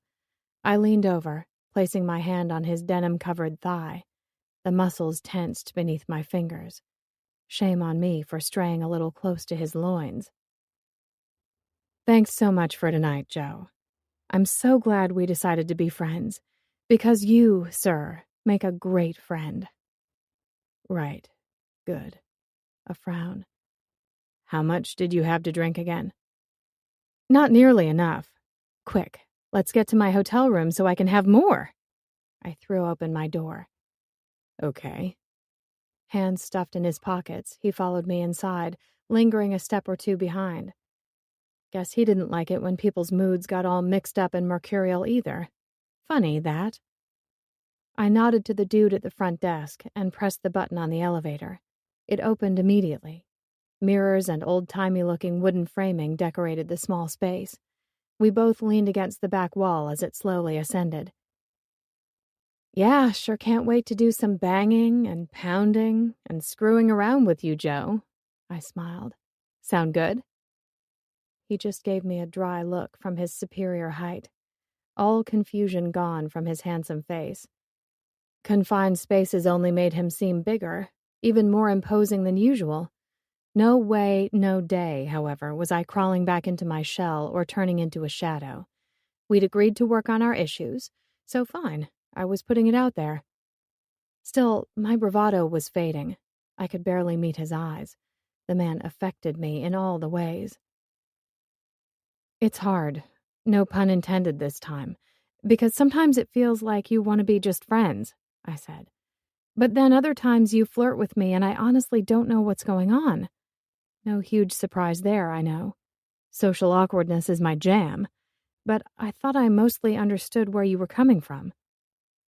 A ding from the elevator, and the doors opened at our stop. I walked out, his bearded hotness following slowly behind, stalking me almost. For certain, his usual cool, easygoing guy persona was missing in action. The man radiated tension, intensity even. And if he didn't, I definitely did. Inside the hotel room, I went for mood lighting, only turning on the table and bedside lamps. I rubbed sweaty hands against the sides of my pants. What you said back at the bar about me getting rough with you, however. No, that almost sounded like a dare. Did it? It did. Arms hanging loose at his sides, he just watched me, saying nothing. Jerk. So tell me. I stood at the foot of the bed, facing him. Every part of me was wired, wide awake. What's going on, Joe? His shoulders rose and fell on a deep breath. I realized something tonight. What? That I was falling into old habits, doing what was easy instead of doing what I wanted. Huh? It was just before you spilled ice on that guy's pants. Sure, I can see how you'd be seduced by my smooth moves, I said, voice filled with much doubt. My insides were ready to spontaneously combust. I swear I could feel sweat breaking out all over me. The man was just that hot. Also, my nerves were on high alert. One corner of his lips tipped up. You know how you said you weren't jealous? Yes? Well, I was. Wow. I had nothing. This is the part where you're supposed to admit you were jealous too, he supplied. I didn't think it needed to be said. I'm not that good a liar. True, he said. Anyway, I made the pass at you, and then I was leaving it up to you to figure out what you want, to be brave and make the next move. Softly, I laughed and shook my head. Men were such idiots. Make the first move? This isn't a game. As I said last time the subject of sex came up, previous hurt feelings, etc., it's going to get complicated. Yeah, probably, he said, voice deeper than I'd ever heard it, like subterranean or something. What if it all goes wrong? Then you go back to your old life in Seattle and forget all about me. I highly doubt that will work. Given my slightly addled mind, the math might be off, but the chances of me forgetting about Joe Collins anytime soon were not good. 2-3% maximum. You'd have to allow for an episode of amnesia, alien abduction, or something similar. Sexual encounters with men whose names I didn't remember, however, wouldn't replace him. They couldn't. Do you want me to leave? He asked. No. My stomach flip-flopped while everything down low got achy and wanting. We'd made it this far. There could be no turning back. He wanted me to make the next move. Fine. Without further ado, I whipped my sweater off over my head, dropping it on the floor. Thank goodness I'd packed some nice underwear. My heart beat double time inside my chest. He'd seen me half naked before, but now the atmosphere was decidedly different. His gaze flickered over me, nostrils flaring at the sight of my black lace bra. Okay, that was a good reaction. Problem was, he did nothing else. He just stood there, studying me. He hadn't even taken his damn coat off.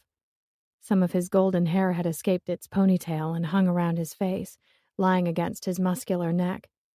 His big, solid body seemed locked in place, everything frozen, except for his hands. Strong fingers flexed open and closed, open and closed. Joe? I moved a solid inch or two toward him. Brave of me, I know. It was impossible to see the look in his eyes. I should have turned on more lights, except something else had me wanting to hide in low lighting. Something involving feelings and other things I'd rather not be thinking about. Ever. Normally, I wasn't shy in the bedroom. My body had its flaws, the same as anyone else's, but no way would I allow dimply thighs or a wobbly butt get in the way of enjoying life. Hell no. I had other neuroses for that. And he still didn't move. Maybe this whole risk-taking thing wasn't such a great idea after all.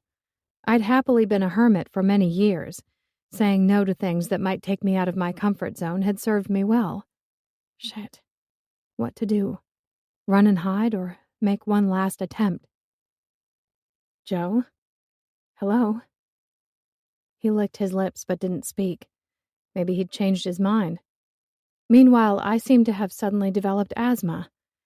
It was getting harder and harder to breathe, with all of the emotions building up inside my chest. Lust, fear, and my old friend confusion. My ribs could barely hold it all in. Any second now my heart and lungs would burst, give up. And still he stood there doing nothing. I made my move, I said, nervous as all hell. It's your turn. He didn't speak a word. He just grabbed me. Chapter 12.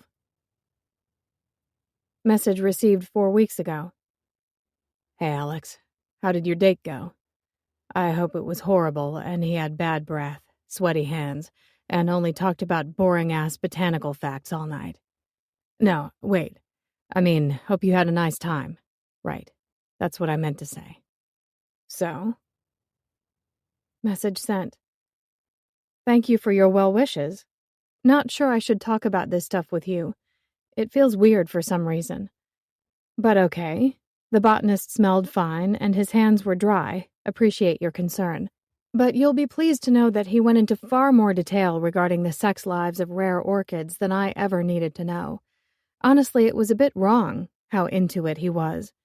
I wound up feeling he was some sort of orchid pervert or something. It was all stamens and kink. A very odd night. Food was good, though. A. XX. Fingers dug into my hair and his mouth covered mine, hot and hungry. There was no going slow. We were a car crash, a catastrophe. His tongue in my mouth and my hands pushing at his coat, tearing at his t-shirt. One large hand slid down over my spine, grabbing my ass and kneading, while the other cradled the back of my head. Whiskers from his beard tickled the end of my nose and I pulled back, sneezing. Sorry, I mumbled. You all right? He asked, eyes darker than I'd ever seen them. I nodded. Mm-hmm. And we went right back to it, lips mashed together, my tongue sliding over his teeth. For a moment his hands left me, then his coat hit the floor. What a brilliant idea. Get it off, I demanded, pushing up his shirt. He ripped it off over his head while I went to work on his belt buckle. What a team effort. The bulge beneath his jeans looked so damn tempting, it made my mouth water. I slid my hand over it, pressing against the hard length of him, stroking him with my palm. Fuck, he said, covering my hand with his own, making me work him harder. His other hand covered the front of my neck as if he were gently collaring me, thumb grazing my skin. Again and again he pressed his lips to my mouth. Such sweet kisses, I couldn't get enough of them. I chased his mouth, trying to keep contact for longer. The asshole just smiled. Butterflies didn't cover it. There were pterodactyls inside my stomach, swooping and screeching and flying around. Not even they, however, could compete with the throbbing ache in my pussy. We need less clothes, I said, voice shaking. Damn it. Yeah. With one final kiss, he let me go, and the race was on. He tore open the button on my pants, wrenched down the zip. All the while my blood beat hard, pushing us to go faster, to get him into me quicker. It required more balance than I possessed to toe off my shoes. I clung to his thick shoulders before I hit the floor. Once he had my pants undone and down to my knees, he threw me onto the bed. I shit you not. Those big hands gripped my hips and I went flying through the air, landing on my ass with the happily soft mattress bouncing me around. My eyes must have been like twin moons. I'd never been a small, fragile creature. However, people didn't normally just throw me around. Apparently, he was in an even greater rush than I. Off came my pants. He sent them sailing before starting in on his own. Then, from his back pocket, he produced a condom and threw it onto the bed beside me. We were ready. You still with me? He asked, standing at the end of the bed in forest green boxer briefs with one hell of a hard-on pointing right at me. Alex? Yes. A nod. Come here. I urged him on, beckoning him closer with my greedy hands. He climbed onto the bed, situating himself between my spread legs. Much, much better. Our mouths got back together, and it was like they'd never been apart.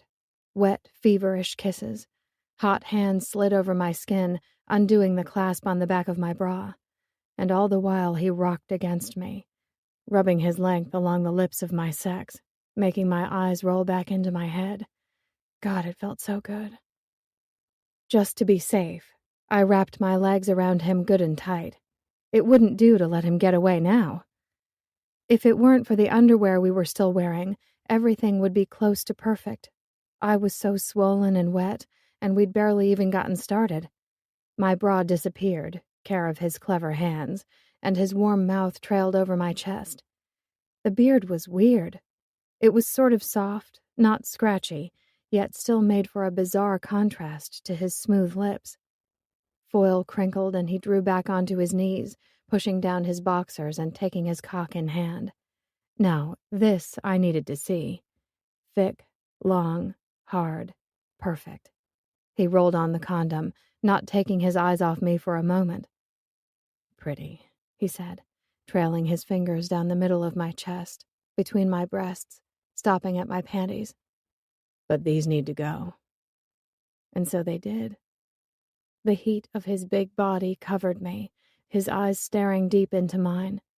Then the broad head of his cock eased between my labia, pushing slowly but insistently into me, stretching me.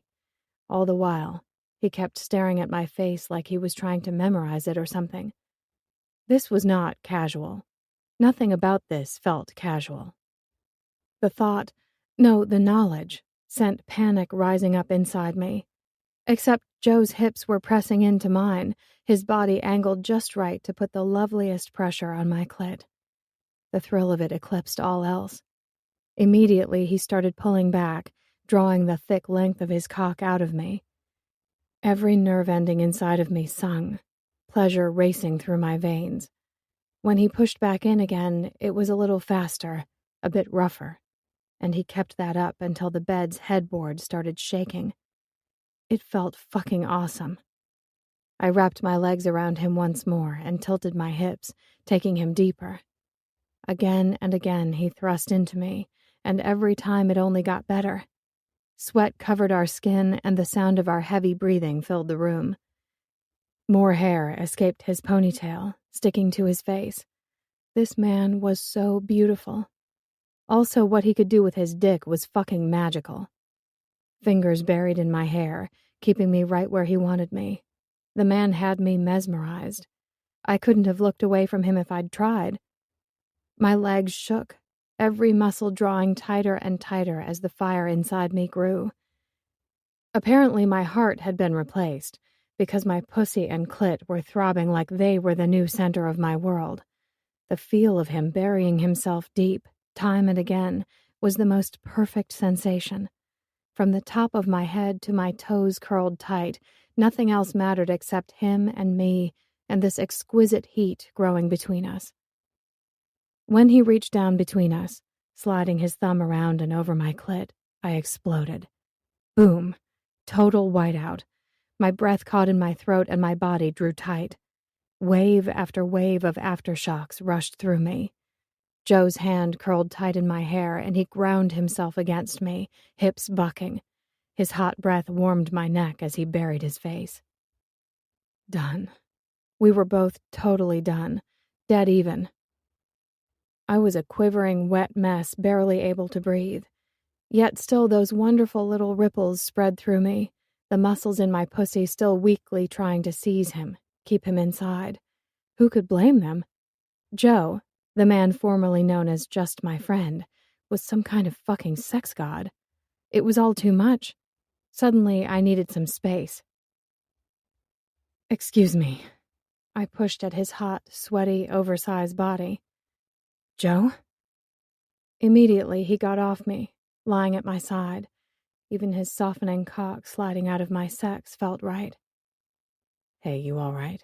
He asked, hand drifting over my hip. Yeah, I need a minute.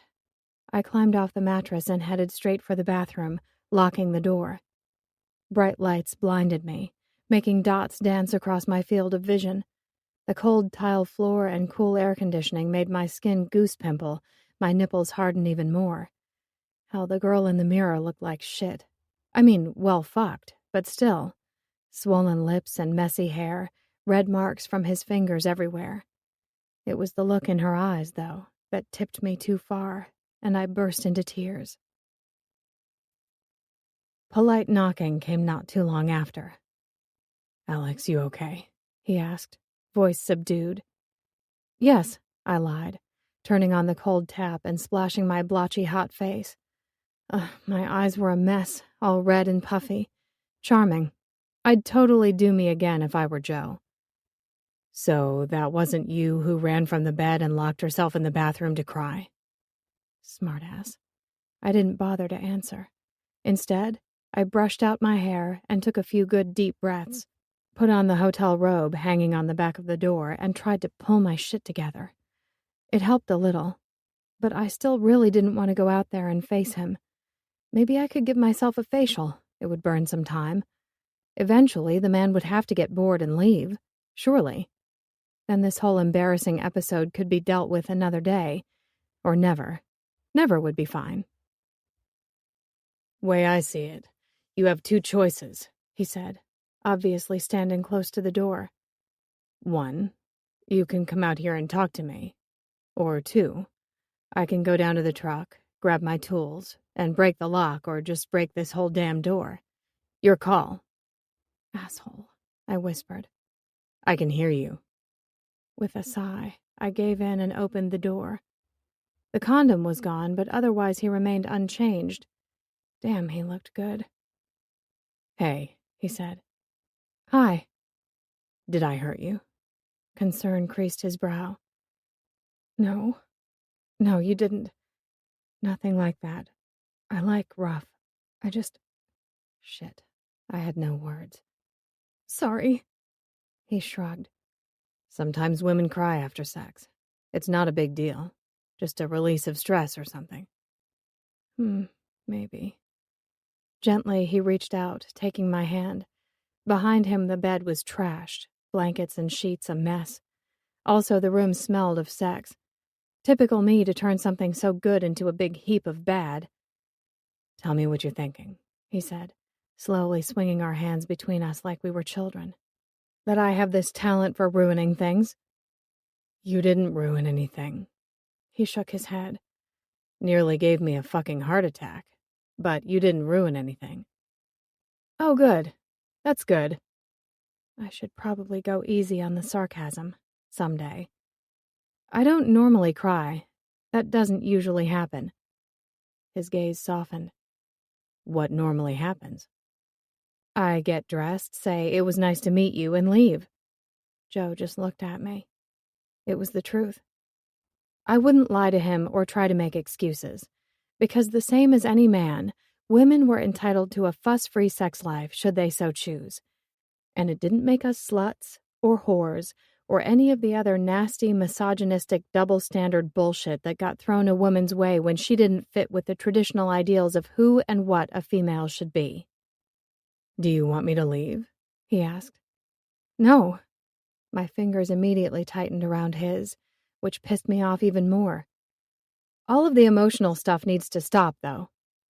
"It does, huh? So what? You want mindless fucking?" "Yes, absolutely. And lots of it." His tongue played behind his cheek while his wonderfully proportioned dick stirred with interest. "Okay." "I don't mean to be critical, but last time you did it wrong," I said. "I did it wrong?" Brows arched high in surprise. "Shit. Here I was worried I'd gotten too rough with you." No. Hard and fast is great. But what was with all of that eye-gazing stuff?" Lips drawn wide in disbelief, he tilted his head, staring at me. Again. "It was totally unnecessary, Joe. How am I supposed to relax when you're doing that?" The man scratched his head. It killed the remains of his ponytail, making all that blonde hair fall around his face, down to his broad shoulders. "So me watching, to make sure I was doing right by you, ruined everything?" "Yes." "I made you cry?" I shrugged. Surely the evidence was clear enough. Tell me, little miss, did I also make you come? Yes, you know you did. It was good. Great, even, but But it got too personal. hands on hips, he stood, unmoving. Me fucking you and watching you like that. I guess so. Though I would have put it in different terms. You'd prefer it if I fucked you like I hated you, wouldn't you? I shrugged. Well, yeah? He said nothing. Joe? Cautiously, I stepped toward him, zeroing in on the hard planes of his pecs, the gentler curve of his stomach. Nice to see he wasn't all ripped perfection. The man was intimidating enough. Lightly, I slid my fingers through his chest hair, resting my cheek over his heart. It beat away beneath me, strong and steady. His rib cage gently rose and fell on each breath. Bit by bit, my breathing slowed, calmed. His body was warm, even welcoming after a minute or two. Hands smoothed over my back, pulling gently at the fluffy robe until it started slipping off my shoulders. Okay, he said, bearing me to the waist. Big hands covered my breasts, thumbs stroking my nipples. His eyes were calm, serene even. Since I clearly don't know what I'm doing in the sack with you, I guess you better show me, for friendship's sake. Sure, I could do that. Calloused fingers slid down to my waist, pushing the robe off me completely. Next to him, the cool air conditioning didn't seem so bad. He kept me warm. I prefer to be on top, I said. He gave me a quick smile, a flash of sharp teeth. Of course you do. And without another word, he picked me up and carried me back to the bed. Chapter 13. Message sent 3 weeks ago.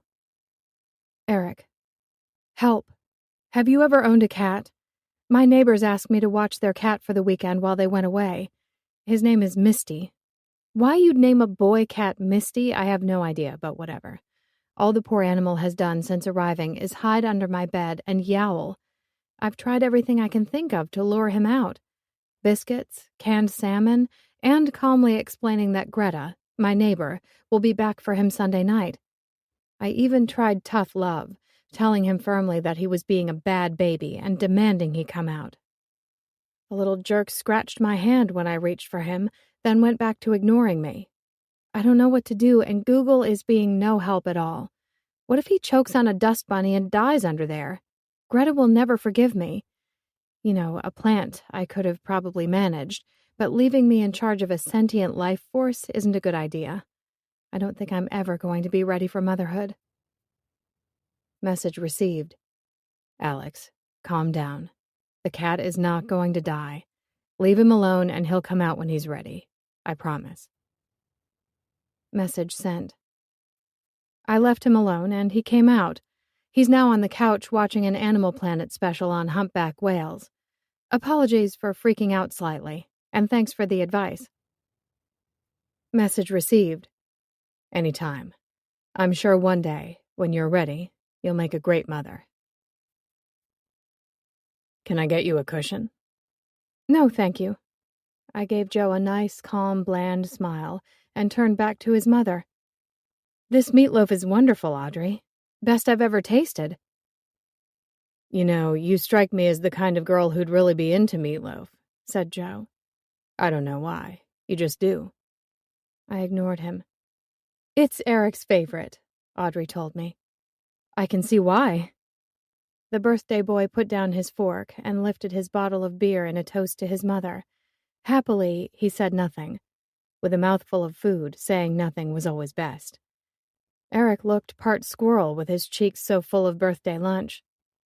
Mr. and Mrs. Collins lived in a nice bungalow a few blocks back from Sanders Beach, a nice part of town.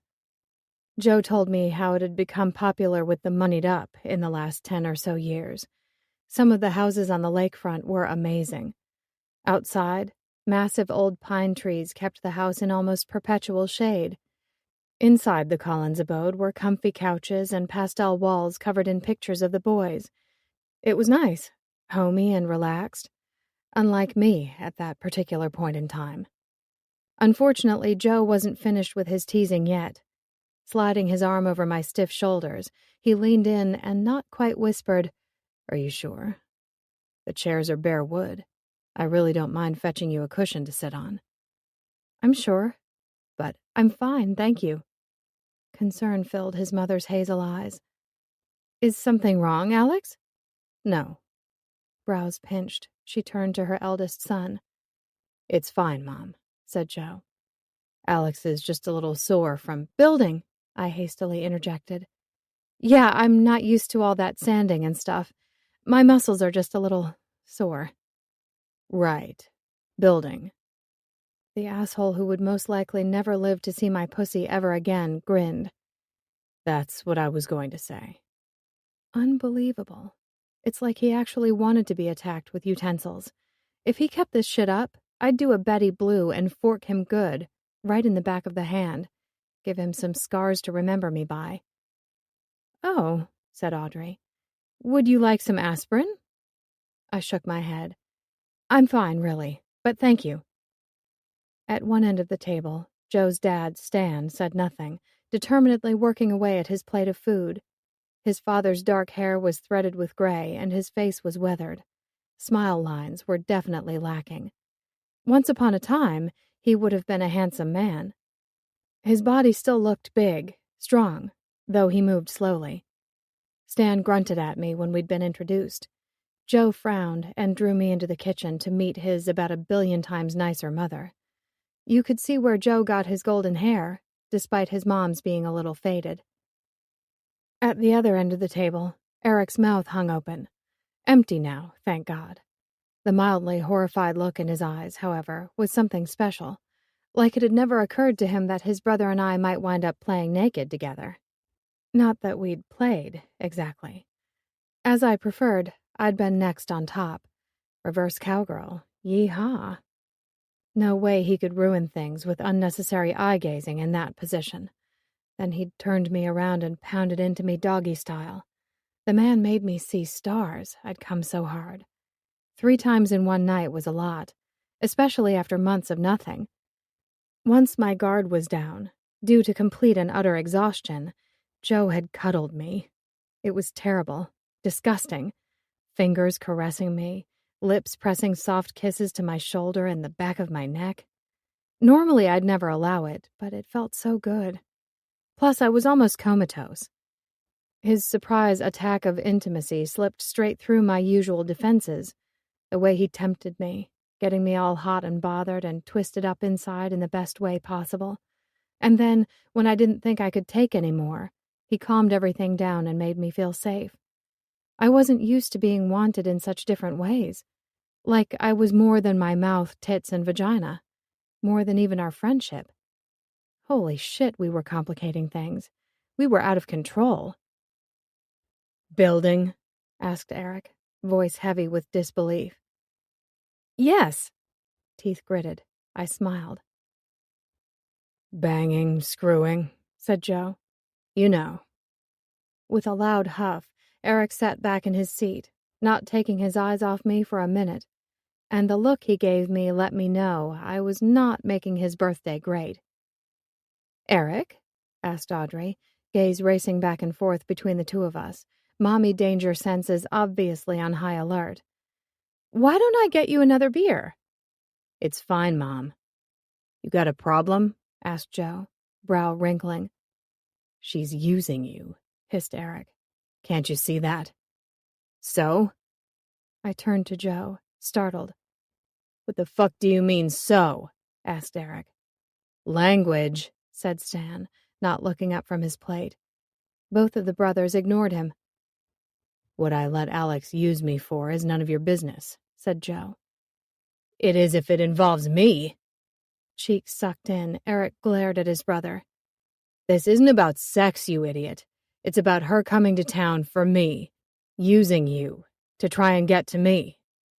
My blood, it boiled. "No, That's what I'm not okay with." Eric raised his voice, continuing over the top of me. Jerkwad. And if you'd start thinking with your brain instead of your dick, you'd feel the same. Stan pounded the table with his fist, making the cutlery rattle. Language! Boys! Audrey's eyes were wide and her lips thin. If you need to discuss this further, you'll do so later. We're having a family lunch. Enough. Where they'd ignored their father, both brothers shut their mouths when it came to their mother. It was telling. Thank you, said Audrey, picking up her knife and fork once more. And I'll have no more talk of banging and screwing at the table. I don't live under a rock, you know. Eric and Joe both cleared their throats, uncomfortable, and I stared down at my plate. Sorry, Audrey. I respected the woman. I really did. But so many emotions fired inside of me, warming my cheeks, making my hands tremble. I hated conflict. Funny, given how often I seemed to find myself in such situations. Courage had never been my strong suit. No way, however, would I allow Joe to be insulted. Especially not because of me. You're wrong, Eric, I said, studying the remains of my home-cooked meal. I can assure you that my interest in your brother has nothing to do with you.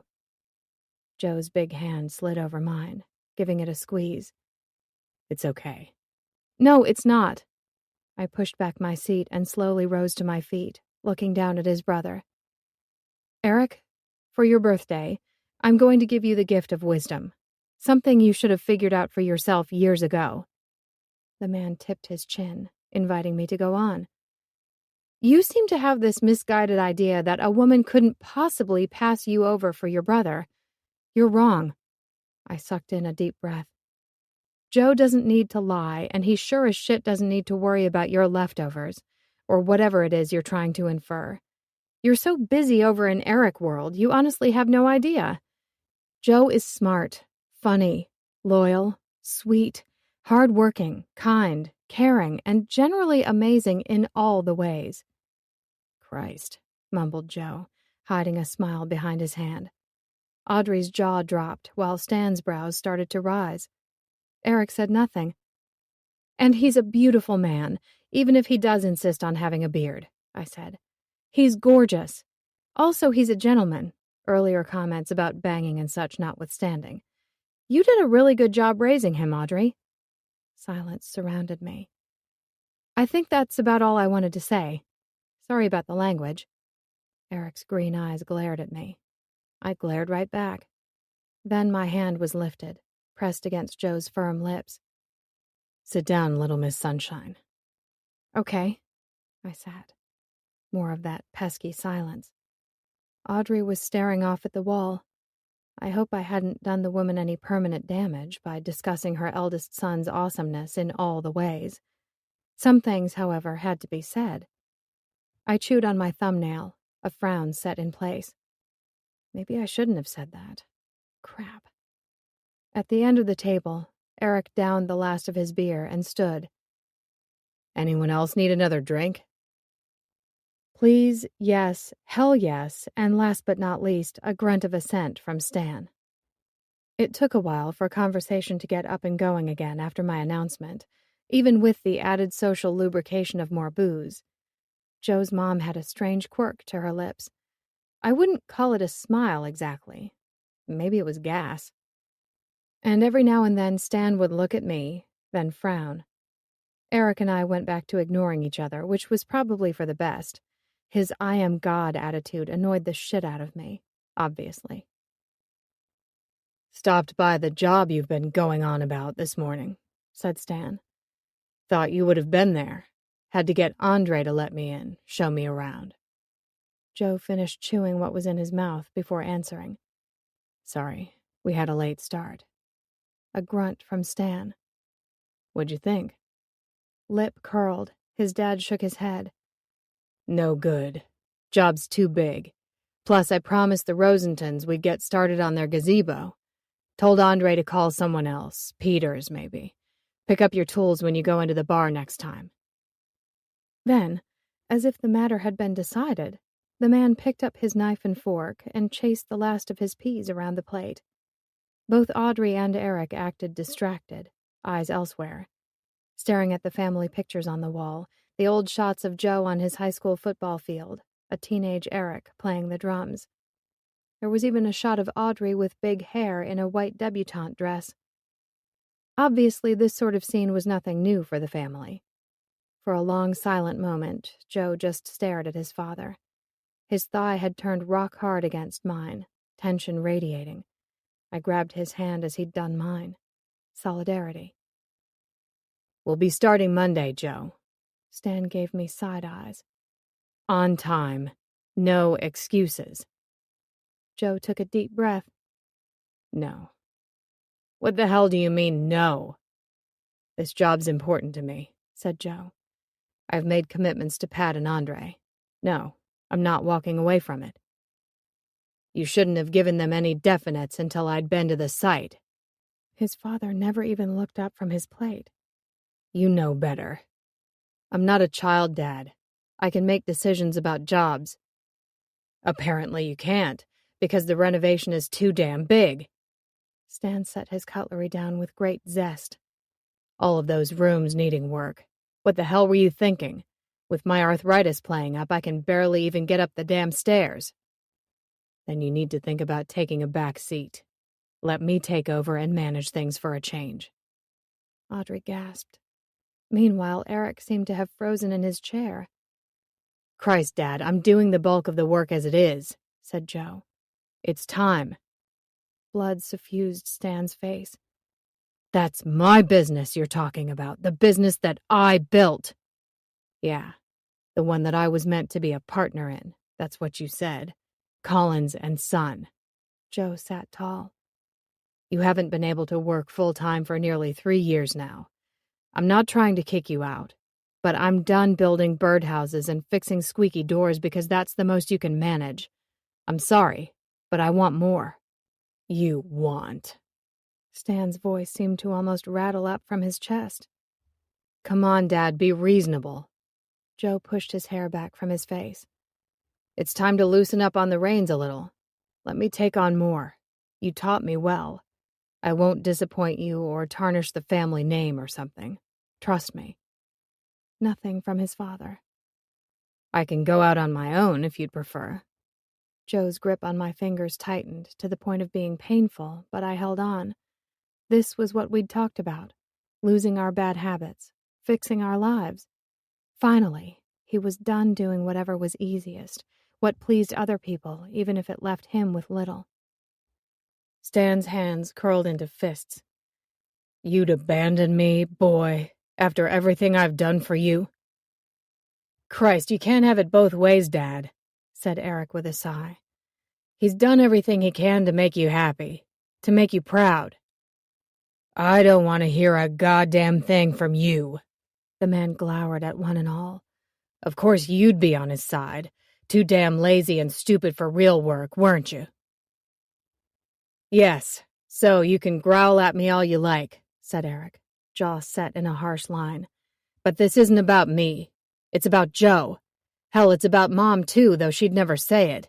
How do you think she feels, watching you struggle, watching you work yourself into an early grave?" Their father turned to stare at her, seemingly out of words for once. "You've been promising her Hawaii since before I was born," added Joe.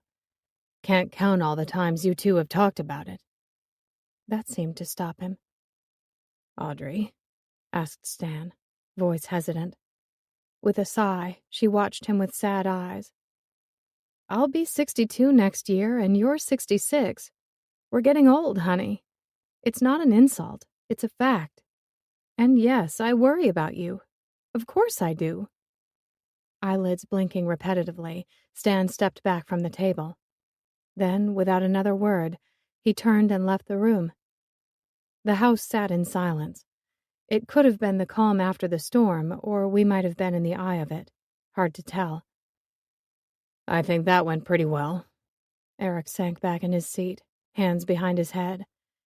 "Could have done without hearing about my brother's supposed super penis, but other than that, not the worst Collins family gathering ever." Joe snorted. His mother huffed out a breath, then took a long sip of beer. A healthy mouthful of the good stuff, actually. Fair enough. Seemed justified. "Mom," asked Eric. You okay? Yes, she said calmly. But none of you deserve cake. Lunch wound up rather quickly after Stan stormed out. I think Audrey was ready for a little peace and quiet. Joe had to work at the dive bar that night. I set myself up in a corner and caught up on some work on my laptop. Spinach and ricotta cannelloni and a beer were brought to my table first, followed by a 5-layer chocolate cake. With my stomach so full, I had to fight off the need to nap, face flat on the table. Luckily, Eric decided they could do without Joe after 10:30, so we returned to the hotel. Nothing further had been mentioned about his super penis, or my speech vaguely referring to the same. Surely, this was why people didn't generally take me home to meet Mom. Not that I generally wanted anyone to. Joe Collins may or may not have been an exception. My feelings regarding him were still a big hot mess. I told Valerie about it, seeing as she was the official keeper of my secrets. The woman laughed until she cried. So much for loyalty. I unlocked the hotel room door and stopped cold. "The room is flickering," I said, looking back over my shoulder at Joe. Is it? His smile was secretive, sneaky even. Yeah, must have been all of those drugs I took in the 60s. The bearded wonder chuckled, following me into the wonderfully mood-lit room. Tiny little fake candles sat in frosted glasses all around the place, including in the bathroom. "Pretty," I said, checking out the shadows dancing across the ceiling. "You have anything to do with this?" Nah. I nodded, not believing him an inch. Bubbles filled the spa bath, and a couple of beers sat in a bucket of ice at its side. On the counter sat a vase packed full of roses. "I really wish my other boyfriend hadn't done this," I said. "Makes it a bit awkward with you being here and everything." Joe just stared at me. "What?" I smiled. "You just called me your boyfriend." Oh, shit. My mouth opened. My mind reeled. Man, was it my day for stepping in it. Oops. A labeling accident mid-joke. Let's pretend it never happened." He blinked. Okay. "Great. Phew." He took hold of the bottom of my sweater, carefully peeling it up and over my head.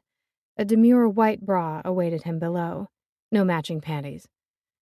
What with the necessary post-conjugal sleep-in this morning, I just hadn't been that organized. Speaking of which, who did you get to do all this? Lady at the front desk was happy to help. That's nice. The thing about consorting with giants, they had a habit of just putting you where they liked. Joe grabbed my hips and lifted me onto the bathroom counter, pulling off my booties and socks. "It's really beautiful," I said, reaching out to touch the petals of a rose. "Thank you." "Consider yourself wooed." "Got it." Then I was back standing on the floor, my jeans disappearing fast. Happily, he didn't appear to be disappointed by my lavender lace boy shorts. Hands down my bare back, in a distinctly proprietorial fashion. They certainly weren't shy. "Hey," he whispered, drawing me in against him. "What you said at lunch. I appreciated it, the way you stood up for me. Next time, though, let's not talk ever, even remotely, about sex in front of my parents, okay?" "Right, okay. That sounds fair enough." I checked out the waiting tub again, giving it side eyes, trying not to be nervous. It was clean and white and lovely. No blood or anything. Nothing to fear here. The past was gone. "What are you thinking?" he asked. "That I could do with some good memories in bathrooms." A grunt. Luckily for him, it sounded different than his father's. Joe's grunt had a vibe of understanding, as opposed to Stan's grumpiness and general dissatisfaction. I could deal with Joe's grunt just fine. "You going to tell me what that's about sometime?" he asked. "Sometime. Not now." I didn't want to ruin the mood he'd gone to so much effort to create. Instead, I reached up, pressing my lips against his. Once we started kissing, there could be nothing wrong. Joe's teeth, lips, and tongue made everything right. Usually, I didn't waste a lot of time with the preliminaries. With him, however, All of it was good and worthwhile. When his hand slid into my underwear, cupping my butt cheeks, encouraging me, all was wow. Standing before him almost naked, while he remained fully dressed, made the power dynamic shift into his capable hands. I'd given it over. The pterodactyls in my tummy were making their presence known again, overheating me, turning me into a weak-kneed fool. I don't know if it was due to our closer relationship or his talented dick. Both things probably made this thing with Joe take on so much more meaning than my usual slam, bam, thank you, man orgasm exchanges. The bath might not be so deep, but I'd still be out of my depth. Never mind. My swimming skills weren't so bad. And if they failed me, I was pretty damn sure Joe wouldn't. I know you're a little sore, he said, nuzzling my neck, my ear. Thought we could soak together. Aw, did you have a hard night last night, too? Like you wouldn't believe. His soft laughter was downright dirty, making a shiver run up my spine. Plus, I got this dream of you, bare-ass naked, wearing nothing but bubbles. Had to make that happen. A thrill ran right through me at his words. Goosebumps covered my arms. You been having dirty thoughts about me, Mr. Collins? Constantly. Since when? He looked away, a rosy kind of hue on his cheeks. No way. The man was blushing. Mixed with his wild, long, wavy hair and mountain man beard, it was such a surprise, pure delight. I'd rather not say, came the mumble from deep in his large, solid chest. I rested my chin on his chest, gazing up at him. Joe, tell me some of your non-PG rated thoughts, please. Brows scrunched up, he sighed and tucked my hair behind one of my ears. His breath warmed my neck, teeth tugging gently at my lobe. It tickled. Hey, I smiled. Talk. Little Miss fucking Sunshine. I'm not that original. His nose brushed the side of my face, lips teasing my neck. Mouth open ever so slightly, I waited. Fucking you in all sorts of ways. Different positions. A soft breath. Pretty much on every surface in this room, and in my truck, too. Licking you all over, eating your sweet pussy. That sounds nice. Yeah. His lips dragged along my jawline, hands pressing into me. How about if I wanted to play with this gorgeous tight ass?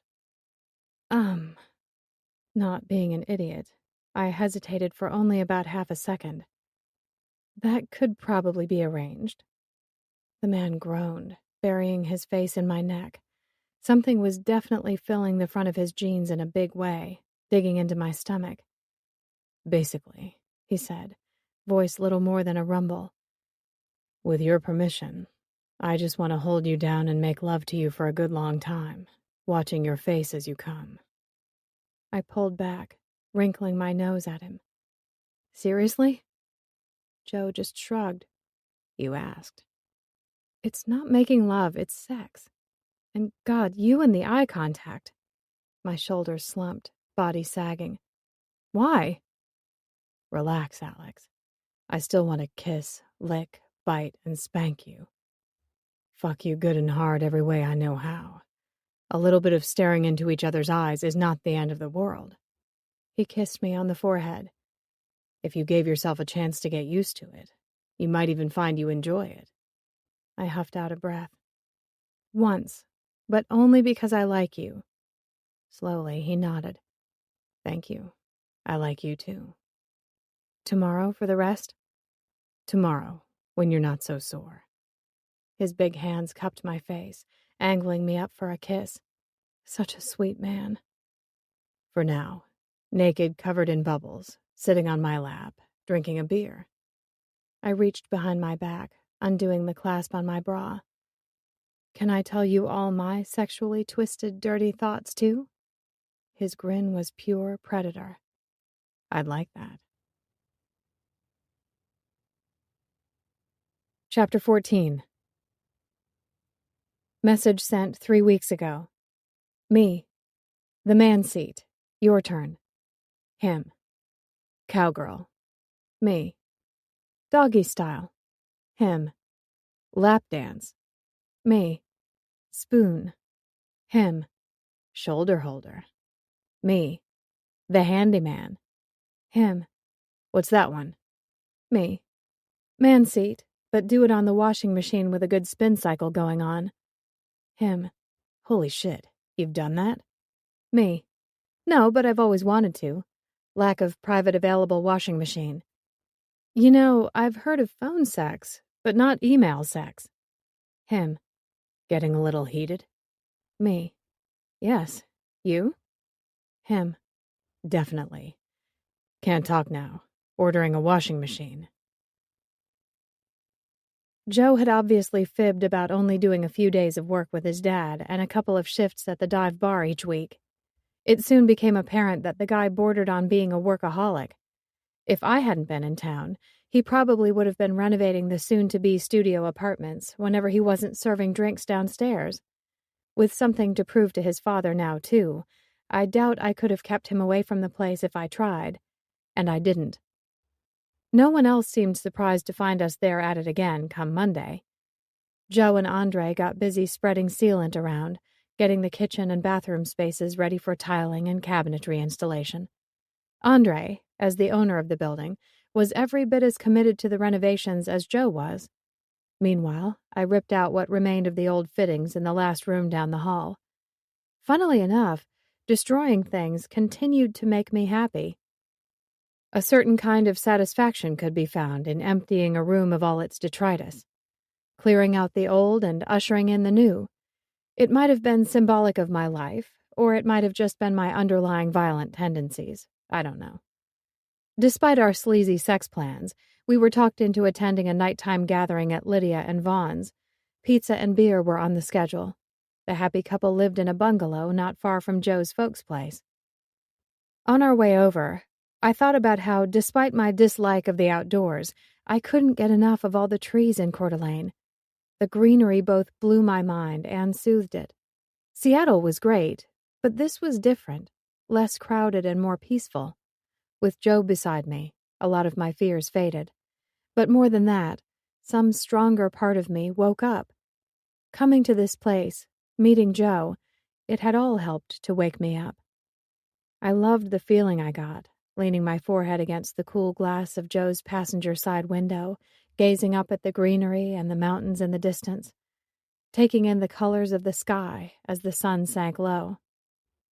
I'd been focused on being hidden, staying inside for so long. It was like I was looking out at the world for the first time in years, and the view was dazzling. Maybe my days of being a recluse were done. Lydia, the blonde bombshell, opened the door and welcomed us with, "Boys are out back at the fire pit, girls inside." "It's tradition," explained Joe, giving the nape of my neck a gentle squeeze before ambling off to be with his bros. Oh.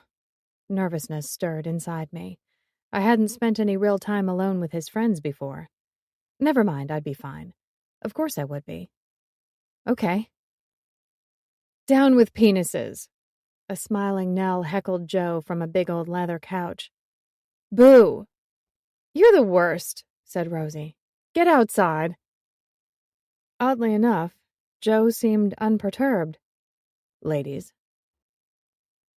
"Let's get you a drink," said Lydia with a light touch on my elbow. I followed her through the open-style lounge and dining room, into the kitchen area, just as Joe slipped out the door.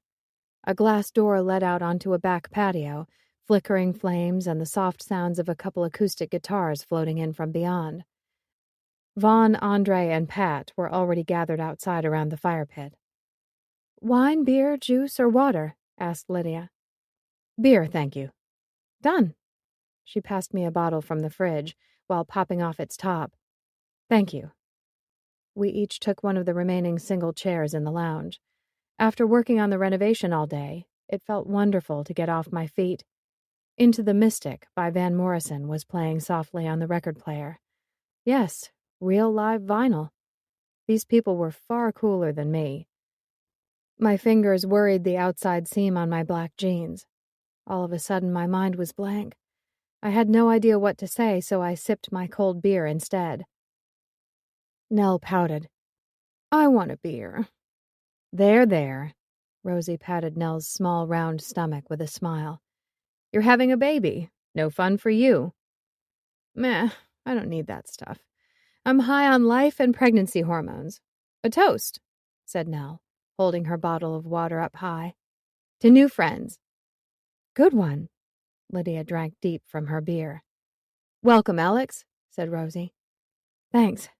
I followed her good example. Nothing like cold craft beer to soothe a throat weary from shouting. Is the bar closed tonight? No, said Nell. Eric, Boyd, Kurt, and Taka are on duty tonight. We need nights off now and then, said Lydia, curling her feet up underneath her. Sanity breaks, Rosie smiled. She was a beautiful, dark-skinned woman with a head full of curls that I would have died for. Mine fell straight and boring. With Nell's coppery-colored hair, freckles, and colorful old-style tattoos, the two women were a gorgeous sight to behold. Lazy me, I'd just chucked on jeans and a long-sleeve t-shirt. I should have made more of an effort. These were Joe's friends. I wanted them to think well of me. Speaking of breasts, said Nell. We were speaking of breasts? Asked Lydia. We are now. Mine are driving me nuts, moaned Nell, eyeing her impressive set. The white chef's coat was of course gone tonight, leaving a body-hugging green woolen dress. Ever since the tit fairy visited, I feel like I'm going to lose my balance and fall on my face. Accidentally gouge someone's eye out with an escaped nipple or something. I don't even have anyone to appreciate them. With a smile, Rosie wrapped her arm around the woman's shoulders, giving her a quick squeeze. I think your tits are great. Oh, thanks, said Nell, with a certain sadness in her eyes. At any rate, I can't wait to return to normal after I finish feeding the baby. You might never go back to normal, said Rosie, stopping to wet her throat with a sip of white wine. I used to be a B at best, but I've never gotten back below a C. One of my friends is still a double D 8 years later.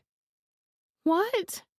With a soft wail, Nell inspected her breasts and baby bulge.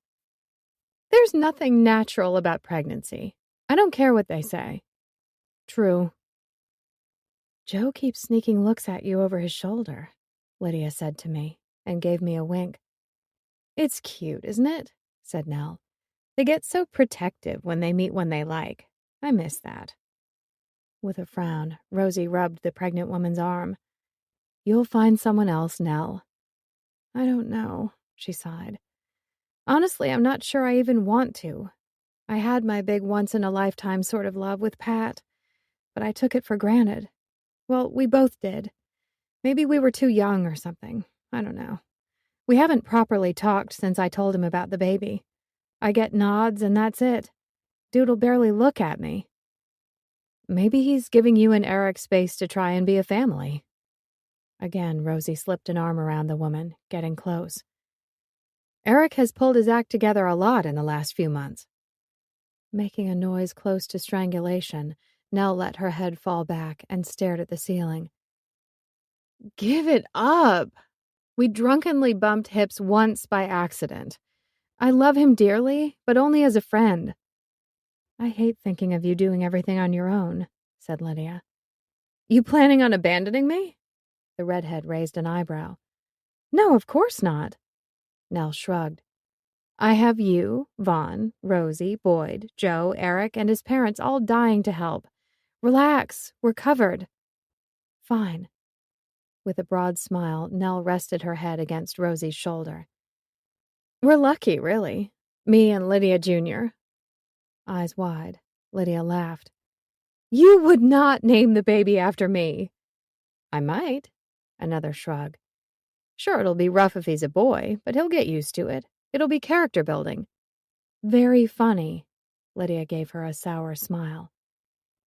She won't even give us a hint about what she's thinking about for a name, said Rosie, tipping back her glass of wine and taking another mouthful. Hell no, said Nell. You can all know after the fact. Then everyone just has to suck it up and accept it. Tell people beforehand and everyone puts their 2 cents in. I'm not having people go, oh, I guess that's a nice enough name. For a serial killer. We would never say that. Brows high, Lydia seemed almost insulted. Vaughn would. Yes, well, your brother's an idiot. You're in love with him, Nell pointed out. I'm an idiot too. Have you not noticed? Rosie and I chuckled as I eased back into my chair. Praise the Lord, I was actually relaxing around strangers. Valerie would be so proud if she could see me socializing like a normal person. Take that, anxiety. The world could be so noisy and full of static. It was easy to get lost and confused, but maybe dealing with it was just a matter of practice. So, Alex, tell us all about yourself, ordered Nell. Yeah, Lydia piped in. What are your friends at home like? What do you do for a living? And what's the deal with you and Joe? Rosie waggled her eyebrows. Crap. 3 sets of eyes focused on me, waiting. Doubt didn't creep back in. It fucking moonwalked onto the stage. My mind was an empty corridor, lined with locked doors. Behind those doors were all the different things I could say. Torture, thy name is polite conversation with strangers. No, fuck this. I was queen of my own fate. There'd be no letting Joe down. Not tonight. I swallowed hard, wetting my Arizona dry mouth. Well, I'm a graphic designer, I began. They all smiled, nodded, encouraging me to go on. I could do this. Rain had started falling when we decided to drive back to the hotel.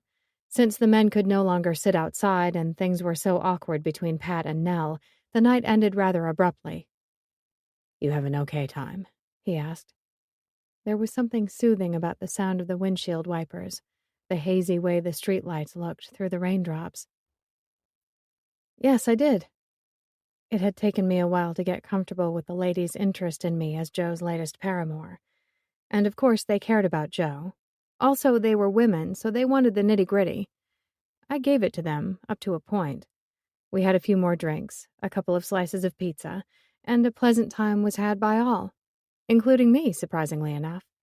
Sharing yourself with people, the right people, felt good. To make new friends also felt good. Maybe there was something to this saying yes business after all. They were nice. Good, he smiled. Actually, they were better than nice, I continued. They were cool as hell. A pause. I said I'd tell you about my issue with bathrooms. Fingers fidgeted in my lap. Maybe this was my night for sharing, for getting it all out there. Miraculously enough, I'd shared with the women and lived to tell the tale. This was bigger, but it needed to get out of me. Courage would be required, but I'd already indulged in a little Dutch courage back at the party. It would have to be enough. If you want to know. Side eyes. It's not pretty, I warned. I feel like I want to share it with you, though. I'd like to know. I licked my lips, nodded. Val and I have been tight since we were kids. You know that. I talked about it in my emails. She had a sex change after high school. It's not my story to tell, so I don't normally talk about it with others. But if I'm going to tell you about this, okay. We went to a pretty conservative school. Queer kids were given a hard time. Way worse than any of the crap I copped for just being awkward and generally uncool. I shoved my hands beneath my thighs to still them. When Val was Vince, it was pretty obvious he was into guys. And why should he have to hide it, right? Back and forth went the windshield wipers. Anyway, some testosterone-fueled bastards decided to hurt him, I said, keeping my voice nice and calm, trying to distance myself from the images inside my head. It didn't work. People can be so cruel, thoughtless, clueless about consequences, especially kids. They ganged up on him, beat him up in the boys' bathroom. Fuck, muttered Joe. Black eye, busted lip, bruised ribs. He was a mess. His grip tightened on the wheel. Assholes. Yeah. I gave him a ghost of a smile. Stupid. This was nothing to smile about. Val's parents were pretty useless, not really present. He got along better with mine. I convinced him to stay at my house that night. so I could look after him, try and cheer him up. We watched movies, ate popcorn, and kept putting ice on his face to keep the swelling down. Once my parents went to bed, I raided their liquor cabinet, and we did a couple of shots each. Medicinal, you know. Joe just looked at me. Val seemed to be doing okay as someone who'd been through something as horrible as that could be. He said he was going to the bathroom. God, you should have seen the way he moved. It looked so painful. I've never wanted to kill anyone as much as I did those assholes. For a moment, I just breathed. Val had been gone a while, and I got worried. The bathroom door was closed but not locked. I turned to Joe, all of the same old thoughts and questions cluttering up my mind. I figured maybe he was crying, needed some time to himself or something. But that wasn't it. He was lying unconscious in the bath, blood everywhere. One wrist had been cut lengthwise, deep. But I guess he couldn't quite manage the other. That's what saved him. Well, that and the ambulance came quickly. Fortunately. I just held his wrists together, screaming for Mom. You saved him, he said quietly. Slowly, I shook my head. It should never have happened. I should have known he was on the edge, should have seen something. How? He asked. You got mind-reading skills I don't know about? I snorted. It was better than crying. Anyway, we stayed at the hospital until they had him stabilized. Then Mom made me go home. There was a lot of blood on me, and it was all still in the bathroom, too, so I cleaned it. Didn't seem right to leave that to my parents. Christ. Yeah, it sucked, I said. Never thought about it before. Who deals with the blood? Apparently there are specialty cleaning companies who can help get it out of carpet and stuff. What a crappy job that must be. I hope they get paid really well. We pulled up outside the hotel, and Joe turned off the engine. The sound of the rain pounded through the silence loud and clear. I'm sorry that happened to your friend, he said. And to you. Thankfully, Valerie survived. She's good now, happy. Has a boyfriend who thinks she's Christmas. And you? He asked, reaching for my hand. I pulled it out from under my leg, meshing his fingers with mine. I'm learning not to hate people. It's a gradual process. Don't think you hate them. I think you're more scared of them. He placed a kiss on the back of my hand, holding my skin against his lips. After what happened, I can see why. Outside, the rain kept falling from the night sky. The world kept turning, regardless of people living or dying. That's the story, I said. Thank you for trusting me with it. Did you still want to come inside? I was not holding my breath. That would be stupid. And yet, after letting all of it out, the story of Val, I could really do with some company, especially his. Still holding my hand, he tucked a strand of hair back behind his ear, getting it out of his face. Yes, but prepare yourself. There's going to be a lot of cuddling tonight. Ew. I scrunched up my nose at him. I know. But you're going to have to be brave and put up with it. Quietly, I laughed. I think I can do that. Chapter 15. Message sent 2 weeks ago. Me. I'm having a shit-tastic time right now. Work stress, blah, blah, blah. Tell me something good. Him. I've been thinking about you all day. Looking forward to hearing from you. Also, whatever it is stressing you out, you can handle it. You're the most badass chick I know. Me. Thank you. I needed that. XX. Joe, I thought you said we were going to cuddle. We are cuddling.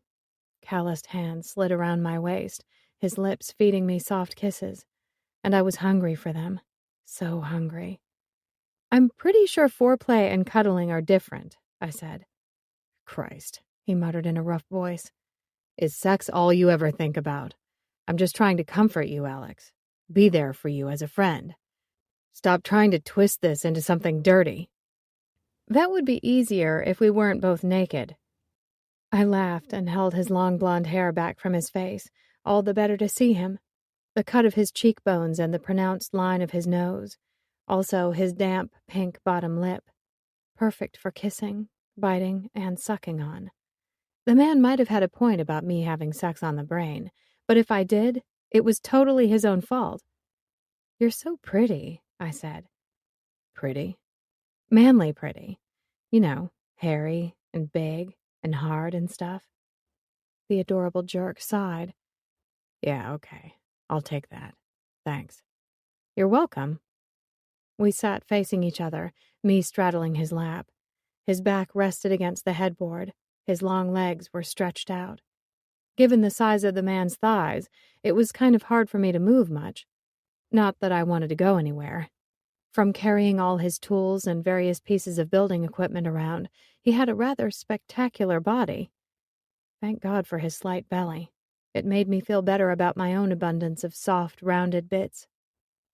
In bed, there was an edge to Joe that worked for me like crazy. New life plan: never let Joe leave the bed.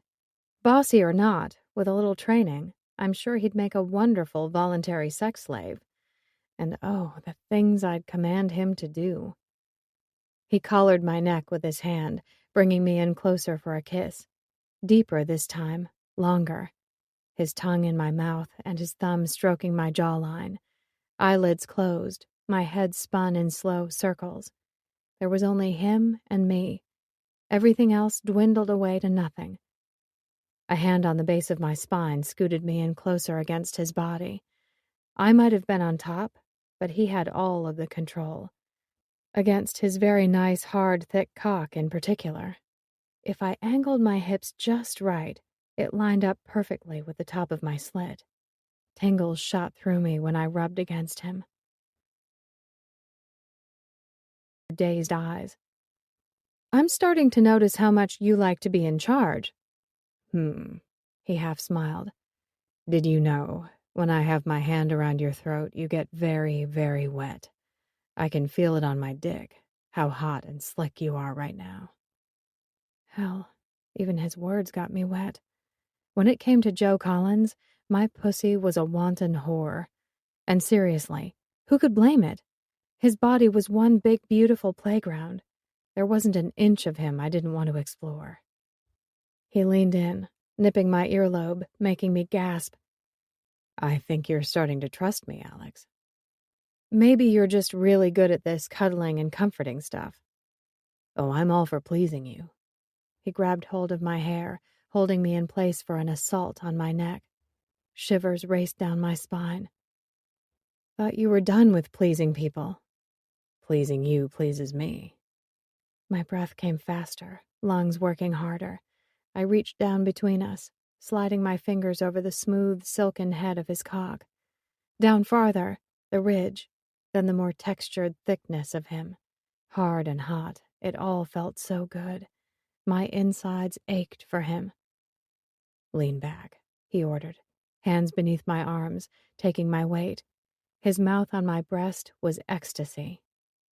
Lips sucking, tongue licking, teeth biting.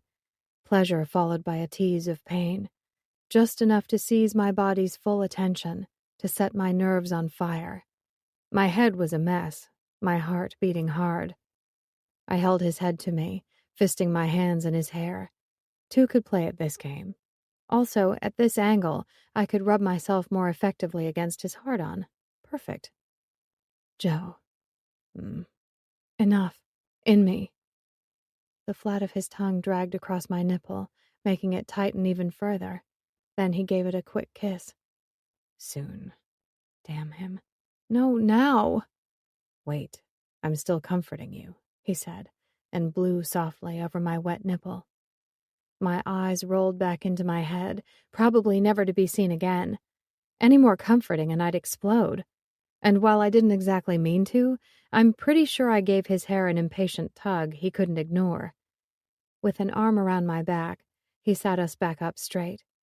His other hand was busy reaching for a condom. Finally.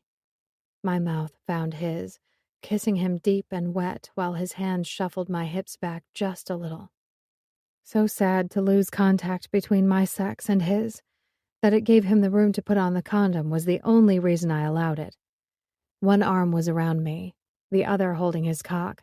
Our lips were close, but not touching. Some of the terrible eye-gazing going on. Yet for some reason I couldn't look away.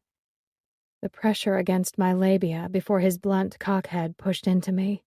The feel of him opening me, filling me. However I'd made such things meaningless sex aerobics before, it wasn't happening. Not with Joe. Right then, I didn't have it in me to worry.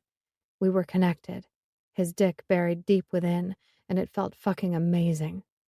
He was right. I didn't just want him. I trusted him. And the feelings, the emotions stirring inside of me were building by the minute. With my hands around his shoulders, my body wrapped up tight in his embrace, I rocked against him. The thick length of his cock sliding in and out of me, making me lose my mind. My nails sunk into the strong planes of his back as I fought for self-control. But each time he plunged back into me before drawing slowly out again felt too good. Everything low in me tensed, electricity shooting through my veins. The smell of him, so familiar. The scent of us together filled the space. Sweat covered our skin, bodies sliding together faster. I gritted my teeth and worked harder, thigh muscles burning, my pussy dripping wet. The sounds of our harsh, heavy breathing was all I could hear. Fingers dug into my sides, his arms crushing me against him. It was a little violent and a lot wild. Loss of control didn't matter, though. Not with the way my blood was racing through me, superheated and overcharged. Joe growled and swore. Our motion was frenzied, like he was making a place for himself in me permanently. Every time he kept hitting something sweet inside of my sex. Energy rushed up my spine, all of me tightening, fighting to hit that pinnacle of bliss. I came gasping, grinding myself on him, coming hard enough to scream. All I knew was that my lungs and heart had exploded. My bones were set in place, wrapped permanently around him. He used my body to finish.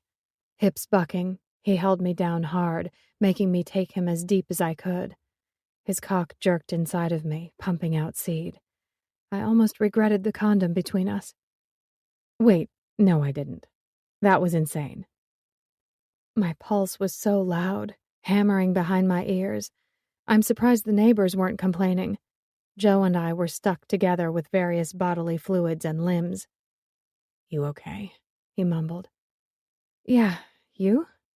A grunt. Seriously. What does that even mean? Means I don't really want to talk or move yet. He relaxed against the headboard, gently stroking my back despite his fine words.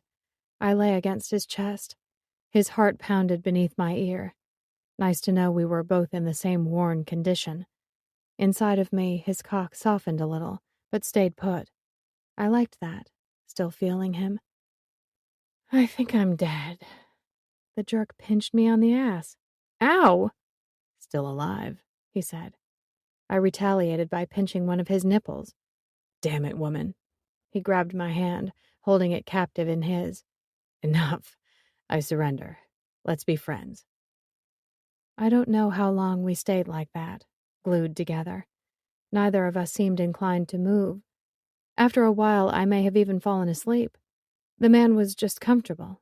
Plus, I was exhausted. Ever so gently, my hair was brushed back from my face. A finger traced the sensitive rim of my ear. Complicated, said the man. Had I been more awake, I'd have agreed. The next day, Joe was back to work at Dive Bar. I was again positioned at a corner table, working on my laptop. Yes, I could have worked in the quiet of my hotel room. Strangely enough, it turned out that people watching actually got my mind going, my creativity rocking and rolling. I kind of liked just being on the edge of things, watching. I never realized that I didn't have to be sucked into the thick of things, surrounded by people and constantly dealing with the frenzy of the big wide world. The fringes were fine too. And so was watching my mountain man hottie. Not that he was my hottie. And occasionally chatting with Nell or Rosie. It was nice. Everything had been quiet until Eric arrived just after the lunch rush. Come see, he called out from the front door, smile wide, practically buzzing with excitement. What? Joe paused mid-motion, a couple of beers in his hand for restocking the fridge. Everyone, he yelled. Eric disappeared back outside while we gave each other confused looks. Out of the kitchen lumbered Boyd, one of the cooks, along with Nell. Rosie and Taka were the waitstaff on duty. With a shrug and a frown, they headed out the door too. I hunched down in my sweater, shoving my hands into my back jeans pockets to keep warm. A cold wind was throwing autumn leaves around, the sky a clear blue, and parked at the curb was a shiny red muscle car with white racing stripes. 2008 Shelby GT 500, said Eric proudly. And I got it for a song, only 25 grand. Owner had just died and apparently his wife hated him. With a nod, Boyd turned and wandered back inside. Guess cars weren't his thing.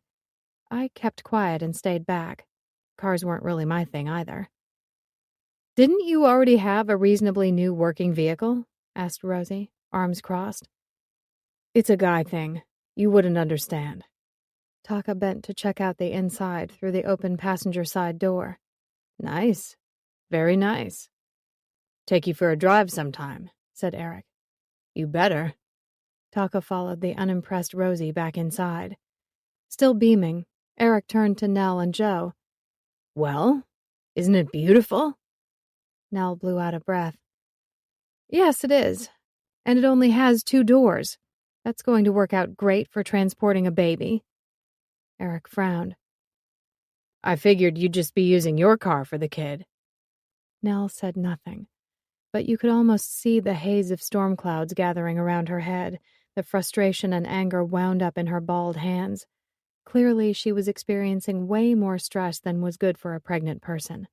She, too, went back inside. What the hell? Eric muttered, hands on hips, scowling after her. Joe just hung his head. Seriously? You too? Fuck me. Joe licked his lips, shook his head. Ever wonder why I don't worry about you repaying the money you owe me? Remember the loan you hit me up for when you wanted to buy into Dive Bar? Mouth shut, Eric stared at his brother.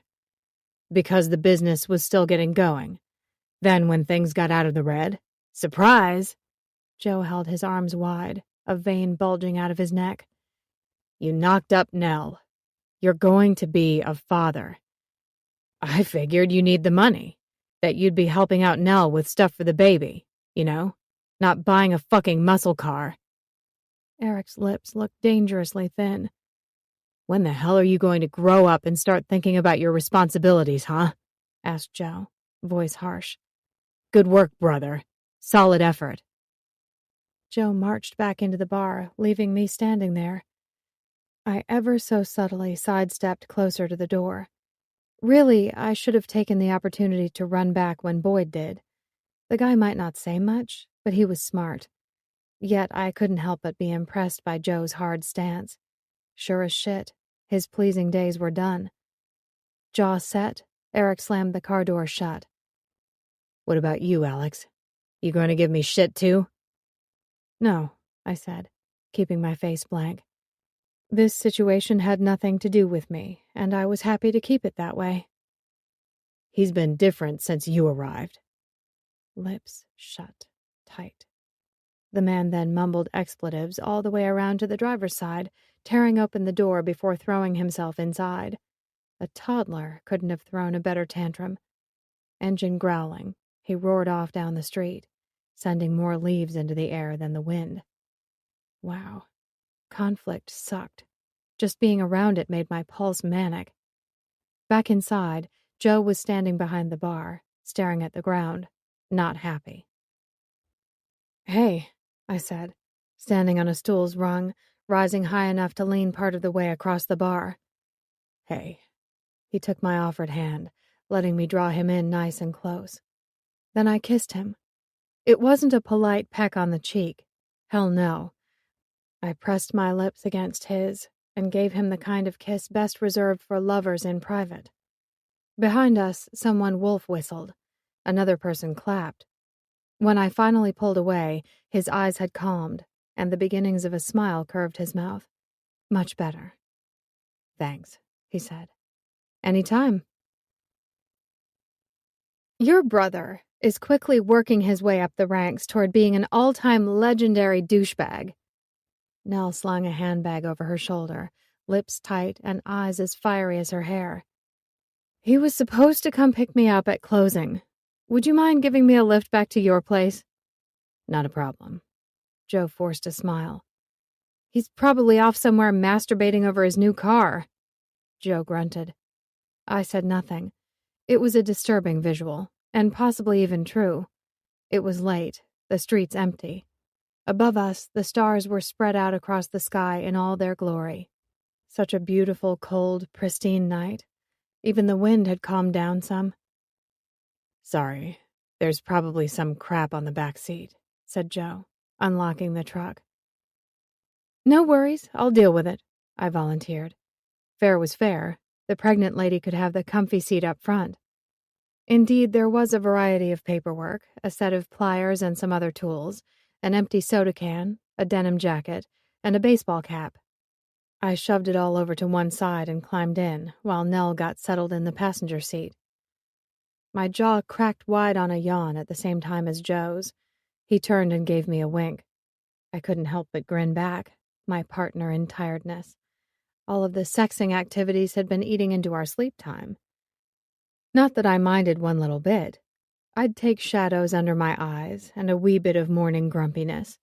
After all, that's why God invented concealer and caffeine. The clock had started counting down the time I had left in Coeur d'Alene. Decisions would eventually have to be made about our situation. We could date from afar, take turns visiting. I don't know. While it seemed a likely and even positive option, it filled my heart with dread. Even in this age of technology, long-distance relationships were hard, unlikely to succeed. The engine rumbled to life, wonderful hot air rushing out of the vents. As usual at this time of night, most of the houses lay quiet in the dark. We drove under the streetlights as some old Springsteen tune played on the radio. I couldn't wait to get back to the hotel, to have naked time with Joe, to get as close to him as physically possible and forget all about how I'd have to leave him soon. We'd only gone a couple of blocks when Joe slowed to a roll for a stop sign. After a brief pause, we were off again. From out of nowhere, an SUV smashed into the side of Joe's truck, wrenching us headlong sideways through the intersection. There'd been no headlights to warn us. Nothing.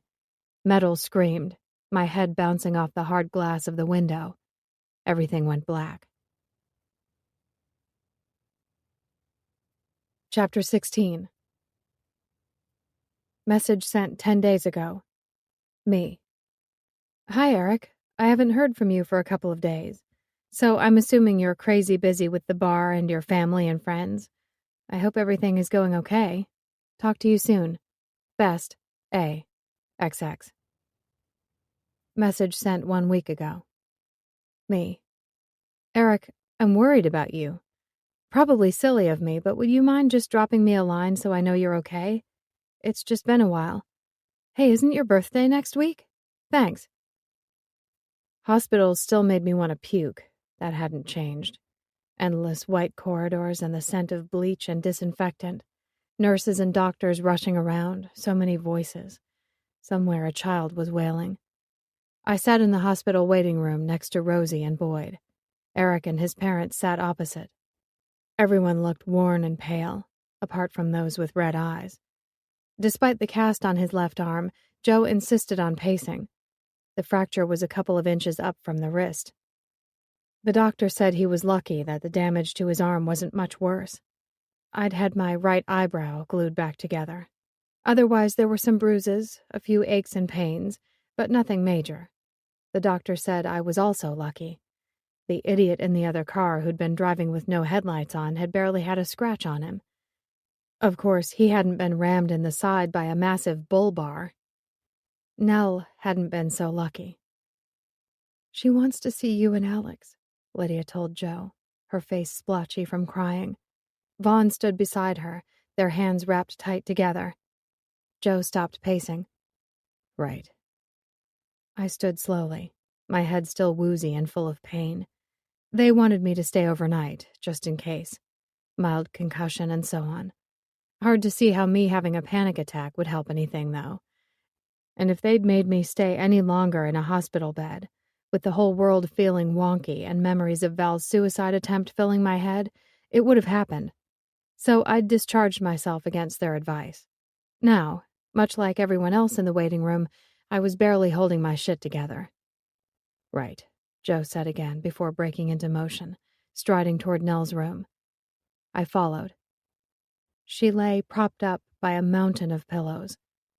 Aside from the bruising on the side of her face and her arm, her skin was paler than the dove-white sheets.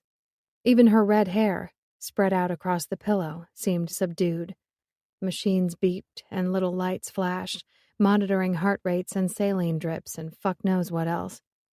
It was obvious, the pain she was enduring. My heart ached. Nothing about this was fair or okay.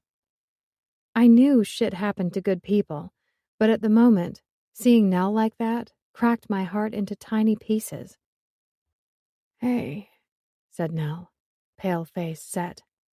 She got right to the heart of the matter. "It wasn't your fault, Joe."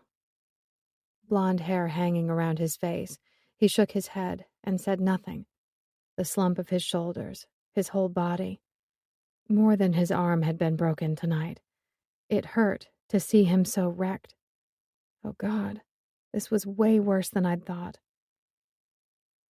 "Even if Eric had come and picked me up, that car still would have run the stop sign," said Nell. "I could still be in this bed." "I shouldn't have been driving." Joe gripped the back of his neck hard. "Knew I was tired. Didn't even see the car coming at us. What the fuck was I thinking?" "It's not your fault." I reached for his elbow, gave his shirt a tug. There was blood on it. From me or Nell, I didn't know. "Don't put that on yourself, Joe. Please." He didn't even look at me. "Listen to her," said Nell. Suddenly, we heard someone shouting down the hall. Then someone was stomping down the corridor, almost running. "Where is she? Where's Nell?" Pat strode into the room. Black hair, black clothes, face furious. I flinched, taking a step back to stand by the end of the bed. Behind him, Eric hovered, waiting. On the bed, however, Nell's face crumbled, all bravery gone. "Patrick," she said, tears streaming down her cheeks. "I lost my baby." "Shit," he muttered, rushing to her side. His arms gently and slowly surrounded her, holding her to him like a precious thing. White-knuckled, her hands clung to his shirt. "I'm sorry." He lay his cheek against her hair. "So fucking sorry, Nell, my beautiful girl. I should have been there. Should never have left." The sound of Nell's sobbing filled the room, all of her agony set free. Joe turned, blinking rapidly. I did the same, throat tight and raw. Without a word, we left, giving them their privacy. It all still felt like waking from a nightmare, the world hostile and strange, and my body shaking. At least she had Pat now. "Wasn't sure if I should call him," said Eric in a quiet voice as we returned to the waiting room. "You did the right thing." Vaughn reached out a hand, squeezed his shoulder. "I'm sorry about the baby, Eric." Dazed, he nodded and sat back down next to his mom. She immediately took his hand, clasping it between both of hers. Stan sat rigid, face almost confused. Guess it was too much emotion to handle, too many people. His sons were hurting, and he did nothing. To be so locked down couldn't be easy. Did he feel like a failure of a father, or did he feel nothing at all? I sat, staring up at the fluorescent lights marching across the ceiling in such neat lines. One half of my face throbbed. Also, there may or may not have been a steel spike shoved through my brain. I'd never had a headache like this. "Alex?" Someone spoke in front of me. Slowly, gradually, Rosie's face swam into view.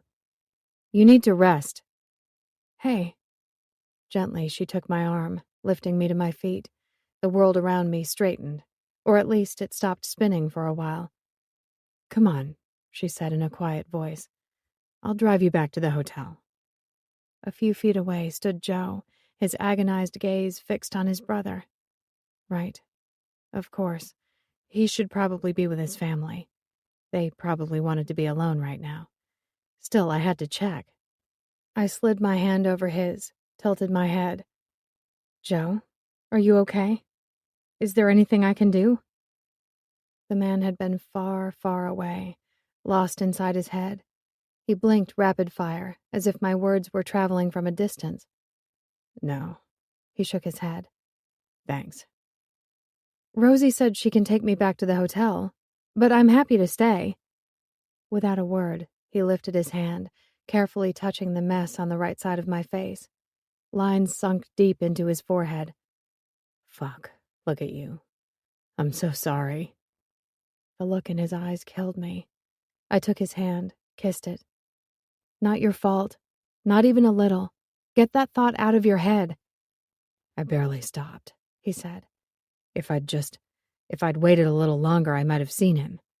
"You stopped. You did the right thing. He was the one driving in the dark with no goddamn lights on." Joe just shook his head. "I'm going to stay," I said to Rosie, giving her a brief smile. Christ, even that hurt. "No, go," said Joe. Then he shoved his hands under his arms, out of reach. "You should go." I just looked at him. "It's okay," said Joe.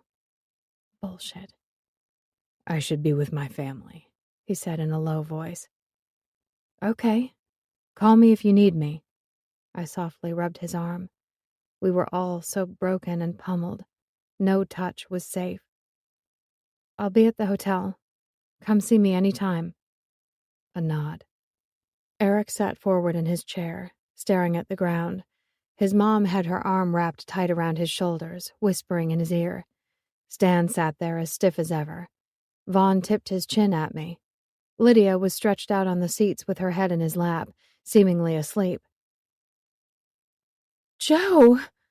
A blonde strode toward us, a collection of silver bracelets clinking on her wrists, long skirts swishing about her ankles. Guess she was some sort of a relative, or a friend I hadn't met yet. God, she was a boho queen. Her features were a little sharp, but her hair was long and flowy, and either she hadn't noticed his bruises, or she didn't care, and threw herself at him.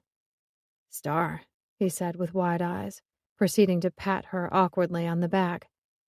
"What are you doing here?" "I hit the road as soon as I got Eric's message." Stretching up on tippy toes, she pressed her lips to his. Not family, and certainly not just friends. My stomach dropped straight through the floor. What the ever-loving fuck? Joe turned his face away, breaking the kiss. Then he looked to his brother. "She's Nell's best friend, and you're, Eric just shrugged. I figured she should know." "Okay." "Sweetie," she sighed. "Oh, Joe, what happened?" "Car crash," he said bluntly, still eyeing her like she'd appeared from another planet. "Pat's in with Nell now. We're giving them some privacy. Where the hell have you even been?" At that, she inched back just a little. "Arizona, mostly. You know how I love the heat." "Right." "But I was only in Montana when I heard, so—" Joe said nothing.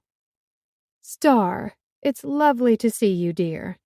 Joe's mom opened her arms to the woman. Christ, the woman was being greeted like long-lost family.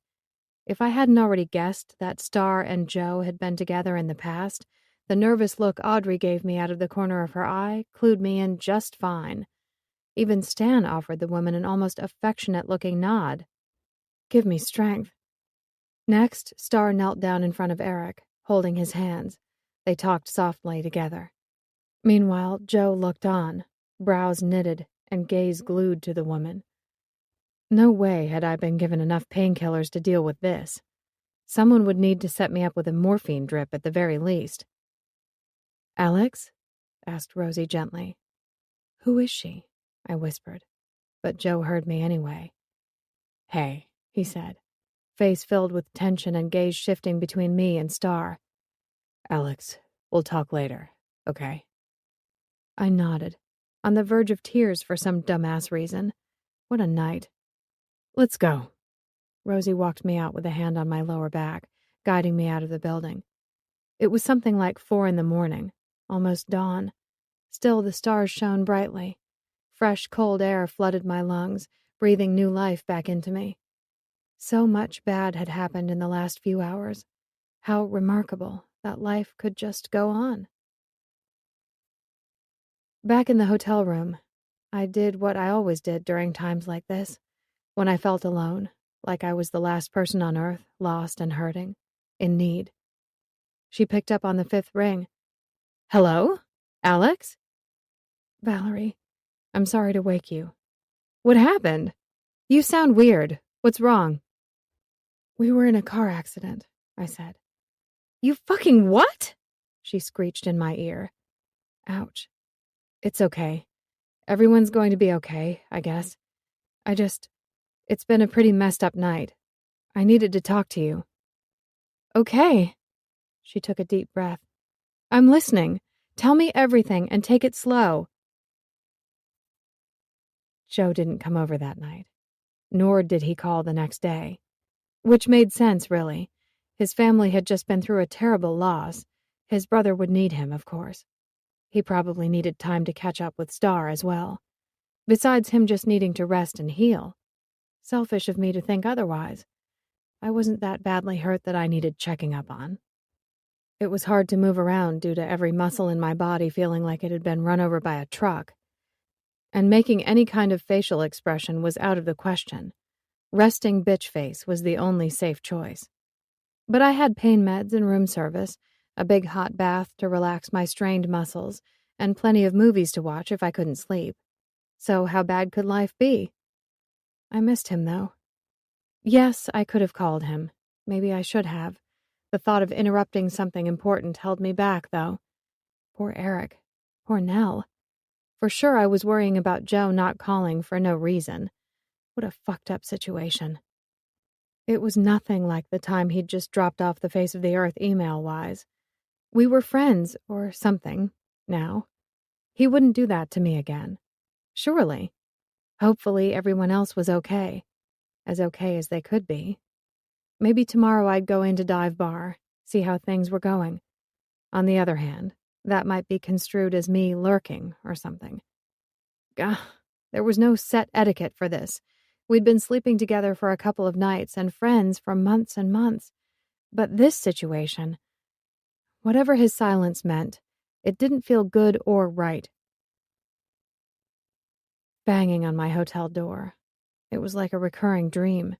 I'd been fast asleep, way off in La La Land at only 8 o'clock at night. I switched on the light and hobbled over to the door, hurting but excited because finally he was here.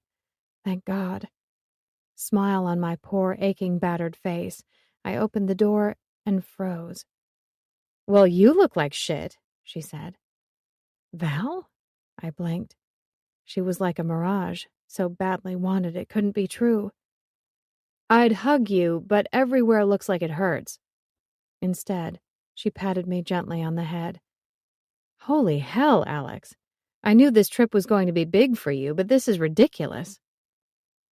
Tell me about it, I groaned, stepping back. Come in. I'm glad you're here. Me too. Go lie down before you fall down. With a full-size suitcase in tow, she made her entrance. Her makeup was natural-looking, and not a strand of her dark ponytail was out of place. There wasn't a single wrinkle on her classic black pantsuit, nor a spot of dirt on her patent heels. Valerie always had more style in her perfectly manicured pinky toe than I did in my entire body, and her loyalty knew no bounds. The last few days had been so crazy. It was comforting to know some things never change. So, here we are in the wilds of northern Idaho. She collapsed into the armchair, watching me climb slowly back into bed. Indeed. I tried to get comfortable, closing my eyes against the light. Do you need me to get you anything? No, thanks. A pause. What are you going to do about the beast man? She asked quietly. A stupid urge to burst into tears came over me, eyes itching and nose leaking. No, absolutely not. Everything hurt, and I missed him. Basically, I was being a big baby, but I drew the line at tears. If my voice wavered a little, there wasn't much I could do about that. I don't know. How do you feel about him? Good question. Needy, pathetic, confused. Oh, man. Maybe we should head back to Seattle, give him some space. He's got so much happening right now. Is this you running away? I gave her question a lot of thought, or as much as possible, given the dull thumping going on in my head. I don't think so. Shit, I want to do the right thing by him, but I have no idea what that is. Guess you better ask him. Yeah. A long sigh from her. Go back to sleep. Tomorrow we'll fix your face and your life, in that order. I snorted, gently. It was good to have friends. Chapter 17. Sadly, only so much of your life can be fixed with a makeover. Val and I went to breakfast at one of the cafes down the street. Care of her mad skills, my bruises were covered, and my hair cunningly styled to hide the stitches. Much less Frankenstein than the day before. After much discussion, the decision had been reached. I would call Joe. The only question that remained was when. Now, said Val, voice strong, as we stood in the lobby of the hotel after breakfast. What if he's sleeping in, recuperating? I punched my floor number in the elevator. In a couple of hours would be better. You're just delaying. I know all about you, chicken shit lady. That's harsh, but true. Unable to deny it, I shrugged. The elevator pinged, the doors slid open, and I found myself staring at the man of my dreams, literally. My subconscious had been worrying over the subject of him all night. Joe.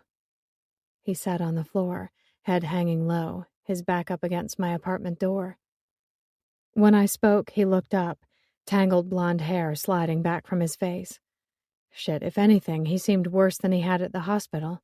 He looked diminished, like this whole experience had taken from him. Worry bowed his shoulders, sorrow filled his eyes. Hey, I stepped forward, Val at my side. Hey, he said. Moving in slow motion, he climbed to his feet. It's good to see you. How are you feeling? How's your arm? He waved the cast in my general direction. Silence. I just stared at him, soaking up the sight. It's so good to see you. Beside me, a throat cleared. Hi, I'm Val. Val. Joe gave her a flicker of a smile. Hi, nice to meet you. Good to meet you too, and I'm going now, she announced, pushing the button for the elevator. It hadn't gone anywhere. The doors slid straight open and Val disappeared without another word. Joe and I were left alone. Funny thing about hotels, they're one of those in-between places. People are always coming and going, but no one lives there. Hallways especially seem to be both haunted by the memories of past guests and waiting for new travelers to pass through. So quiet and still, filled with the invisible eyes of security cameras, they've always freaked me out a little. But the way Joe watched me out of the corner of his eye, like I might attack, like he maybe didn't want to be looking at me but couldn't resist, was far worse. Let's talk in your room, he said. I nodded, dread weighing down my every move. Goodbye had a feeling, a scent, and Joe was covered in the shit. My moves were mechanical, emotional armor doing its best to keep me covered. Open door, go inside, wait for him to also enter, close door, and face him as best I could. Don't cry, because crying wouldn't help. I looked at him, and he looked at me, and neither of us said a thing. Then he moved. A hand slid over the nape of my neck, and his mouth covered mine, tongues sliding against each other, teeth knocking. The cast on his arm pressed against my lower back, holding me to him. Heaven. Nirvana. All of these things. I clung to him, tears of relief flowing down my face. We were okay. We were fine. Sex could fix anything, and I needed him so bad it hurt. Whatever it took, I'd do it for him. I wanted to kiss and stroke every inch of his big body, show him how much he meant to me, every way I knew how. Not let him leave this room until we'd started to heal him, to put him back together again. His good hand slid under my dress, feeling up my ass, giving it a squeeze. What a time to be wearing tights. Blue with scattered purple dots even. I'd been in need of something loud and happy. Get them off, he growled. Yes. I kicked off my boots and dragged down both the tights and the Little Miss Fucking Sunshine underwear. Joe's smile was all sharp teeth. My heart galloped. On the end of the bed, legs spread, he said. I backed up the necessary few steps, then sat on the mattress. Joe sunk to his knees. Guess we were doing oral. Everything inside of me tumbled and turned. Not particularly gently, he pushed up my denim skirt. Bruises? Sore muscles? Didn't feel a one. Nothing but pure excitement going on here. Heels on the edge of the mattress. Yes, sir, I grinned. He groaned and nipped at my inner thigh. Been needing to eat you. The things he said. Everything between my hips tightened. I was most definitely good and wet. You should definitely follow your instincts, I said. They're right on. Without further ado, he dragged his tongue up the length of my slit, making my back arch. Strong arms circled my thighs, cast and hand resting on my belly. And that beard. Christ, did he know how to use it. Soft, wiry bristles tickled and teased while his mouth went to work. As with everything Joe did, he did it damn well. Complete concentration, absolute dedication. He suckled the lips of my labia before slipping his tongue between them to get at the tender flesh below. The man treated my sex like a smorgasbord. He could not get enough. Fingers spread me open and he lapped at and all around my clit, making me squirm. Fucking good. He was so fucking good and he'd barely gotten started. Up and down he dragged his tongue, setting me alight. Every nerve ending in me was giving him its complete attention. My toes curled when he flicked his tongue back and forth across me. The sheet fisted in my hands. I held on as if gravity might give way. For sure, my mind had been flung into outer space. Kissing and licking, he left no part of me unloved. A wet thumb pad slid around and around, teasing my back entrance, opening me just a little. It all felt so incredibly good while his arm in its cast, laid across my stomach, held me down. The man ground his face against me, making me pant, before flicking his tongue over and around my clit. If the man didn't suck on it soon, I might just have to kill him. Joe. Please, I begged, pushing my pussy into his face. His hot mouth covered the top of my sex, and I died just a little. To feel his lips drawing on me, suckling that tight bundle of nerves. Absolute pleasure surged through me, racing up my spine, making every nerve in me riot. I came and came as he kept at me, drawing it out. Even when it got to be too much, his hold stayed strong. The man was relentless. I choked out a cry, every hair standing on end. I couldn't stop shaking, muscles jumping and my sex tight.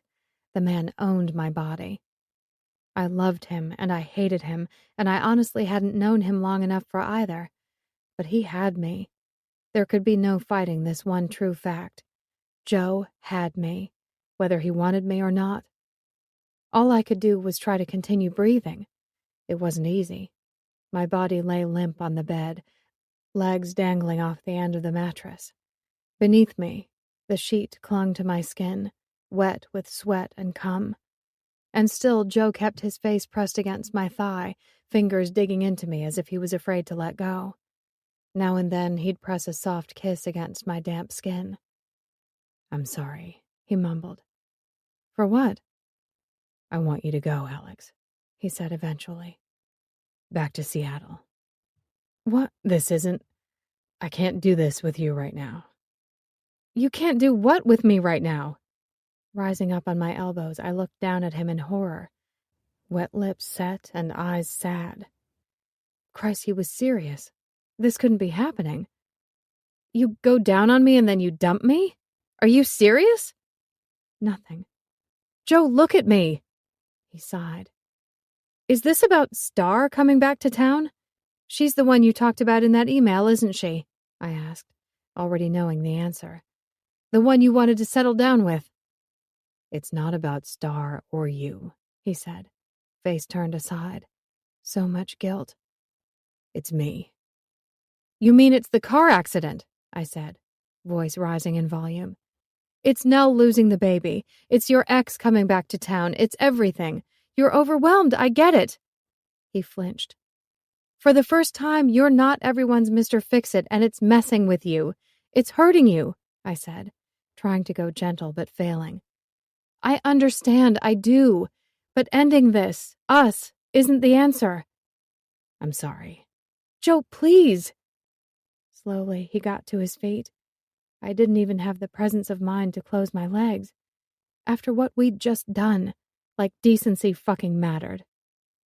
Too many emotions warred inside of me. I didn't know who to give the microphone to, anger and frustration or love and understanding. They all had a hell of a lot to say. I'm sorry, he said again, as if that fixed anything. Then he opened the door, walked through it, and pulled it closed, all without looking back at me once. He was gone. I'd walked out on a lot of men. I'd also been walked out on by a lot of men. This, however, was the first time it had ever mattered. If this was what it felt like to have your heart broken, it sucked. Chapter 18. Like hell. Chapter 19. Awkward didn't cover how it felt walking into Dive Bar the next day, having been dumped by one of their favorite sons. Val may have had to nudge me through the door when I stalled at the entrance. Bravery and I weren't well acquainted. Maybe I'd be in luck and discover he hadn't told anyone yet. Either way, I had to get an idea of where things stood. Mid-morning, the restaurant was quiet. Only a couple of people sat nursing coffee and cake. Despite my skulking, Lydia noticed me immediately. Hey. Her smile gentled, her eyes filled with empathy. Never had anyone looked quite so sad on my behalf. Lydia really was a sweetheart. How are you, Alex? So, everyone knew. Hi, Lydia, I'm fine, I said through a twitchy grin. This is my friend Valerie. Val lifted a hand in greeting. How is Nell? I asked. At this, Lydia's smile strengthened. She's at Pat's place. She'll be off for a couple of weeks at least. It looks like she and Pat are back together. Losing the baby is horrible, but it's nice that something good has come out of this. Yeah. Does that sound awful? It's hard to know what to say at times like this. She worried at her short black apron, turning to glance at Vaughn busily setting up behind the bar. And you and Joe were banged up pretty badly, too. No, it doesn't sound awful. And I'm on the mend. Val has concealer and knows how to use it, so... Good, that's good, she sighed. Eric took off. No one knows where to. Crap. No wonder Joe was stressed out and taking on everything himself. I looked around the room, as if I were seeing it for the last time. The dark brickwork, the mix of industrial and old style blending so beautifully. The man had made the place perfect, and yet avoided any of the credit. I took a deep breath. Is Joe here? Hesitation hit her, her eyes straying upward. Could I get a coffee? Val smiled, smoothly stepping in to distract her and earning herself another nomination for Best Friend of the Year. And Alex tells me you have the best brownies in town. You gotta hit me with one of those. Lydia laughed, letting herself be swept toward the counter. Meanwhile, I headed through the kitchen, toward the back of the building. The same route Joe and I had taken the infamous night of the red candles, heart-shaped pizza, and horrible music. Boyd and the kitchen kid were busy prepping for lunch. Neither paid me any attention. Out the back door and up the stairs I went. The pounding of a hammer echoed through the upstairs hallway. When it paused, exuberant swearing took its place. Joe stood in the last room, trying to beat a piece of pine into submission. Unfortunately, while his good hand had the hammer under control, his broken hand obviously made holding the wood in place impossible. I slipped in beside him, holding the beam steady. Neither of us said anything, but the tension radiating from him almost rattled my teeth. A moment later, the thudding of the hammer started up once again, the wood vibrating beneath my fingers. "What are you doing here?" he growled, tone low and fierce. "Helping?" Out of the corner of my eye, his chest rose and fell beneath an old Violent Femmes t-shirt. "I told you to go home." "I remember." "And?" "If you want to end it with me, that's your choice. I can't stop you. But that doesn't change the fact that we're still friends." I dared to look at his face. His eyes were distinctly unamused. Sucked to be him. "And a friend would stay and help, Joe." He shoved the hammer back into a loop on his tool belt and stared down at me, hands on his hips. "I don't need help." "Bullshit. What are we doing next?" "I'm serious."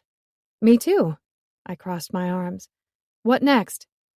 With another growl, he shoved his good hand through his hair, pushing it back off his face. My, but the man was agitated. Way cranky. Not so cute. "Would you like me to tie back your hair for you?" I asked. "Put it in a ponytail?" Teeth gritted. He leaned back against a wall. "Why are you doing this? We've got no future. Never did." "Okay." "I don't want you here." "Duly noted." He turned and kicked the wall, leaving an almighty hole. The man was going all out toddler tantrum. "Fuck, just go, why don't you?" "No." And yes, his continued rejection stung like a bitch, but this wasn't about me or my pain. "Rant all you like. I'm not doing that, Joe. I'm not leaving you to deal with this alone. Everyone here is hurt and grieving. They're either busy or they're gone. I don't see anyone having your back. And to me, that is unacceptable." Breath coming out hard and fast, he hung his head. "I'm staying. Deal with it." I dusted off my hands. "I'll go grab some more drywall so we can patch that hole." He didn't say anything, but then I didn't need him to. He'd stopped arguing, and that was enough. Due to his truck being smashed, Joe had Pat's smaller version of the same on loan. Guess Pat had his bike or Nell's hatchback if he needed to get the two of them around. Only problem was, Pat's truck wasn't an automatic. "You're not meant to be using your hand," I said, holding my palm out, waiting for the keys, after we'd finished work for the day. "I'll drive you." His forehead furrowed. "I'm fine with it." "If you don't rest it, the cast stays on longer," I said. "You heard the doctor. Given you're already ignoring him to a large extent, I think every other thing we can do to cut down on usage needs to count." The more time I'd spent with him today, the more I realized what an utter bitch it was to have 5 digits out of action, especially with him being an especially handy man and all. But also, Joe Collins was a big baby when it came to being sick and or damaged. He simply did not deal well with limitations.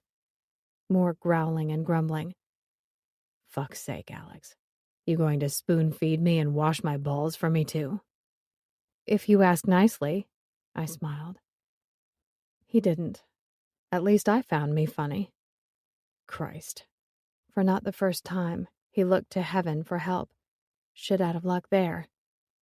Across the horizon, the sun was setting, the first star twinkling down over the mountains.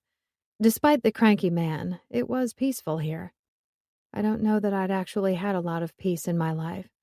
Plenty of drama and neurosis, but not much peace. Coeur d'Alene had a lot going for it.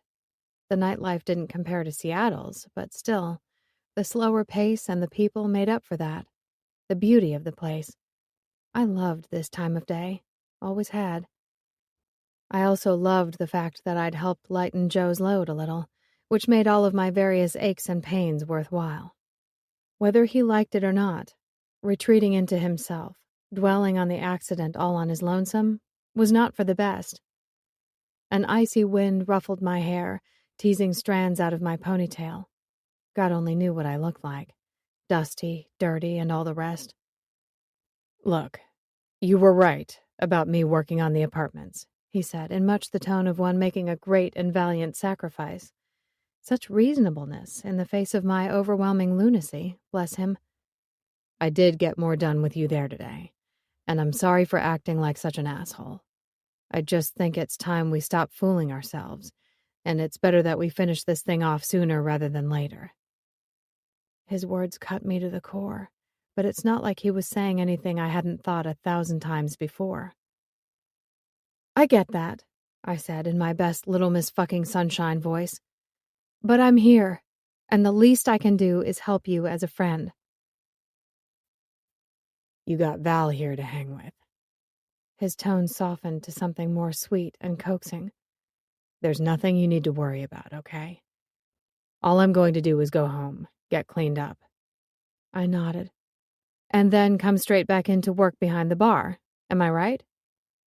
Oh, I was so right.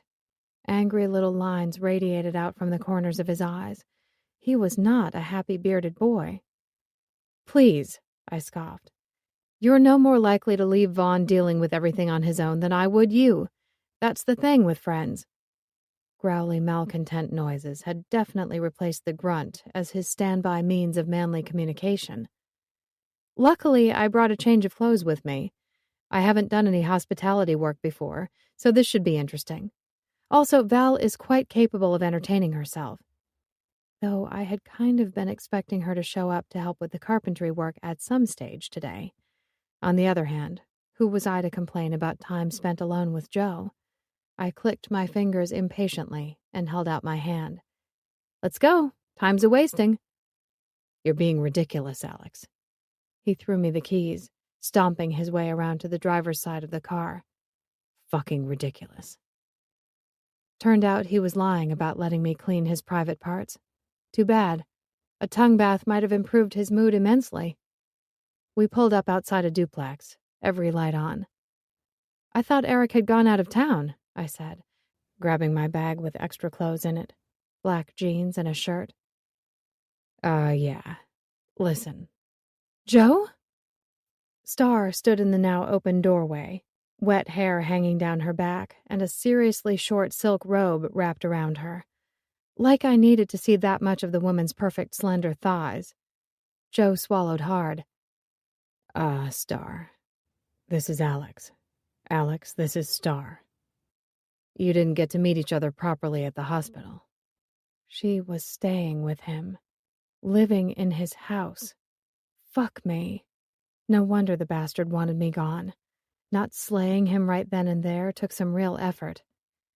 Hi. I put on my best smile, moving forward to shake her hand. Lovely to meet you. Hi. Star gave me a limp hand and a disgruntled once-over. She's using Eric's room while he's away, inserted Joe. How nice. Give you two a real chance to catch up. My cheeks hurt from smiling. That's great. Just great. How was your day, baby? The winsome smile she gave Joe as she felt up his cast almost made me puke. Let's not even go near her calling him baby. Fine. Thanks. Joe cleared his throat. Better get in the shower. They'll be needing me at the bar.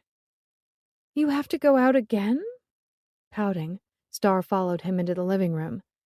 But I made dinner for us. I told you I'd be busy. Alex, make yourself at home. I won't be long. With all due haste, he grabbed some clean clothes and then locked himself in the bathroom. Goddamn coward. I plunked myself down on the couch, quietly steaming. Men. Had any species ever sucked quite so badly? Meanwhile, Star fussed around, giving me looks out of the corner of her eyes. You're a friend of Joe's, Alex? She asked. That's right. How nice. Isn't it? I worked the kinks out of my sore neck. I forgot you were in the crash too. She leaned her hip against the edge of a table. You poor thing. No wonder you're such a mess. I huffed out a laugh. I spent the day helping Joe. Building tends to make you messy. You're a carpenter? No, I'm a graphic designer, I said. I helped them with the layout for the apartments at the Bird Building. Slowly, she nodded. Yeah, he told me a little about those. So you're a business friend, and you're helping him with the construction work now? He's injured. He shouldn't be working at all. Someone has to. And that someone is you? Surely his father. Stan's arthritis makes it difficult to do much these days. Her head tilted to the side. How close are you and Joe? That's none of your business. Brows knitted. She stared me down.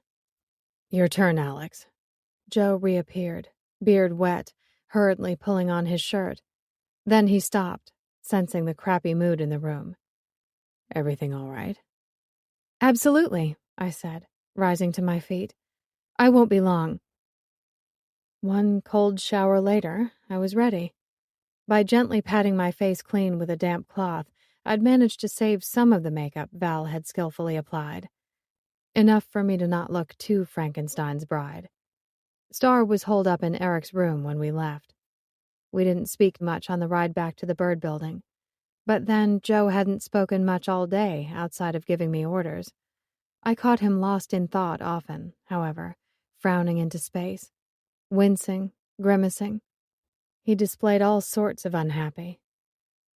I'd have suggested he talk to someone about it, but the man could barely handle me helping out. Plus there was the fact I'd never been a big believer in therapy. Also there was Star. His long-lost one true love, apparently. No, hiding from all of these problems and letting myself die a little on the inside made much more sense. I'd said I'd stick by him, and that's what I was going to do. I guess Pat had already been by to pick up Nell's things, because Joe's bedroom was all man. No sign of any incursion by Star whatsoever, thankfully. There'd been a big king bed with a dark green bedspread, an assortment of jeans, boots, and shirts filling a small built-in wardrobe, a couple of photos on the wall of the local area that I guess he'd taken. They were beautiful. I pulled into the first open space within walking distance of the bar. The continued absence of noise seemed too loud. Guess my nerves were just really on edge. There's nothing going on between me and Star, Joe said, startling me slightly. No? No. He exhaled loudly. I wanted you to know that. I nodded. Okay. She didn't have money for a room anywhere, so. Right. He scratched his head. Alex, I meant it when I said I can't deal with this, you and me, right now. I know you did. And God, did that hurt. I'm not going to put any pressure on you. I just want to help. Another heavy sigh. I hate that you were in the accident, too. I don't want you getting hurt anymore. I know, but I care about you, Joe. And for now, I'm staying. I pushed open the truck door. Let's go do this. The strangest sight met us when we walked into the restaurant. Valerie pouring drinks behind the bar. Someone had even thought to slap a dive bar t-shirt on her. As usual, the woman wore it well. Isn't that your friend? Asked Joe, scratching at his chin. Yeah. I tilted my head. The scene made no more sense. It did, however, explain what she'd been up to all day. I recall she briefly did a stint bartending when she was putting herself through the cosmetics course. How brief. And that'd be best not said. Let's go say hi. We wound our way through the tables, heading toward the bar. Oh my God, I said, with all necessary exaggeration. They'll let anyone work here. This is fantastic. I'm asking for a job. Yes, Val grinned. Do it. Then we can be bartending besties. Christ, mumbled the grumpy bear behind me. Has he been that happy all day? Asked Val. I shrugged. Pretty much.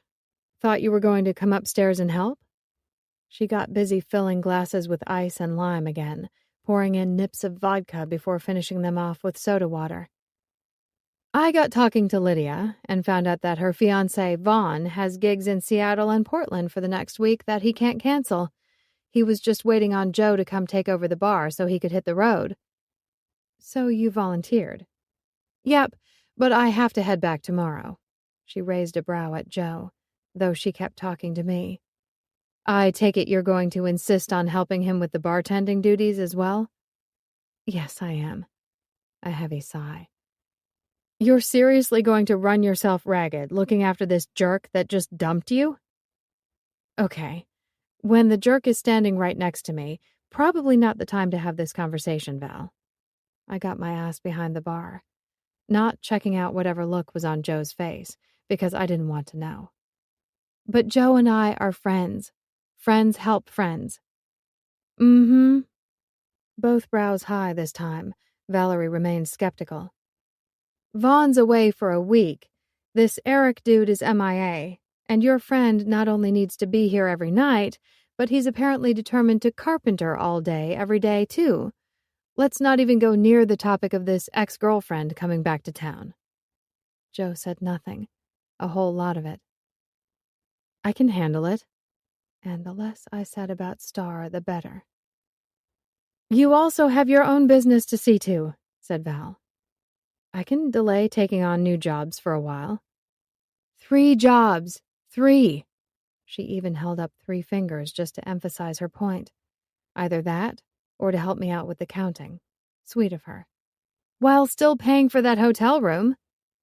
His hand is broken. I pointed at Joe, then gestured to the room at large. Half of their staff are missing. Joe opened his mouth to speak, but Val got there first. And these are your problems, how? Hands on hips, Val stared me down. Because if I let him go on his merry way, he'll spend twice as long with a cast on. That's if he doesn't screw up his hand somehow permanently. It's my problem because I decided it was, and I need to respect that decision. You're stupid about him. Val took to pointing at Joe, too. Her blood-red fingernail looked downright dangerous. Aren't you? Head hanging low, Joe muttered obscenities. Val, stop, I said, hands shaking with anger and other emotions I didn't care to define. You're embarrassing me. No, I'm staging an intervention. Your experience when it comes to relationships of this nature is somewhere between none and sort of fucked up. It makes me worry. Taking a step closer, she lowered her voice. Does he even appreciate you? He does. Very much. A muscle jumped in Joe's jaw as he spoke. Oh dear, the tension coming from the man was not good. But you can both get out from behind there. I'm here now. I've got it. Please, you haven't got shit. You look an even bigger mess than she does. Val reached down for a bottle, popped off the top, and placed it on the bar in front of him. She did not smile. Sit down, shut up, and drink your beer. Mouth open. Joe froze. Ouch! Told. With her black tray at the ready, Rosie waited in the service area. The look of surprise contorting her face would have been hilarious if only the drama unfolding hadn't included me. 3 tables full of customers waited on the other side of the room. Well, mostly on the other side. Let's just pretend they hadn't heard. Given the way Lydia and Boyd were sneaking looks from the direction of the kitchen, I was probably well out of luck. A moment later, the volume of the music in the room rose substantially. Thank you, baby Jesus. Your 2 vodka, lime, and sodas. Val squeezed past me, placing the drinks on the tray. Thank you, ma'am. Rosie smiled. Looks like it'll be a quiet night anyway. Vaughn got all of the fridges fully stocked and everything sorted downstairs before he left. You might as well sit and relax, Joe. A grunt. He eyed the beer as if it might be poison. Beside me, Val's shoulders rose and fell on a deep breath. I think you're doing the wrong thing. Okay, I said. And you, she turned to Joe with a glint in her eye. Let her do what she wants to do for you. If you screw up that hand so she has to stay here a minute longer than necessary, I will come back and hurt you. Saying nothing, Joe sat and started drinking his beer. Wise of him. Val stomped off toward the ladies' bathroom. She doesn't share well. I grabbed a beer for myself. necessary after the last few minutes. You should have seen what she did to this kid in middle school when he tried to use one of her scented gel pens. Total carnage. She cares about you, said Joe after a moment. Yeah. I took a sip of beautiful cold beer, all the while staring off at nothing. So do I. My gaze darted back to him, something squirming inside my chest. You're determined to stay and help. It wasn't really a question, more of a statement. Yes. All right, he said. You take my room. I'll sleep on the couch. At least you won't have to cover a hotel room. Thanks, but no. I prefer having my own space. Then I want to pay for your room. And for your time working with me. Oh, no. I drew closer, giving him an awkward smile. Look, I'm not doing it for the money. I know you're not, but you're still getting paid. His tone left no room for maybe. We both drank in silence for a moment, just listening to Solomon Burke singing Cry to Me. That man knew things about loneliness and pain, relationships and feelings. Maybe I should get all morose and listen to a bunch of sad songs. Probably an effective way of working through the clutter of emotions Joe inspired. Val was right. My knowledge in this area was crap. I could only go by feel, do what seemed right. And while Joe probably deserved a good ass-kicking followed by abandonment, that wouldn't help anyone in the end. Love or like really did suck. Joe cleared his throat. I'm not used to needing someone. To needing help, I mean. I kept quiet. Sorry for being an asshole to you earlier and not warning you about Star staying with me. Huh. Apology accepted. We both took another mouthful of beer, swallowed it down. Your friend scares the living shit out of me, he said. I choked out a laugh, snorting beer from my nose. Very cool, very ladylike. The edge of Joe's mouth curled upward, and he passed me a napkin from farther down the bar. I'm pretty sure it was the first time I'd seen him smile, really smile, since the accident. It was almost worth publicly dribbling alcohol out of my nasal passages for. Almost. "Hey," said a bright, bubbly voice from behind us. Star, in a slinky orange dress, her hair all bundled up on her head with 2 chopsticks artistically sticking out. "I got to thinking after you left, and I'm here for you. With the bar, the building work, whatever you need, baby. I want to help too." Chapter 20. When it came right down to it, getting dirty and being loud with tools didn't really mix with Star's vibes. Plus, she had experience bartending and waitressing. As much as I think she'd have liked to keep a closer eye on Joe and me, her being upstairs didn't make much sense. Especially once Val headed home. Bummer. About Val going, that is. Not having Star in my space was a complete win. So instead, Star took to interrupting us every chance she got. First came coffees, or coffee. Star accidentally forgot to make one for me. Oops! Next came cake and whipped cream, which she spoon-fed to Joe, apparently so he could work and eat at the same time. Whatever. He blushed pretty beneath his beard, but let Star do her thing complete with cooing and Marilyn Monroe smiles. The temptation to barf was huge, let me tell you. "All finished," she finally, thank God, said. "Thanks," grunted Joe, rubbing at the back of his neck. "Are you in pain?" Much eyelash batting on her part. "Do you want me to give you another massage like last night?" I froze, then went back to painting the wall because it was neither my business nor my problem. Joe and I were just friends, the fucker. "We don't have to do it lying down on your bed. You could just sit there for me," she said. "You'd have to take your shirt off, of course. But I don't think Alex would mind." "No, I don't mind." My smile was all sharp teeth.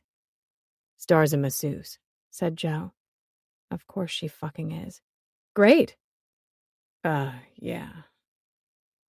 "Why don't you just pop off your shirt for me?" Star stretched her fingers, warming up her hands. You know it'll make you feel good. That's okay, said Joe, going back to sealing the kitchen countertop. We're pretty busy. Thanks. Later at home, then. I look forward to it. And with a wink, she was gone. For now.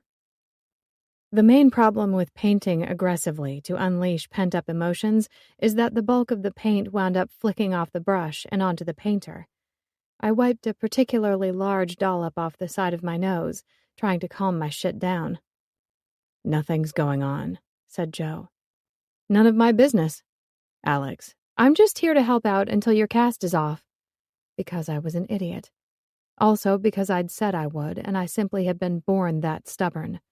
No hippie-handy hipster would be running me out of town anytime soon. I'd leave when I was good and ready. Like it or not, my hiding days were behind me, at least when it came to Joe Collins. Still, no wonder Joe suggested I paint, as opposed to letting me near a hammer, screwdriver, or anything else that could easily be used as a weapon. To think, I was normally such a calm and mild-mannered creature. Well, mostly. But turning serial killer on anybody's ass wasn't something you'd immediately associate me with. Until Star. Sighing and pained looks from the man with the beard. Really, Joe, it's fine. Are you fucking kidding me? He asked with a touch of anger. What? He walked over to where I stood, looking down at me with a cranky face. Do you honestly believe I'm that clueless when it comes to you? I just shrugged. Just because I'm in no shape or position to sort shit out with us right now does not mean I'm completely ignorant of your feelings, Alex, he said in a stern voice. Okay? All right. I know this isn't easy for you. Yeah, no. It might be the only thing on my mind, but it was not the conversation I was interested in. In the aching body/aching heart stakes, things weren't well with me, and bursting into tears or yelling abusive things at him wouldn't help. You're right, Joe, but I think that's also a conversation for another time. I need you to trust me. About what? You said we were over. Just repeating it hurt. And you told Star nothing about us whatsoever. What exactly is it I'm meant to be trusting you about? He did some more of the looming and staring. You can't have it both ways, Joe, I said. You can't distance yourself from me emotionally and then demand that I be open with you, that I trust you. Alex, I know you're hurting and that there's nothing I can do about it. I accept that. I took a deep breath. But you need to accept that I'm hurting too, and there's nothing you can do about that right now. He swore under his breath. So I say we make the best of this situation and get this done, okay? Let's just work. I'd really like to get this part finished today. With the brush dripping on the drop sheet, I indicated the outer bathroom wall. Things were coming together fast.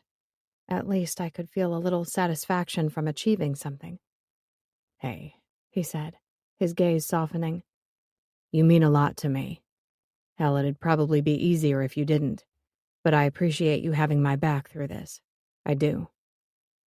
What the ever-loving fuck was that supposed to mean? That it'd be easier if I was shit on his shoe? Something he could scrape off when times got hard? Give me strength. I could have screamed. After a final unhappy huff, he headed back over to the kitchen counter. You're welcome, I said. Then with gritted teeth added, baby. The man stopped cold, looking back over his shoulder. Splat went my paintbrush against the wall. Do you like being called that, baby? Jaunty, happy whistling approached, Andre wandering into the room. Things are slow downstairs, he said. Thought I'd come up and see if I could help. He drew to a halt, looking between Joe and me. The smile fell off his face. Right. You know, I'm going to come back later. I just remembered something I need to do. Somewhere else. Urgently. Andre fled. Fair enough. Got some attitude there, little Miss fucking Sunshine, said the bearded one. Oh, I think I'm entitled to just a little bit of attitude, don't you? Head cocked, he looked me over, taking in the paint-splattered jeans and oversized t-shirt. No expression crossed his face, however. Maybe even a big bit of an attitude. "That's so?" he asked, voice a low rumble and a predatory gleam in his eyes. "It is, baby." "Christ, you drive me crazy," he growled. "Ditto." He took a step or two toward me, moving straight back into looming over me. Not that I'd ever admit it for feminist reasons, but I kind of liked it when he did that. Made me feel small and helpless in a way, though it also put me in just the right position to grab his nuts and twist them. Probably not something that ever occurred to him, the poor man. Poor man, my ass. "Must be awesome having Star staying with you. All that catching up you two can do," I said sweetly. "Not to forget the massaging. Full body?" "Does it matter?" Wow, his balls were so about to go through the ringer. "Just a little." "You're awful cute when you're jealous," he said with a sharp smile. "Am I now?" My hand grabbed his essentials, giving them a squeeze. "Shit. Alex?" His face paled a wee bit. "Let's just take it easy. Calm things down a bit." "I'm calm. I'm perfectly calm." "I only had my shirt off. Nothing happened." "Did you?" Gently, I rolled his balls, massaging them through his jeans. "Tell me the truth, baby. Can I trust you?" "You can. I swear." "You know, I want to believe you, but—" I tightened my grip. "Your history when it comes to being honest with me isn't the best." "Swore I wouldn't lie to you again, and I haven't." "Is that so?" I asked. "Yes."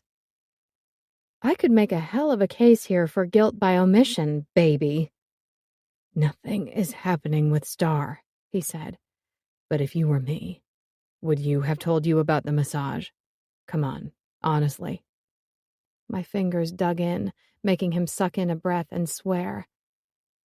"It was only therapeutic, I promise. The minute she tried to turn it erotic, I shut her down." His words came out in an almighty rush. "That's the whole truth of it." Easing up, I turned to rubbing his cock with the base of my palm. A reward, if you like. Almost immediately, he started to harden against my hand. The sick puppy. I think he actually enjoyed having me threaten his manhood in this manner. Then again, I was absolutely loving this, so who was I to talk? "Do you believe me?" he asked, ever so subtly leaning into my hand and widening his stance. "Maybe." "It's the truth." I shrugged, like whatever might be happening between his legs left me unaffected. My increasingly damp panties, however, declared that a lie. "Christ, I thought my dick was dead," he mumbled, eyelids half closed.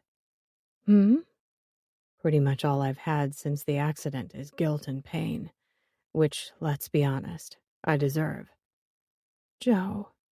I stroked his face with my free hand, the beautiful curve of his cheekbone, the smooth skin of his temple. "It wasn't your fault. You have to let that go." Nothing. "I didn't see the car either. I should have, but I wasn't even looking." Eyes wide open, he all but growled at me. "You weren't driving." "But I knew you were tired," I persisted. "I should have been paying attention, helping you. It's on me, too." "No." "If I'd been sitting in the front instead of Nell, she might still have her baby." "Alex, no. That's not your fault." "Because sometimes things just happen." I placed my hand over his heart, forgetting for the moment where my other one remained.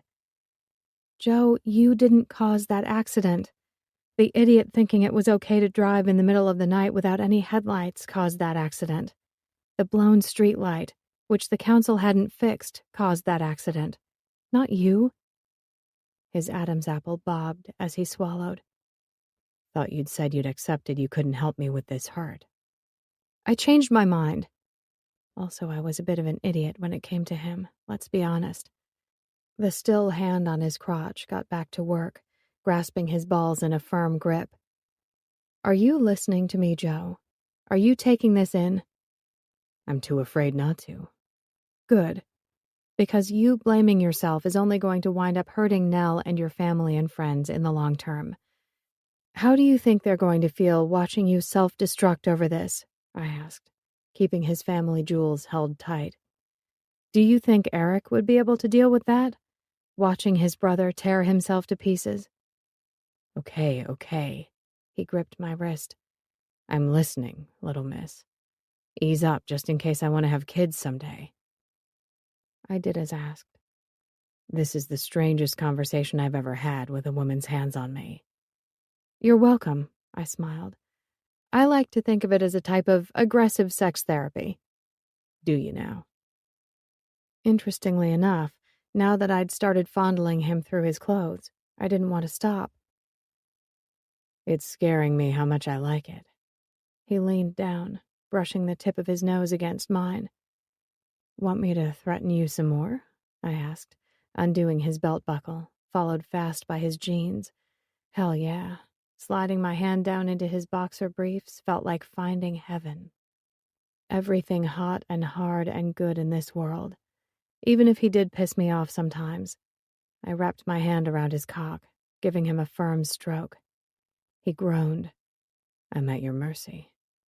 Damn right you are, I smiled, reaching up to plant a kiss on his lips. Very nice. Don't forget it. Never. If only it were true. His whole body leaned toward me, his focus on what my hand was up to, buried in his pants, complete.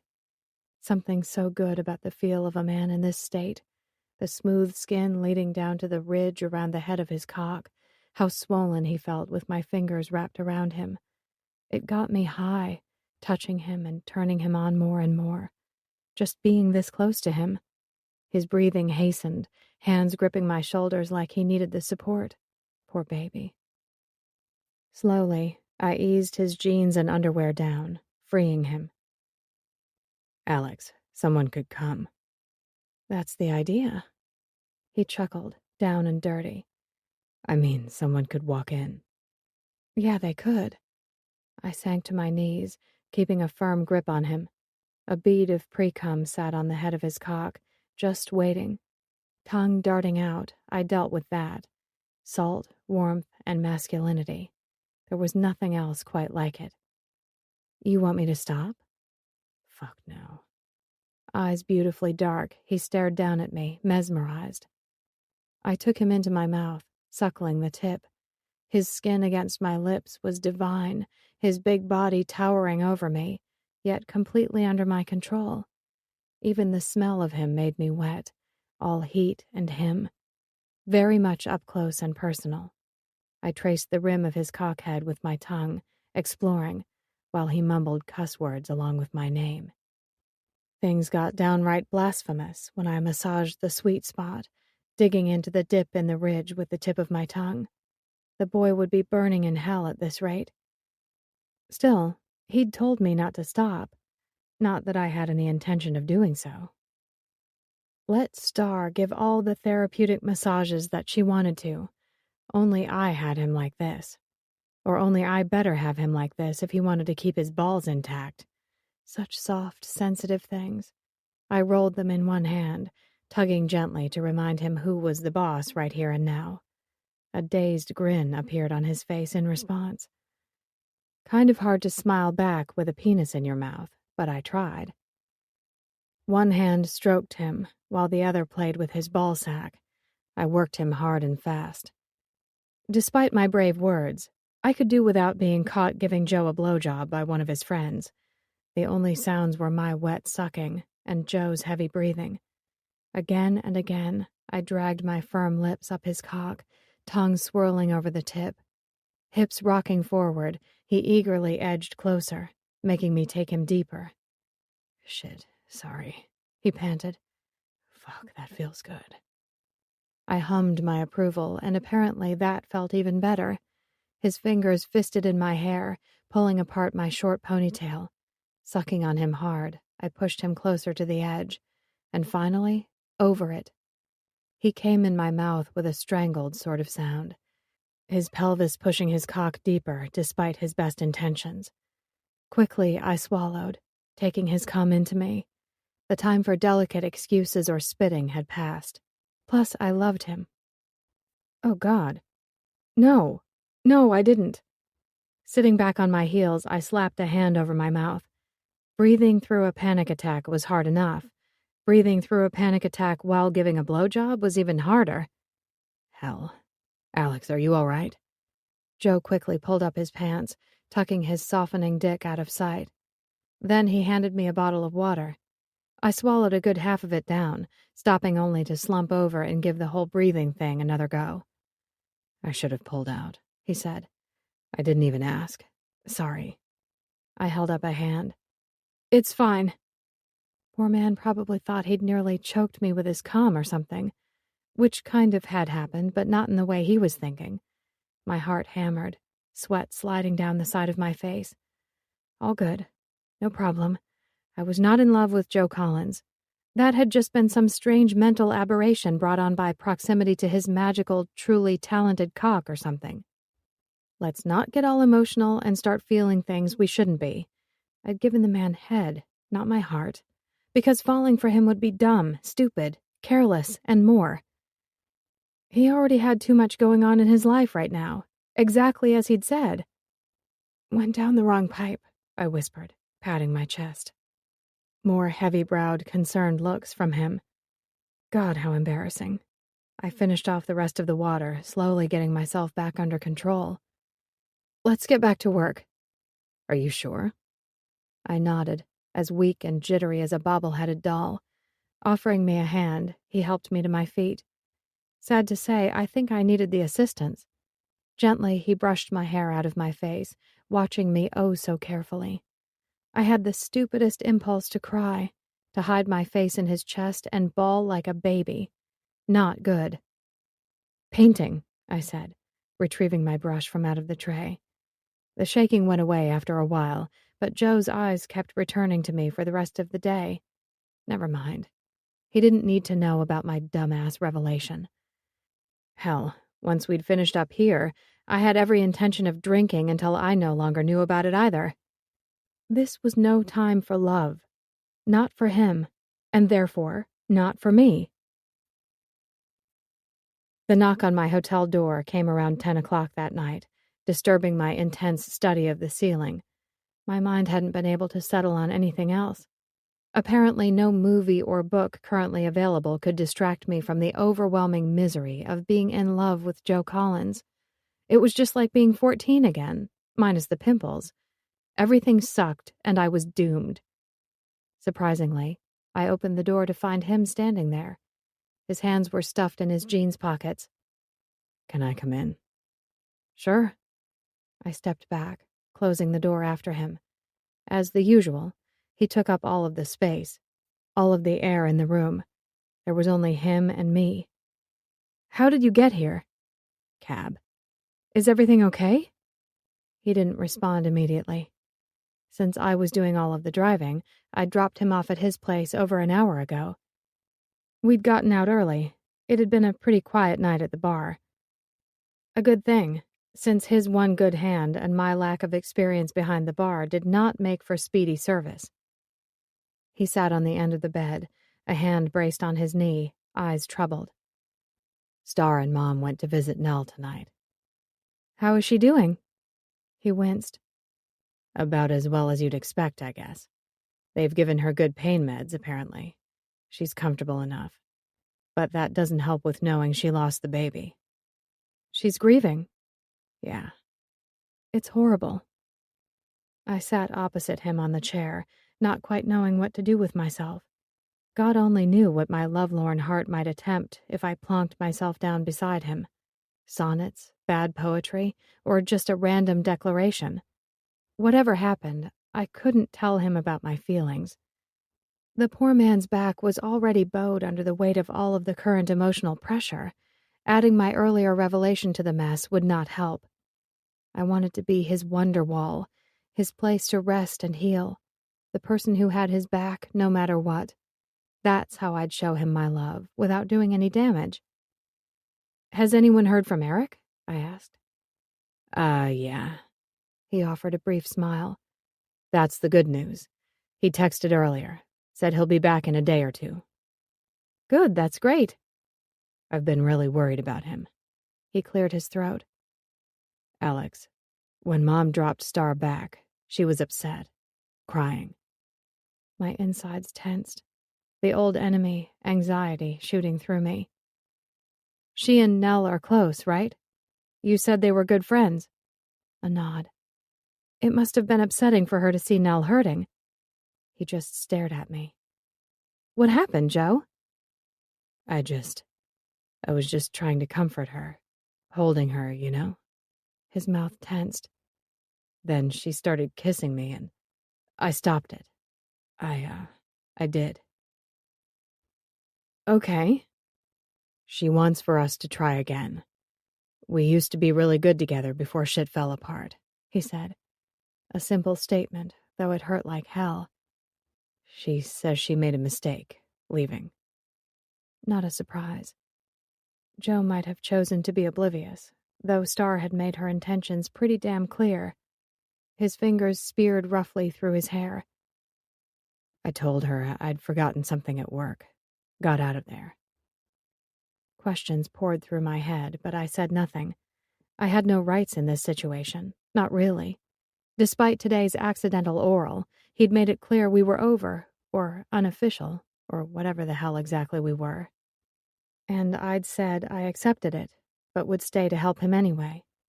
Yet here he was, confessing. The situation was beyond confusing. Do you believe me? His gaze pinned me to the chair. Yes. Good. Slowly, his shoulders relaxed, lowering. I can't handle this coming from her, any more than I can continue things with you. Sooner or later, you're going to have to go home. Who the hell knows when we'll see each other again? Eric's going to need me to have his back. The baby's funeral is the day after tomorrow. It was a little girl. Did you know that? I had a niece. I'm so sorry. I haven't even heard from Dad, but I know Mom is just devastated. God knows when Nell will be back on her feet, he said. My family need me here. My heart at my feet. I nodded. I know. But I haven't even told you the best of it. What? The idiot that hit us found out his insurance won't cover the cost of repairs, he said. So he's suing me. What? I shook my head, my forehead scrunched up. How the fuck is that even possible? What planet is he calling this in from? He rubbed the back of his neck. Suddenly, pain filled his eyes, and he winced, carefully bracing his cast with his free arm. I don't know. Got an old school friend who is a lawyer. I'll call her tomorrow, see when we can talk. That's insane that he would come after you. Fury filled me from top to toe. God damn it. Yeah. He was the one driving with no fucking lights on. Joe said nothing, a wide yawn cracking his jaw. Christ, I'm tired. I don't remember ever being this tired before. Lie down, I ordered, getting to my feet, then kneeling at his and undoing his shoes. Alex. Worry lined his face. We're not having sex or doing anything fun. We're sleeping. I pulled off his boots and smelly socks. Such is the joy of love. Go on. I'm not sure. I know things got intense between us today, but... You don't want to lead me on, I said. Relax, Joe. I'm not going to try and start something, launch a surprise attack or something. Can you say the same of Star? The dubious look on his face said everything. I yanked off his second boot and sock with a smile. Your virtue is safe with me. Lie down. Thank you, he said, rising to his feet. I turned down the bed, then stepped back so he could lie down. There were shadows under his eyes I hadn't noticed earlier, more lines on his face than there had been previously. I fetched him an extra pillow for his broken arm, making sure he was comfortably settled for the night. Eyelids closed, he looked slightly more relaxed. Not much, but a little. When I crawled in beside him, I made sure to leave a definite couple of inches between our bodies. Switzerland, the no-go zone. After all, the man needed his space. Despite this, he reached out, grabbing my hand and holding on tight. The warmth of his skin and the rough patches of his calluses, even the contained strength in his long fingers. I did my best to memorize it all. Somewhere in the darkness, the sand was slipping through the hourglass, my time left in Coeur d'Alene disappearing to naught. Chapter 21. I don't believe I'd ever seen anything sadder than the tiny white coffin sitting up in the front of the church. Roses in every color of the rainbow overflowed from vases, and a pianist played softly. The minister spoke, her voice soothing, flowing straight through me. No idea what she said, though.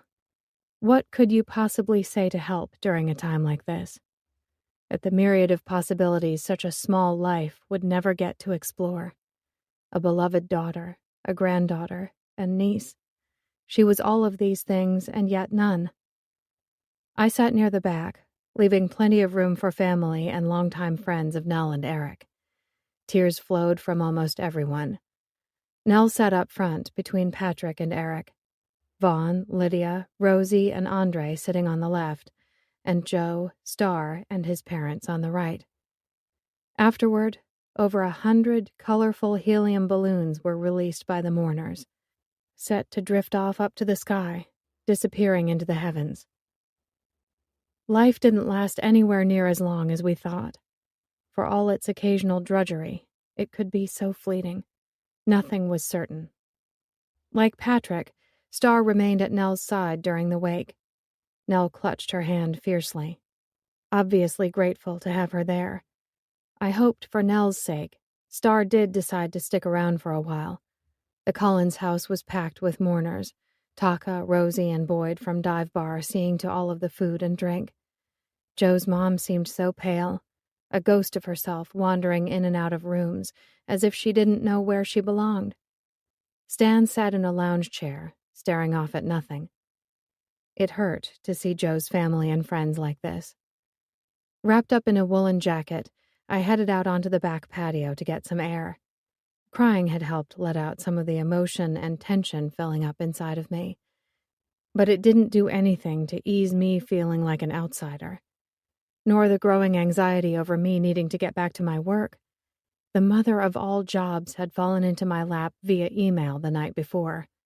Fortunately, the customer was willing to give me a week to finish up here in Coeur d'Alene before getting down to business. It felt good to have fresh ideas flooding my head, to get the creative juices flowing.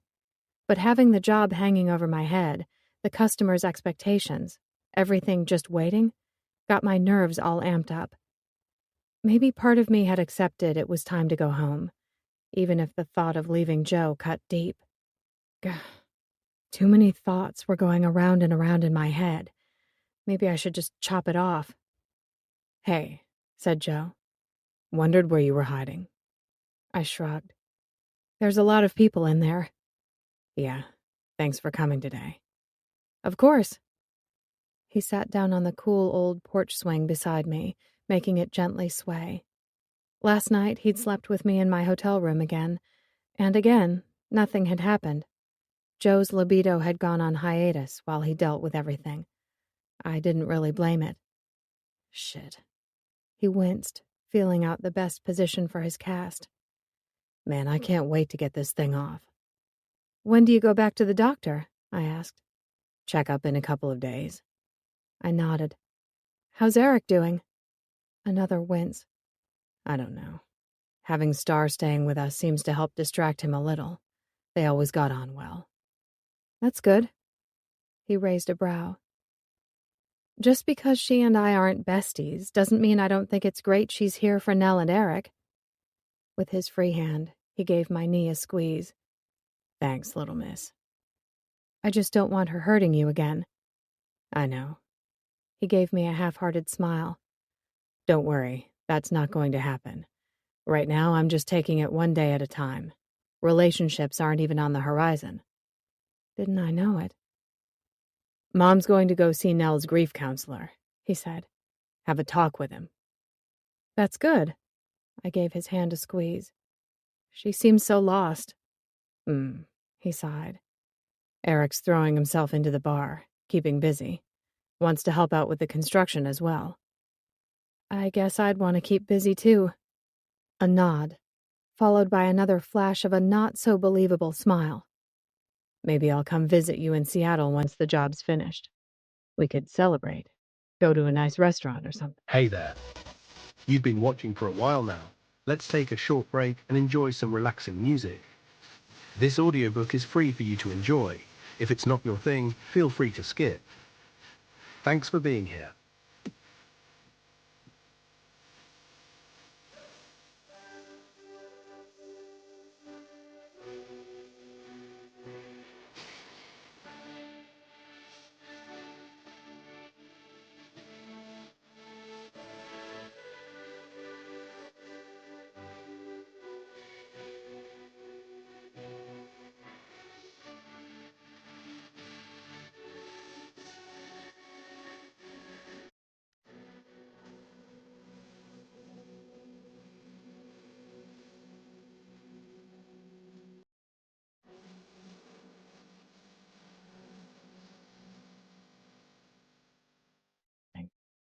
That'd be great.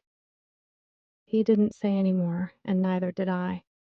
There didn't seem to be any need. We sat in silence, enjoying the afternoon light. Brilliant autumn colors were slowly coming in, turning the green trees shades of blazing orange, red, and pink. I bet winter here was beautiful. A pain in the ass sometimes to deal with, but beautiful nonetheless. Maybe Joe could send me some pictures, since I wouldn't be here to appreciate the view. Surely we'd still be friends from afar. I couldn't imagine losing him from my life completely. Alex? Can I have a moment? Well, fuck. I put a calm smile on my face and turned to face her. Hi, Star. Sure. It was my own fault for coming downstairs in search of caffeine. Except Joe and I had gotten desperate, and apparently Star's deliveries to upstairs had dried up ever since he'd refused her romantic advances. Fancy that. I leaned my hip against the service counter, waiting on Lydia to make the 2 takeaway coffees. Over behind the bar, Eric was keeping busy. Seemed like he never stopped moving, finishing one job, then rushing on to the next. What's up? I asked. I'm worried about Joe. Silver bangles tinkled on her arm as she tightened her regulation ponytail. I know you're trying to help him, but I don't think you understand him as well as you think you do. I just blinked. Men like him, they need the time and space to sort things out for themselves, she said, her gaze searching me intensely. You know? All right. I don't know if you realize, but he's taken a lot of blame for the accident on himself. She wrung her hands, taking a deep breath. And what with Stan? That's his father, by the way. Oh, okay. Well, Stan is a bit of a moody, silent type himself, she said. So Joe's always used his work time to think things through, you know? I said nothing. But now, with you being here, and I know you're trying to help, and that's so great of you. Her smile turned anguished. It's just, I'm worried you might be hindering more than you're helping. I see, I frowned. Also, Joe's told me a little about your business and how you're from Seattle and everything. Eventually, sometime soon, you're going to have to go home, right? A certain light shone in her beady little eyes.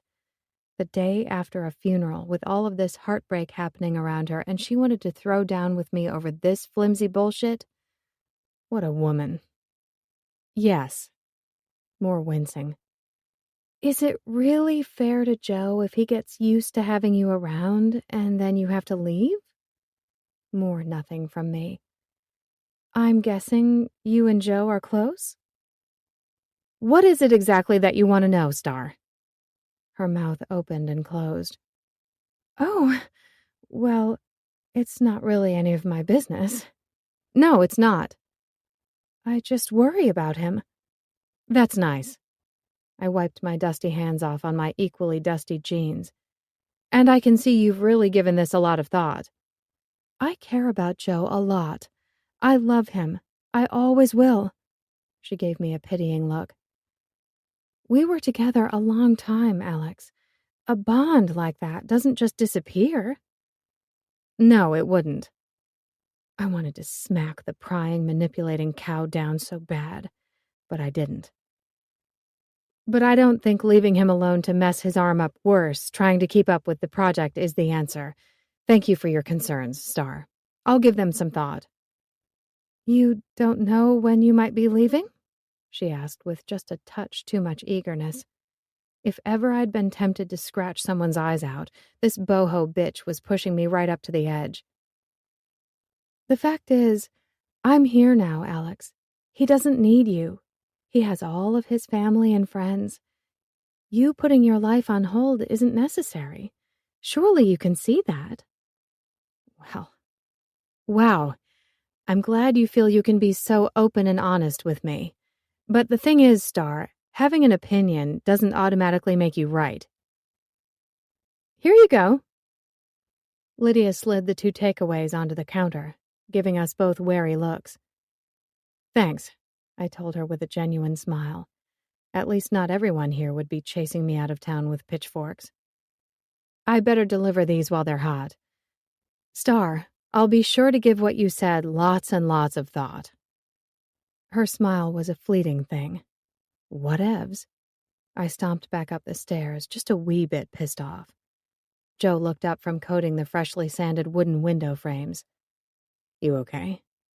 Living the dream, baby. Mm-hmm. He cringed ever so slightly at my use of the endearment. I winked at him, throwing in a slightly tired smile. Here, caffeinate. Thanks. He took a sip.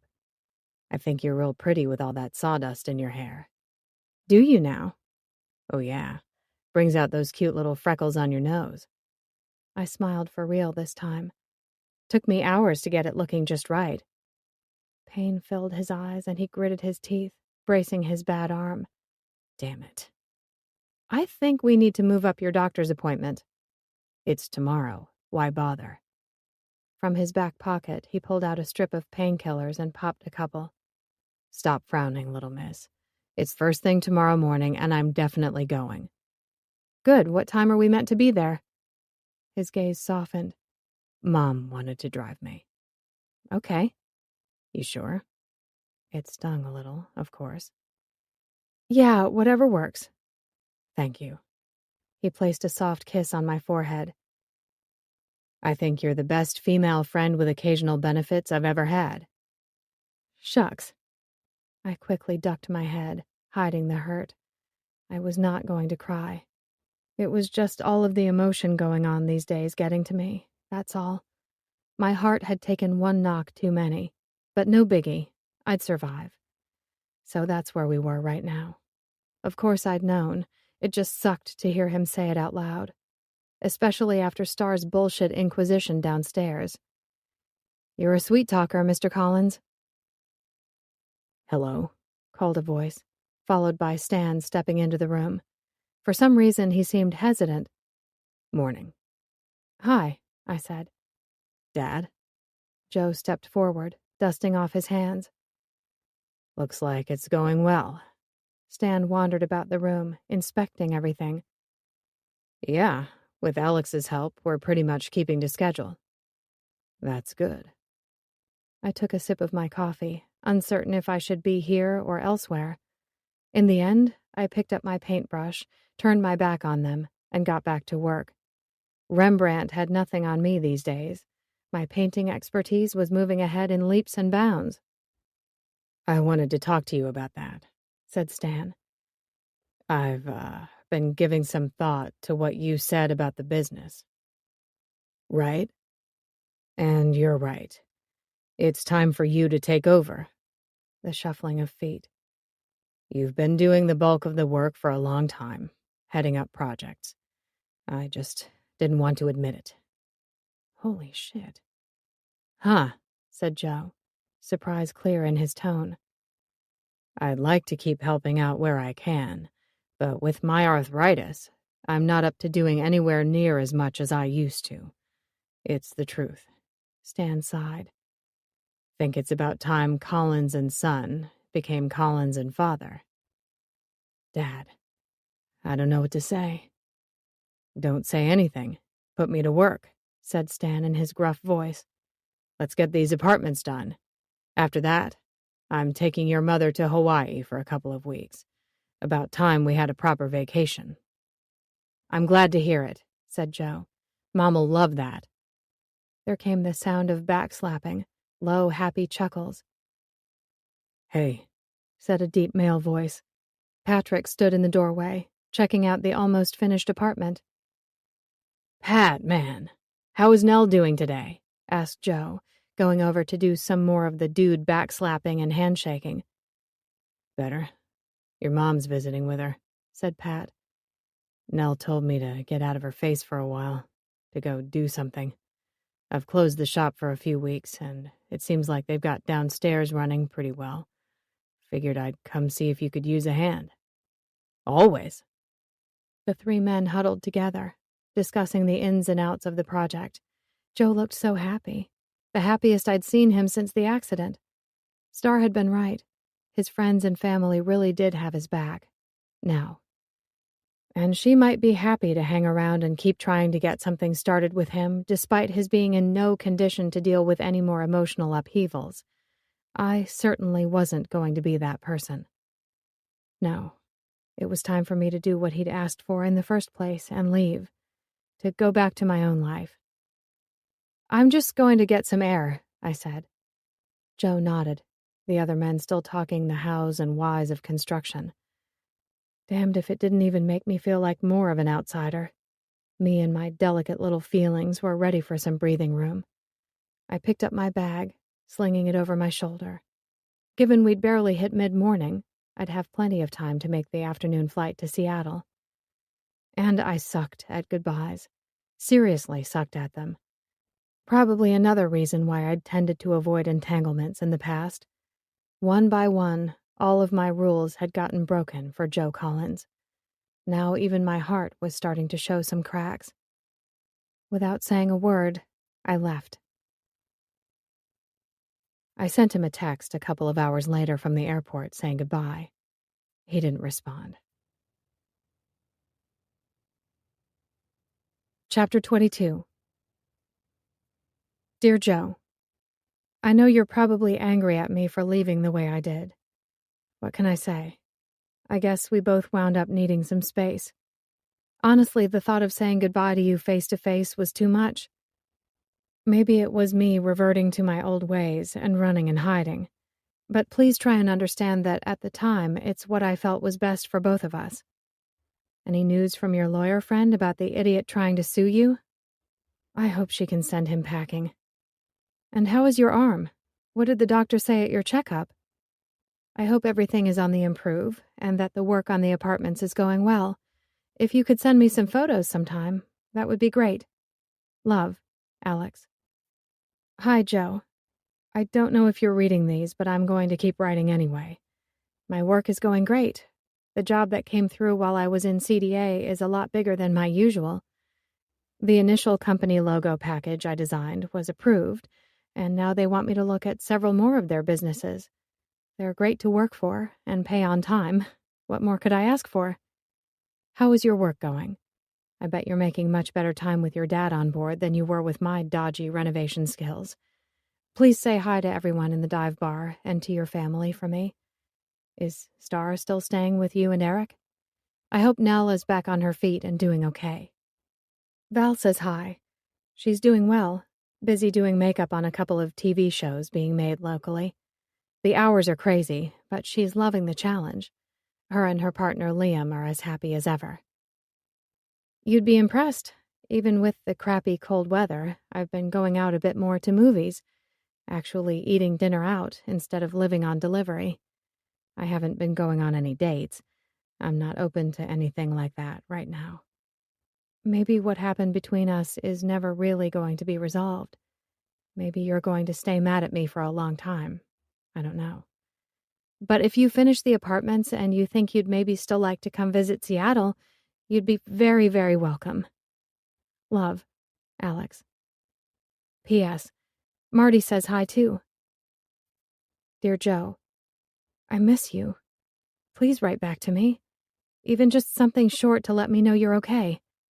Love, Alex. Chapter 23. Nervous didn't cover what I was feeling. Terrified came closer. A week before Christmas, I stood outside a monster-sized log cabin situated on Lake Coeur d'Alene. This had to be the place. Security at the gates had checked my name off an invite list, and the cab had dropped me at the wide front steps. If Liberace had a log cabin, it'd look like this. Completely over the top. Time to be brave and go inside. It was too damn cold to stand outside in the icy wind any longer. The main room was roughly the size of my apartment back in Seattle, but 3 stories high and with a rustic chandelier. Flames blazed in a massive fireplace framed by floor-to-ceiling windows overlooking the water. Flashily dressed people mingled with champagne flutes and martini glasses in hand. In one corner, Vaughn sat on a raised platform playing guitar. Okay, so I was definitely in the right place. Miss, may I take your coat? Asked a man in a spiffy 3-piece suit. Thank you. At least I hadn't over or underdressed. The dark blue velvet fit and flare 50s style dress might be simple, but the new YSL black stilettos and Mom's black pearl necklace amped things up nicely. I fit in. A woman also in a 3-piece suit came past with a silver tray loaded with a variety of beverages. I grabbed a cut crystal glass with 2 fingers worth of scotch in it and downed it in one. Oh, yeah. Feel the fire. Right now, Dutch Courage was my one and only friend. Well, along with the cute little black and white dog sniffing at my shoes.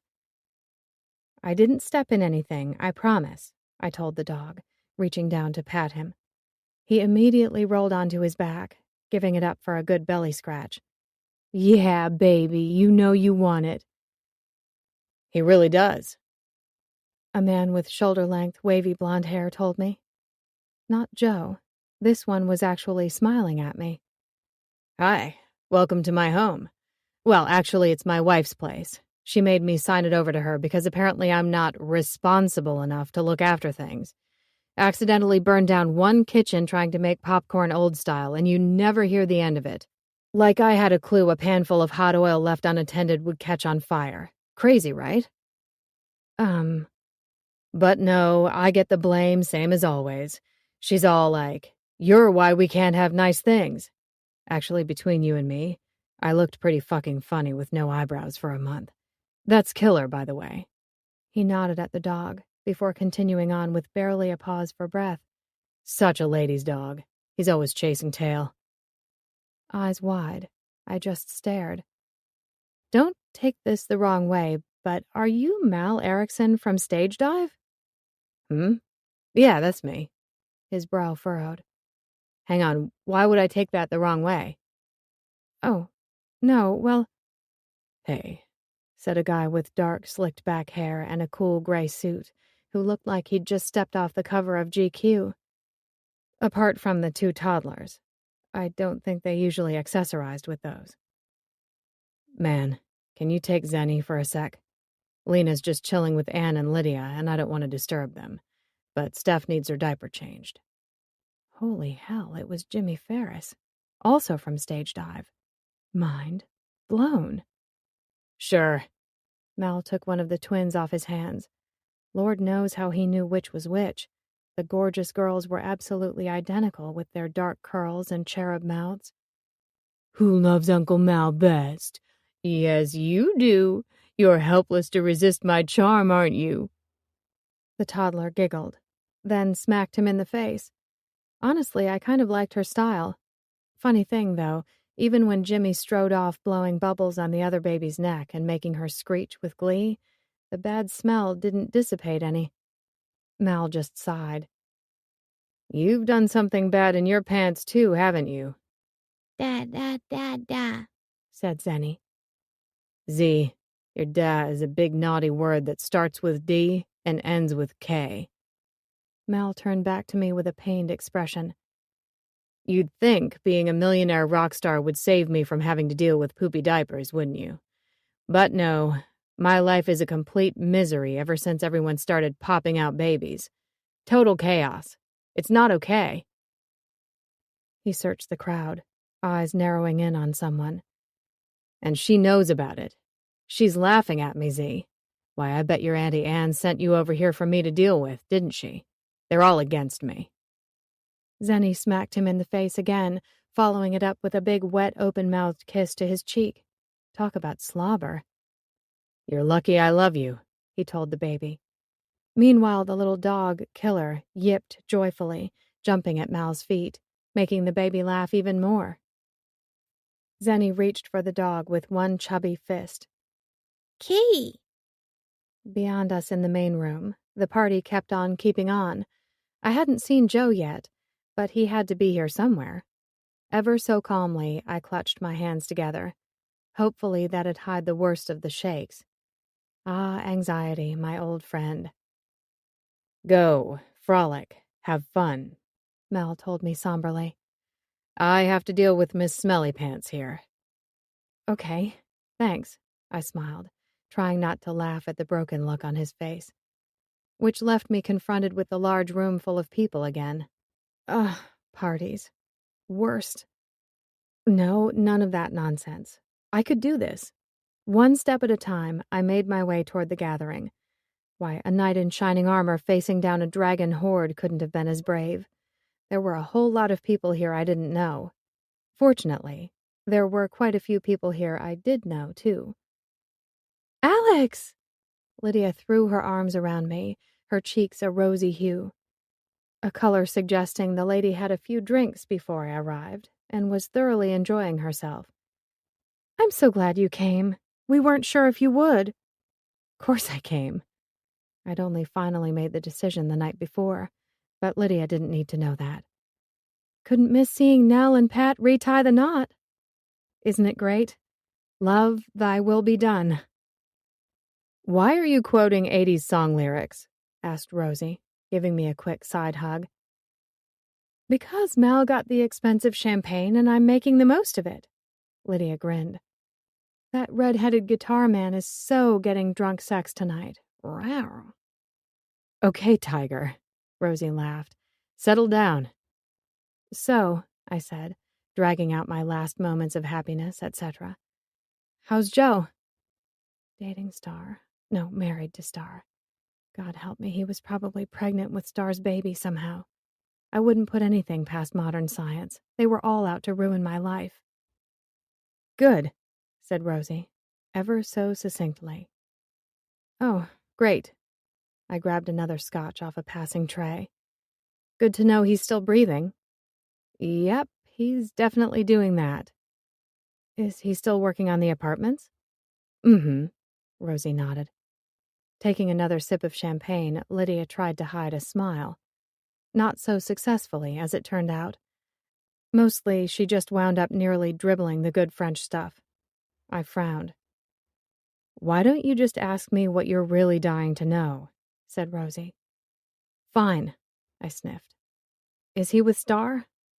"Nope," she grinned, showing lots of white teeth. "That turkey-brained girl is gone." Once she realized Joe wasn't going to fall at her feet, she suddenly had to be somewhere else, said Lydia. Maine, was it? Or New England? "Somewhere over that way." Rosie shrugged.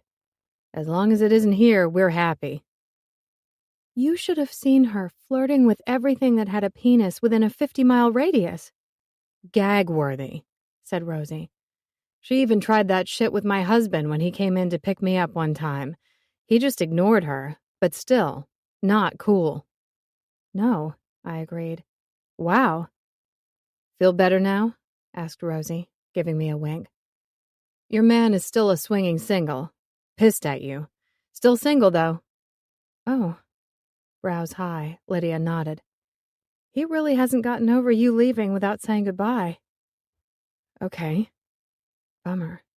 Not a surprise, but still. I took a sip of the scotch. "It's been over 2 months. I was sort of hoping—" "No," said Rosie. "No," added Lydia. "Alex, with all due love and affection, that was not your best move." Rather dramatically, I sagged to one side.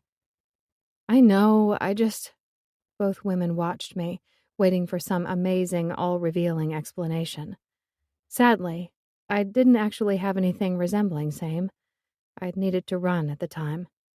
Everything had been too much, too painful, not a great word, but sadly, it fit. Rosie gave up waiting first. Okay, well, I hope you brought your ass-kissing lips with you. I nodded. It's a stay-on lip gloss. Chanel. Val bought it for me. Great shade. Thanks. I offered a glum smile. Exactly how angry is he? Say, on a scale of 1 to 10, where 1 is rock and roll wrestling, where it's mostly just posturing and finger-pointing, to 10, where Godzilla is trashing Tokyo. The girls pondered for all of about a minute. 11? Asked Lydia. Sounds about right, said Rosie. You hurt his delicate man feelings. Given Star took off only leaving a note a few years earlier, it wasn't pretty. Shit. My shoulders sagged. Maybe I should just hide and drink for a while, delay the unhappy reunion. I didn't mean to hurt him. Best of luck, my friend. Lydia clinked her champagne flute against my glass. And remember, when in doubt, get the girls out. I cocked my head. What? Tits, whispered Rosie. Ah. I checked out the small amount I had on offer. I'm not sure that'll work in my case. Apparently size doesn't matter, said Lydia, who had enough going on for 2 women with some to spare. If they're into breasts, then all are great. Maybe. I think Joe's more of an ass man, actually. Lydia sighed dreamily. Dreamily or drunkenly, tricky to tell which. Nothing says I love you like anal. I downed some more scotch. It was worth a thought. Okay. With one hand on top of the other, Rosie made the T for time out symbol. There are small, innocent babies here somewhere. Let's keep butt sex out of this, please. Sorry, said Lydia, chastised. All of a sudden, from the stage situated in the corner of the room, Vaughn started playing the wedding march. Amid much whistling, clapping, and cheering, people moved to either side of the room, leaving an aisle. Andre, in a sharp blue suit, stood beside Nell, resplendent in a slinky, simple ivory gown. The woman was beaming, her whole face lit up with love. Up front stood an Elvis impersonator, strangely enough, and Patrick, in black jeans and a black button-down shirt. Mel insisted they get married by the same Elvis who married Anne and him in Vegas, whispered Lydia. He said the dude knows how to make vows stick. Elvis hoodoo? She shrugged.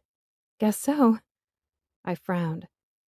Oh, have I gone mad, or is half of Stage Dive here? No, all of Stage Dive is here, said Lydia.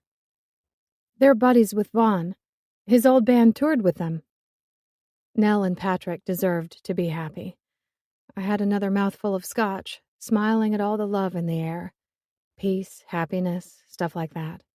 Contrary to those emotions was the big, strong hand gripping my arm, drawing me back through the crowd. Crap, I'd been found. Sooner rather than later might have been quite acceptable under some circumstances, just not this one.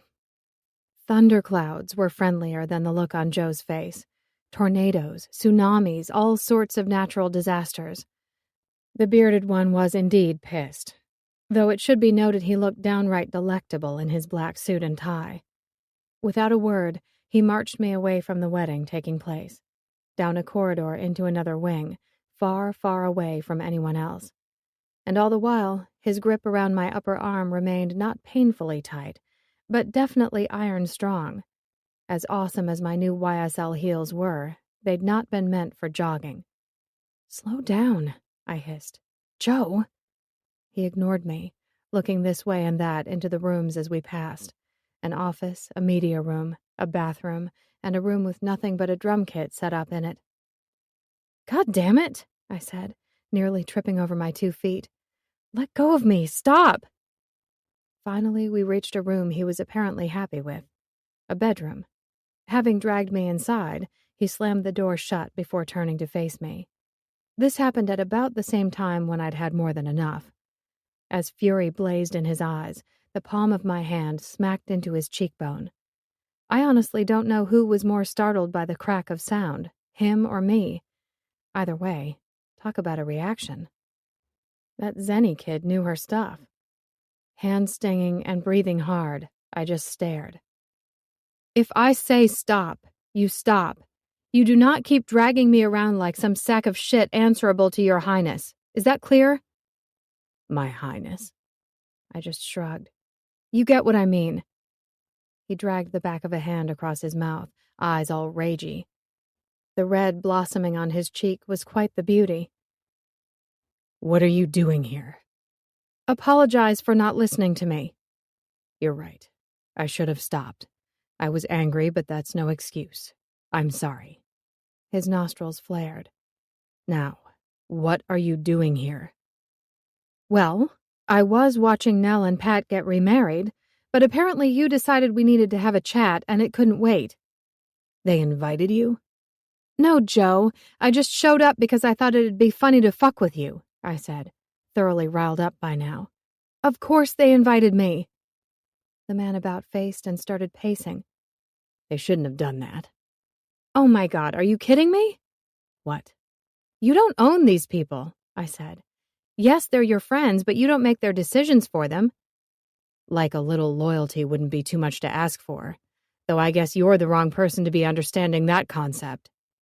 My mouth formed a perfect O. You left without saying a fucking word. He pointed at me in particularly aggressive fashion. Douchebag. After everything we'd been through. You'd told me to go. Time and again, you told me in no uncertain terms, I said, not backing down. Not this time. So when the time was right, I left. You said you'd have my back. And then your dad took over working with you. You didn't need me there anymore. He huffed out a breath, hands on hips. You couldn't even say goodbye? You couldn't even tell Star we'd been involved with each other? God damn it. You left because you were jealous? I sighed. No point going for anything less than total honesty. That was one of the reasons, yes. Plus, you'd made it pretty clear that there wasn't room for me in your life right then. With your arm, and Eric and Nell dealing with the loss of their baby, and that idiot trying to sue you, it was all too much for you, and I got that. I understood. Your life was crazy complicated just then, but I couldn't afford to put my world on hold any longer. Not once Eric came back to handle the bar, and I knew your dad would start helping you with the renovations. More pacing. You thought I wouldn't understand that. No, I knew I couldn't handle that, I said, my heart breaking all over again just from thinking the words, let alone saying them. I mean, I couldn't handle saying goodbye to you. Leaving here was one of the hardest things I've ever done, okay? So you took the coward's way out. Surprise! I yelled.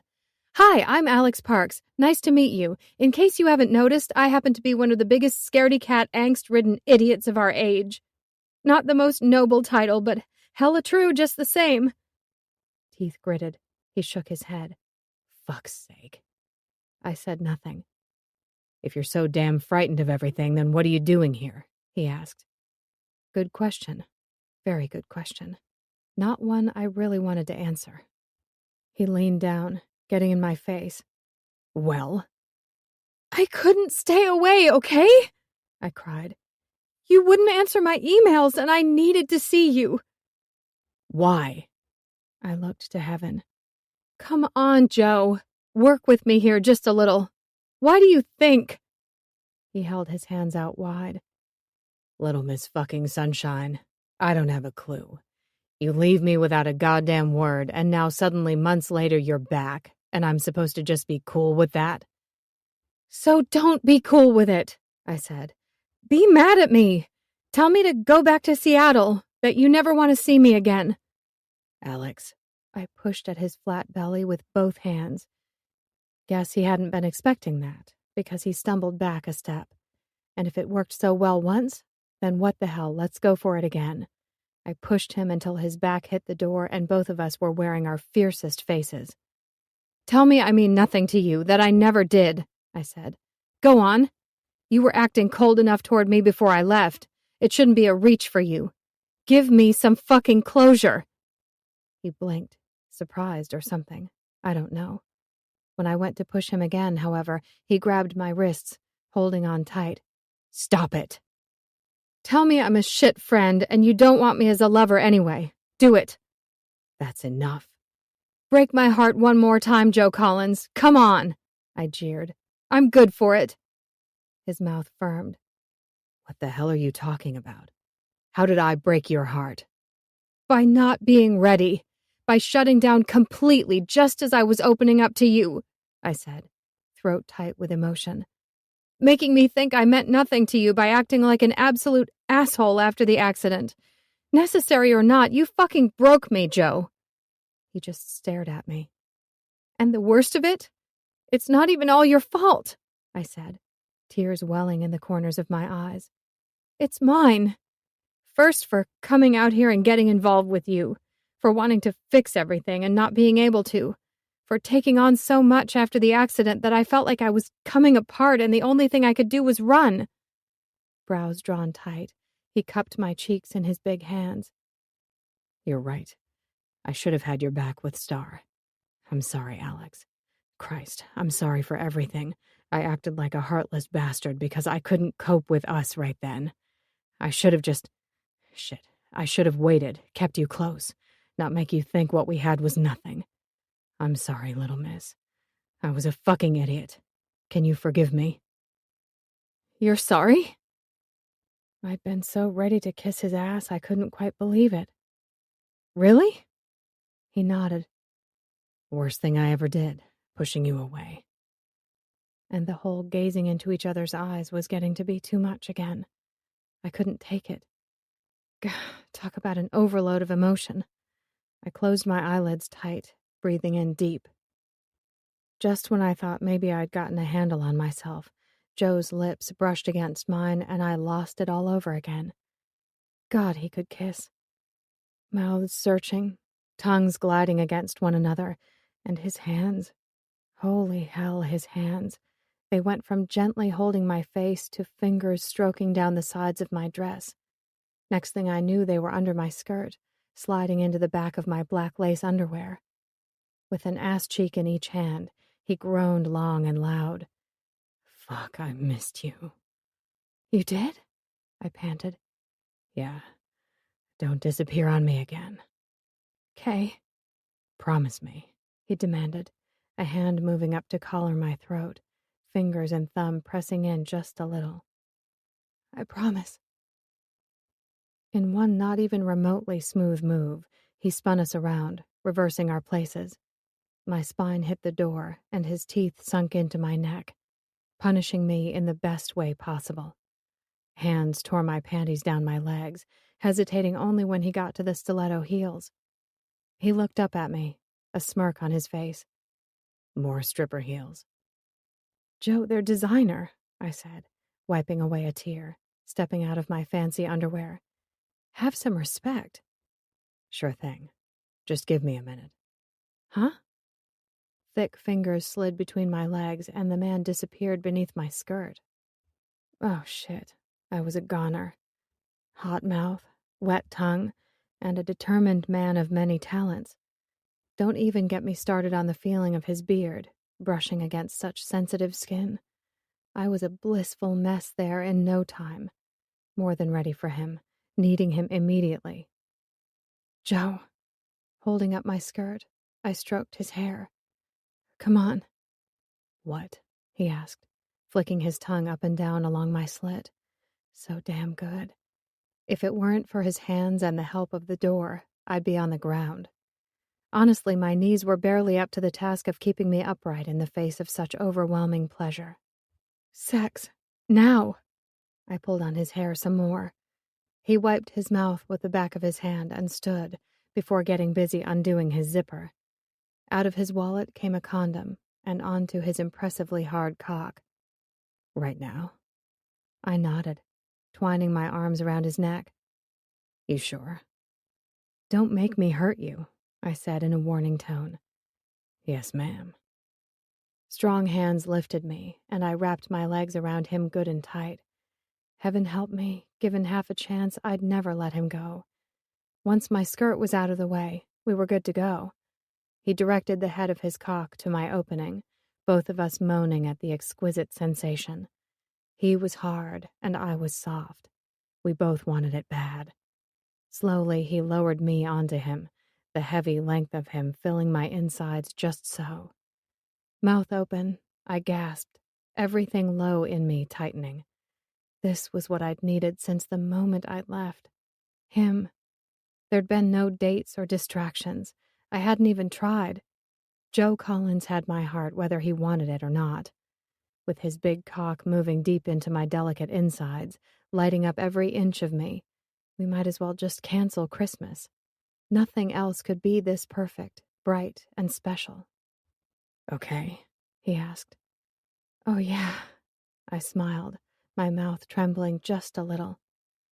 Ever so sweetly, he lowered me onto him, then lazily withdrew, thrusting into me with the kind of knowledge I'd imagine only long-term partners knew. I was safe in his arms. There could be no doubt, and I knew his hazy eyes wouldn't leave my face for a moment, registering every minute detail and reaction. Absolute ecstasy. The kind of sensation I could find with only one person. "I love you," I said, gazing into his eyes. It never even occurred to me to hide. "Thank fuck for that." I clenched the muscles in my pussy tight around him, making things even better, hotter. Christ, what a rush. It nearly sent me cross-eyed. "Shit," he mumbled. "Do that again." I did as told. His hips ground against me, fingers digging into my ass cheeks. There'd be the best bruises later for him to kiss better. Gradually, his thrusts came harder and more often, pounding me into the door. I could barely breathe, let alone think. Inside of me, every muscle, every atom, coiled tight, reaching for that high. Heels digging into his butt, I wrapped myself so tight around him the man couldn't possibly escape. The heat and the smell and the everything. It was perfect. I yelled out his name, squeezing his cock tight. My mind was up among the stars, circling the galaxy. Yet still, I could feel him coming inside of me, his pelvis pinning me against the door. Heaven. Absolutely, positively heaven. I'd found it at last. "Okay, that's not suspicious at all." "What?" I asked, giving Rosie my very best attempt at innocence. Big eyes, fluttering eyelashes, that sort of thing. Joe just quietly chuckled, the traitor.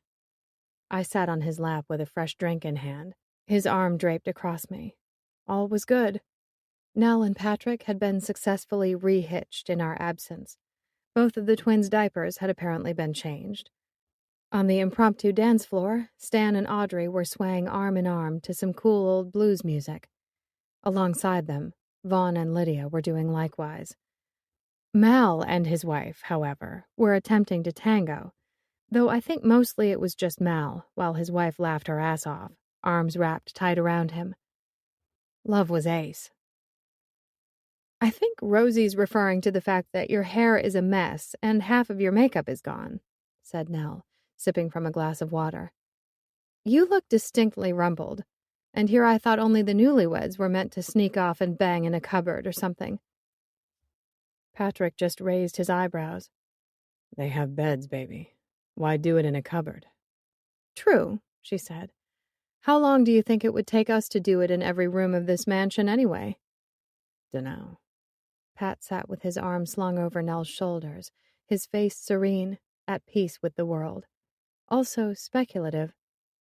"We should investigate that later." Nell grinned. Sitting on the arm of the couch, Eric just shook his head. "Married people don't have sex. You two should know that. The minute you sign that contract, boom. Life as you knew it is over. No fun, no nothing." "Ah, my brother," hummed Joe. "That patron saint of love." Eric gave him the stink eye, including me in on it too. Then he raised his bottle of beer in the air. Fine, I'll be nice. To love. Everyone else raised their glasses, clinking them against each other's. To Nell and Patrick, said Eric, his bottle again held high. You two deserve every happiness this world can give you. And I mean that. Thank you. Nell's eyes misted over.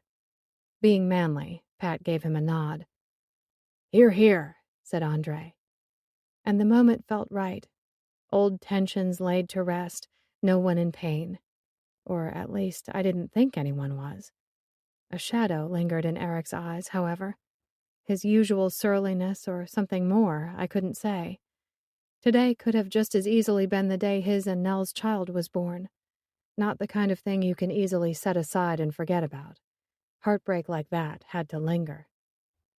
And to you two, continued Eric, pointing his near-empty bottle in my and Joe's direction. Oh God, here we go. If he even started down the she's using you to get to me road, I'd brain the idiot. But instead, he gave me a half-smile. Best of luck. The two brothers did the chin-tip thing to each other. Won't be easy, living in different states, said Rosie. I smiled. We're used to being pen pals. It'll work, said Joe, tone brooking no doubts. I'll spend some time there. You spend some time here. Eventually we'll work out which town suits us better. You'd really leave? Asked Eric, frowning. Joe just shrugged. Nah, I laid my head on his shoulder.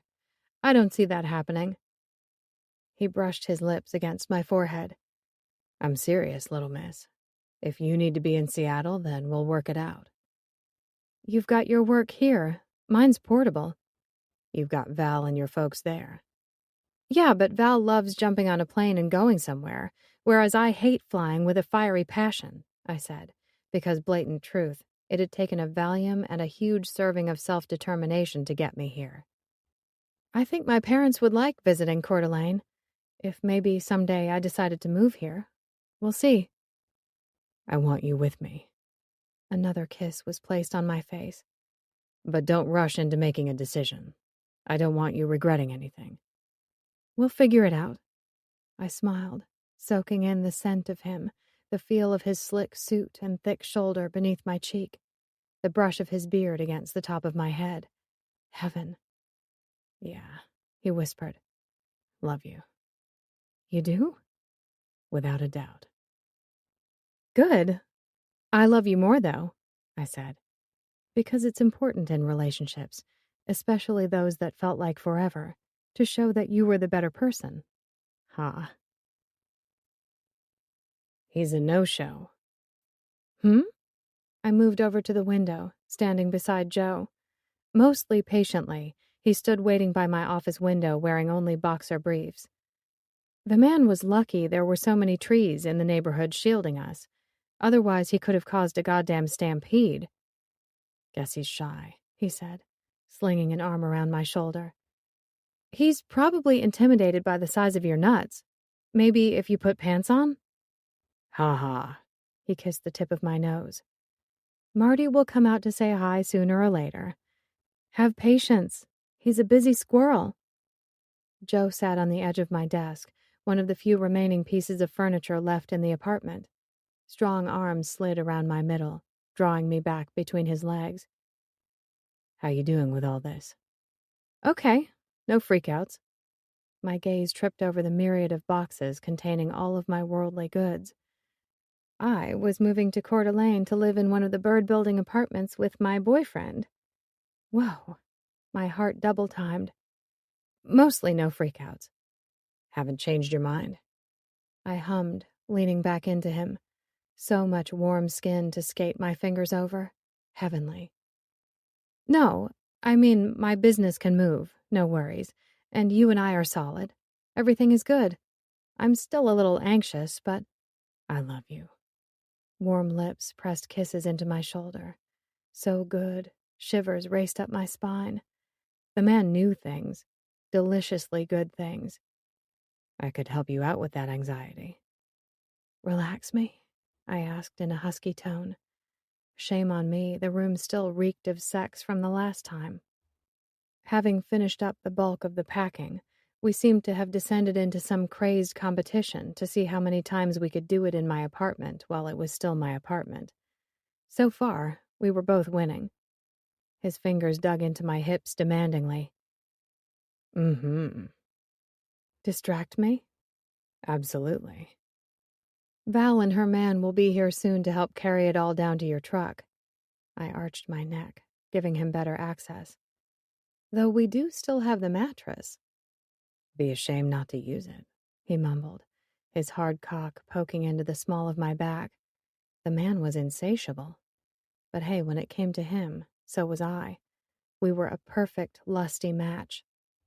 Out of the corner of my eye, I saw a flash of fur race by on a tree limb. I pushed out of Joe's hold, rushing to the window. Marty! Hey, fam! From behind me came a heavy sigh. Cock blocked by a squirrel. Oh, but he's so cute, I cooed. Aren't you, Marty? Yes, you are. Once more, arms came around from behind me, holding me tight. I appreciate you leaving him for me, little miss. It was a hard choice, it's true. Honestly, I'm still not sure if maybe I should Teeth nipped at my shoulder, and I giggled like some lovelorn schoolgirl. I couldn't help it. Joe had me, heart and soul. All of my phobias had fallen to him, one by one. He helped me be a braver, better person, someone more open to the world and all of its experiences. I love you, I said, giving in before my hickey count went sky high. Constantly wearing scarves around my parents was starting to raise some awkward questions. You better, he said, voice gruff. All the way, Mr. Collins, I grinned, my heart overflowing. I'm going all the way with you. We hope you've enjoyed Twist, a Macmillan audio production from St. Martin's Press. Text copyright 2017 by Kylie Scott. Production copyright 2017 by Macmillan Audio. All rights reserved.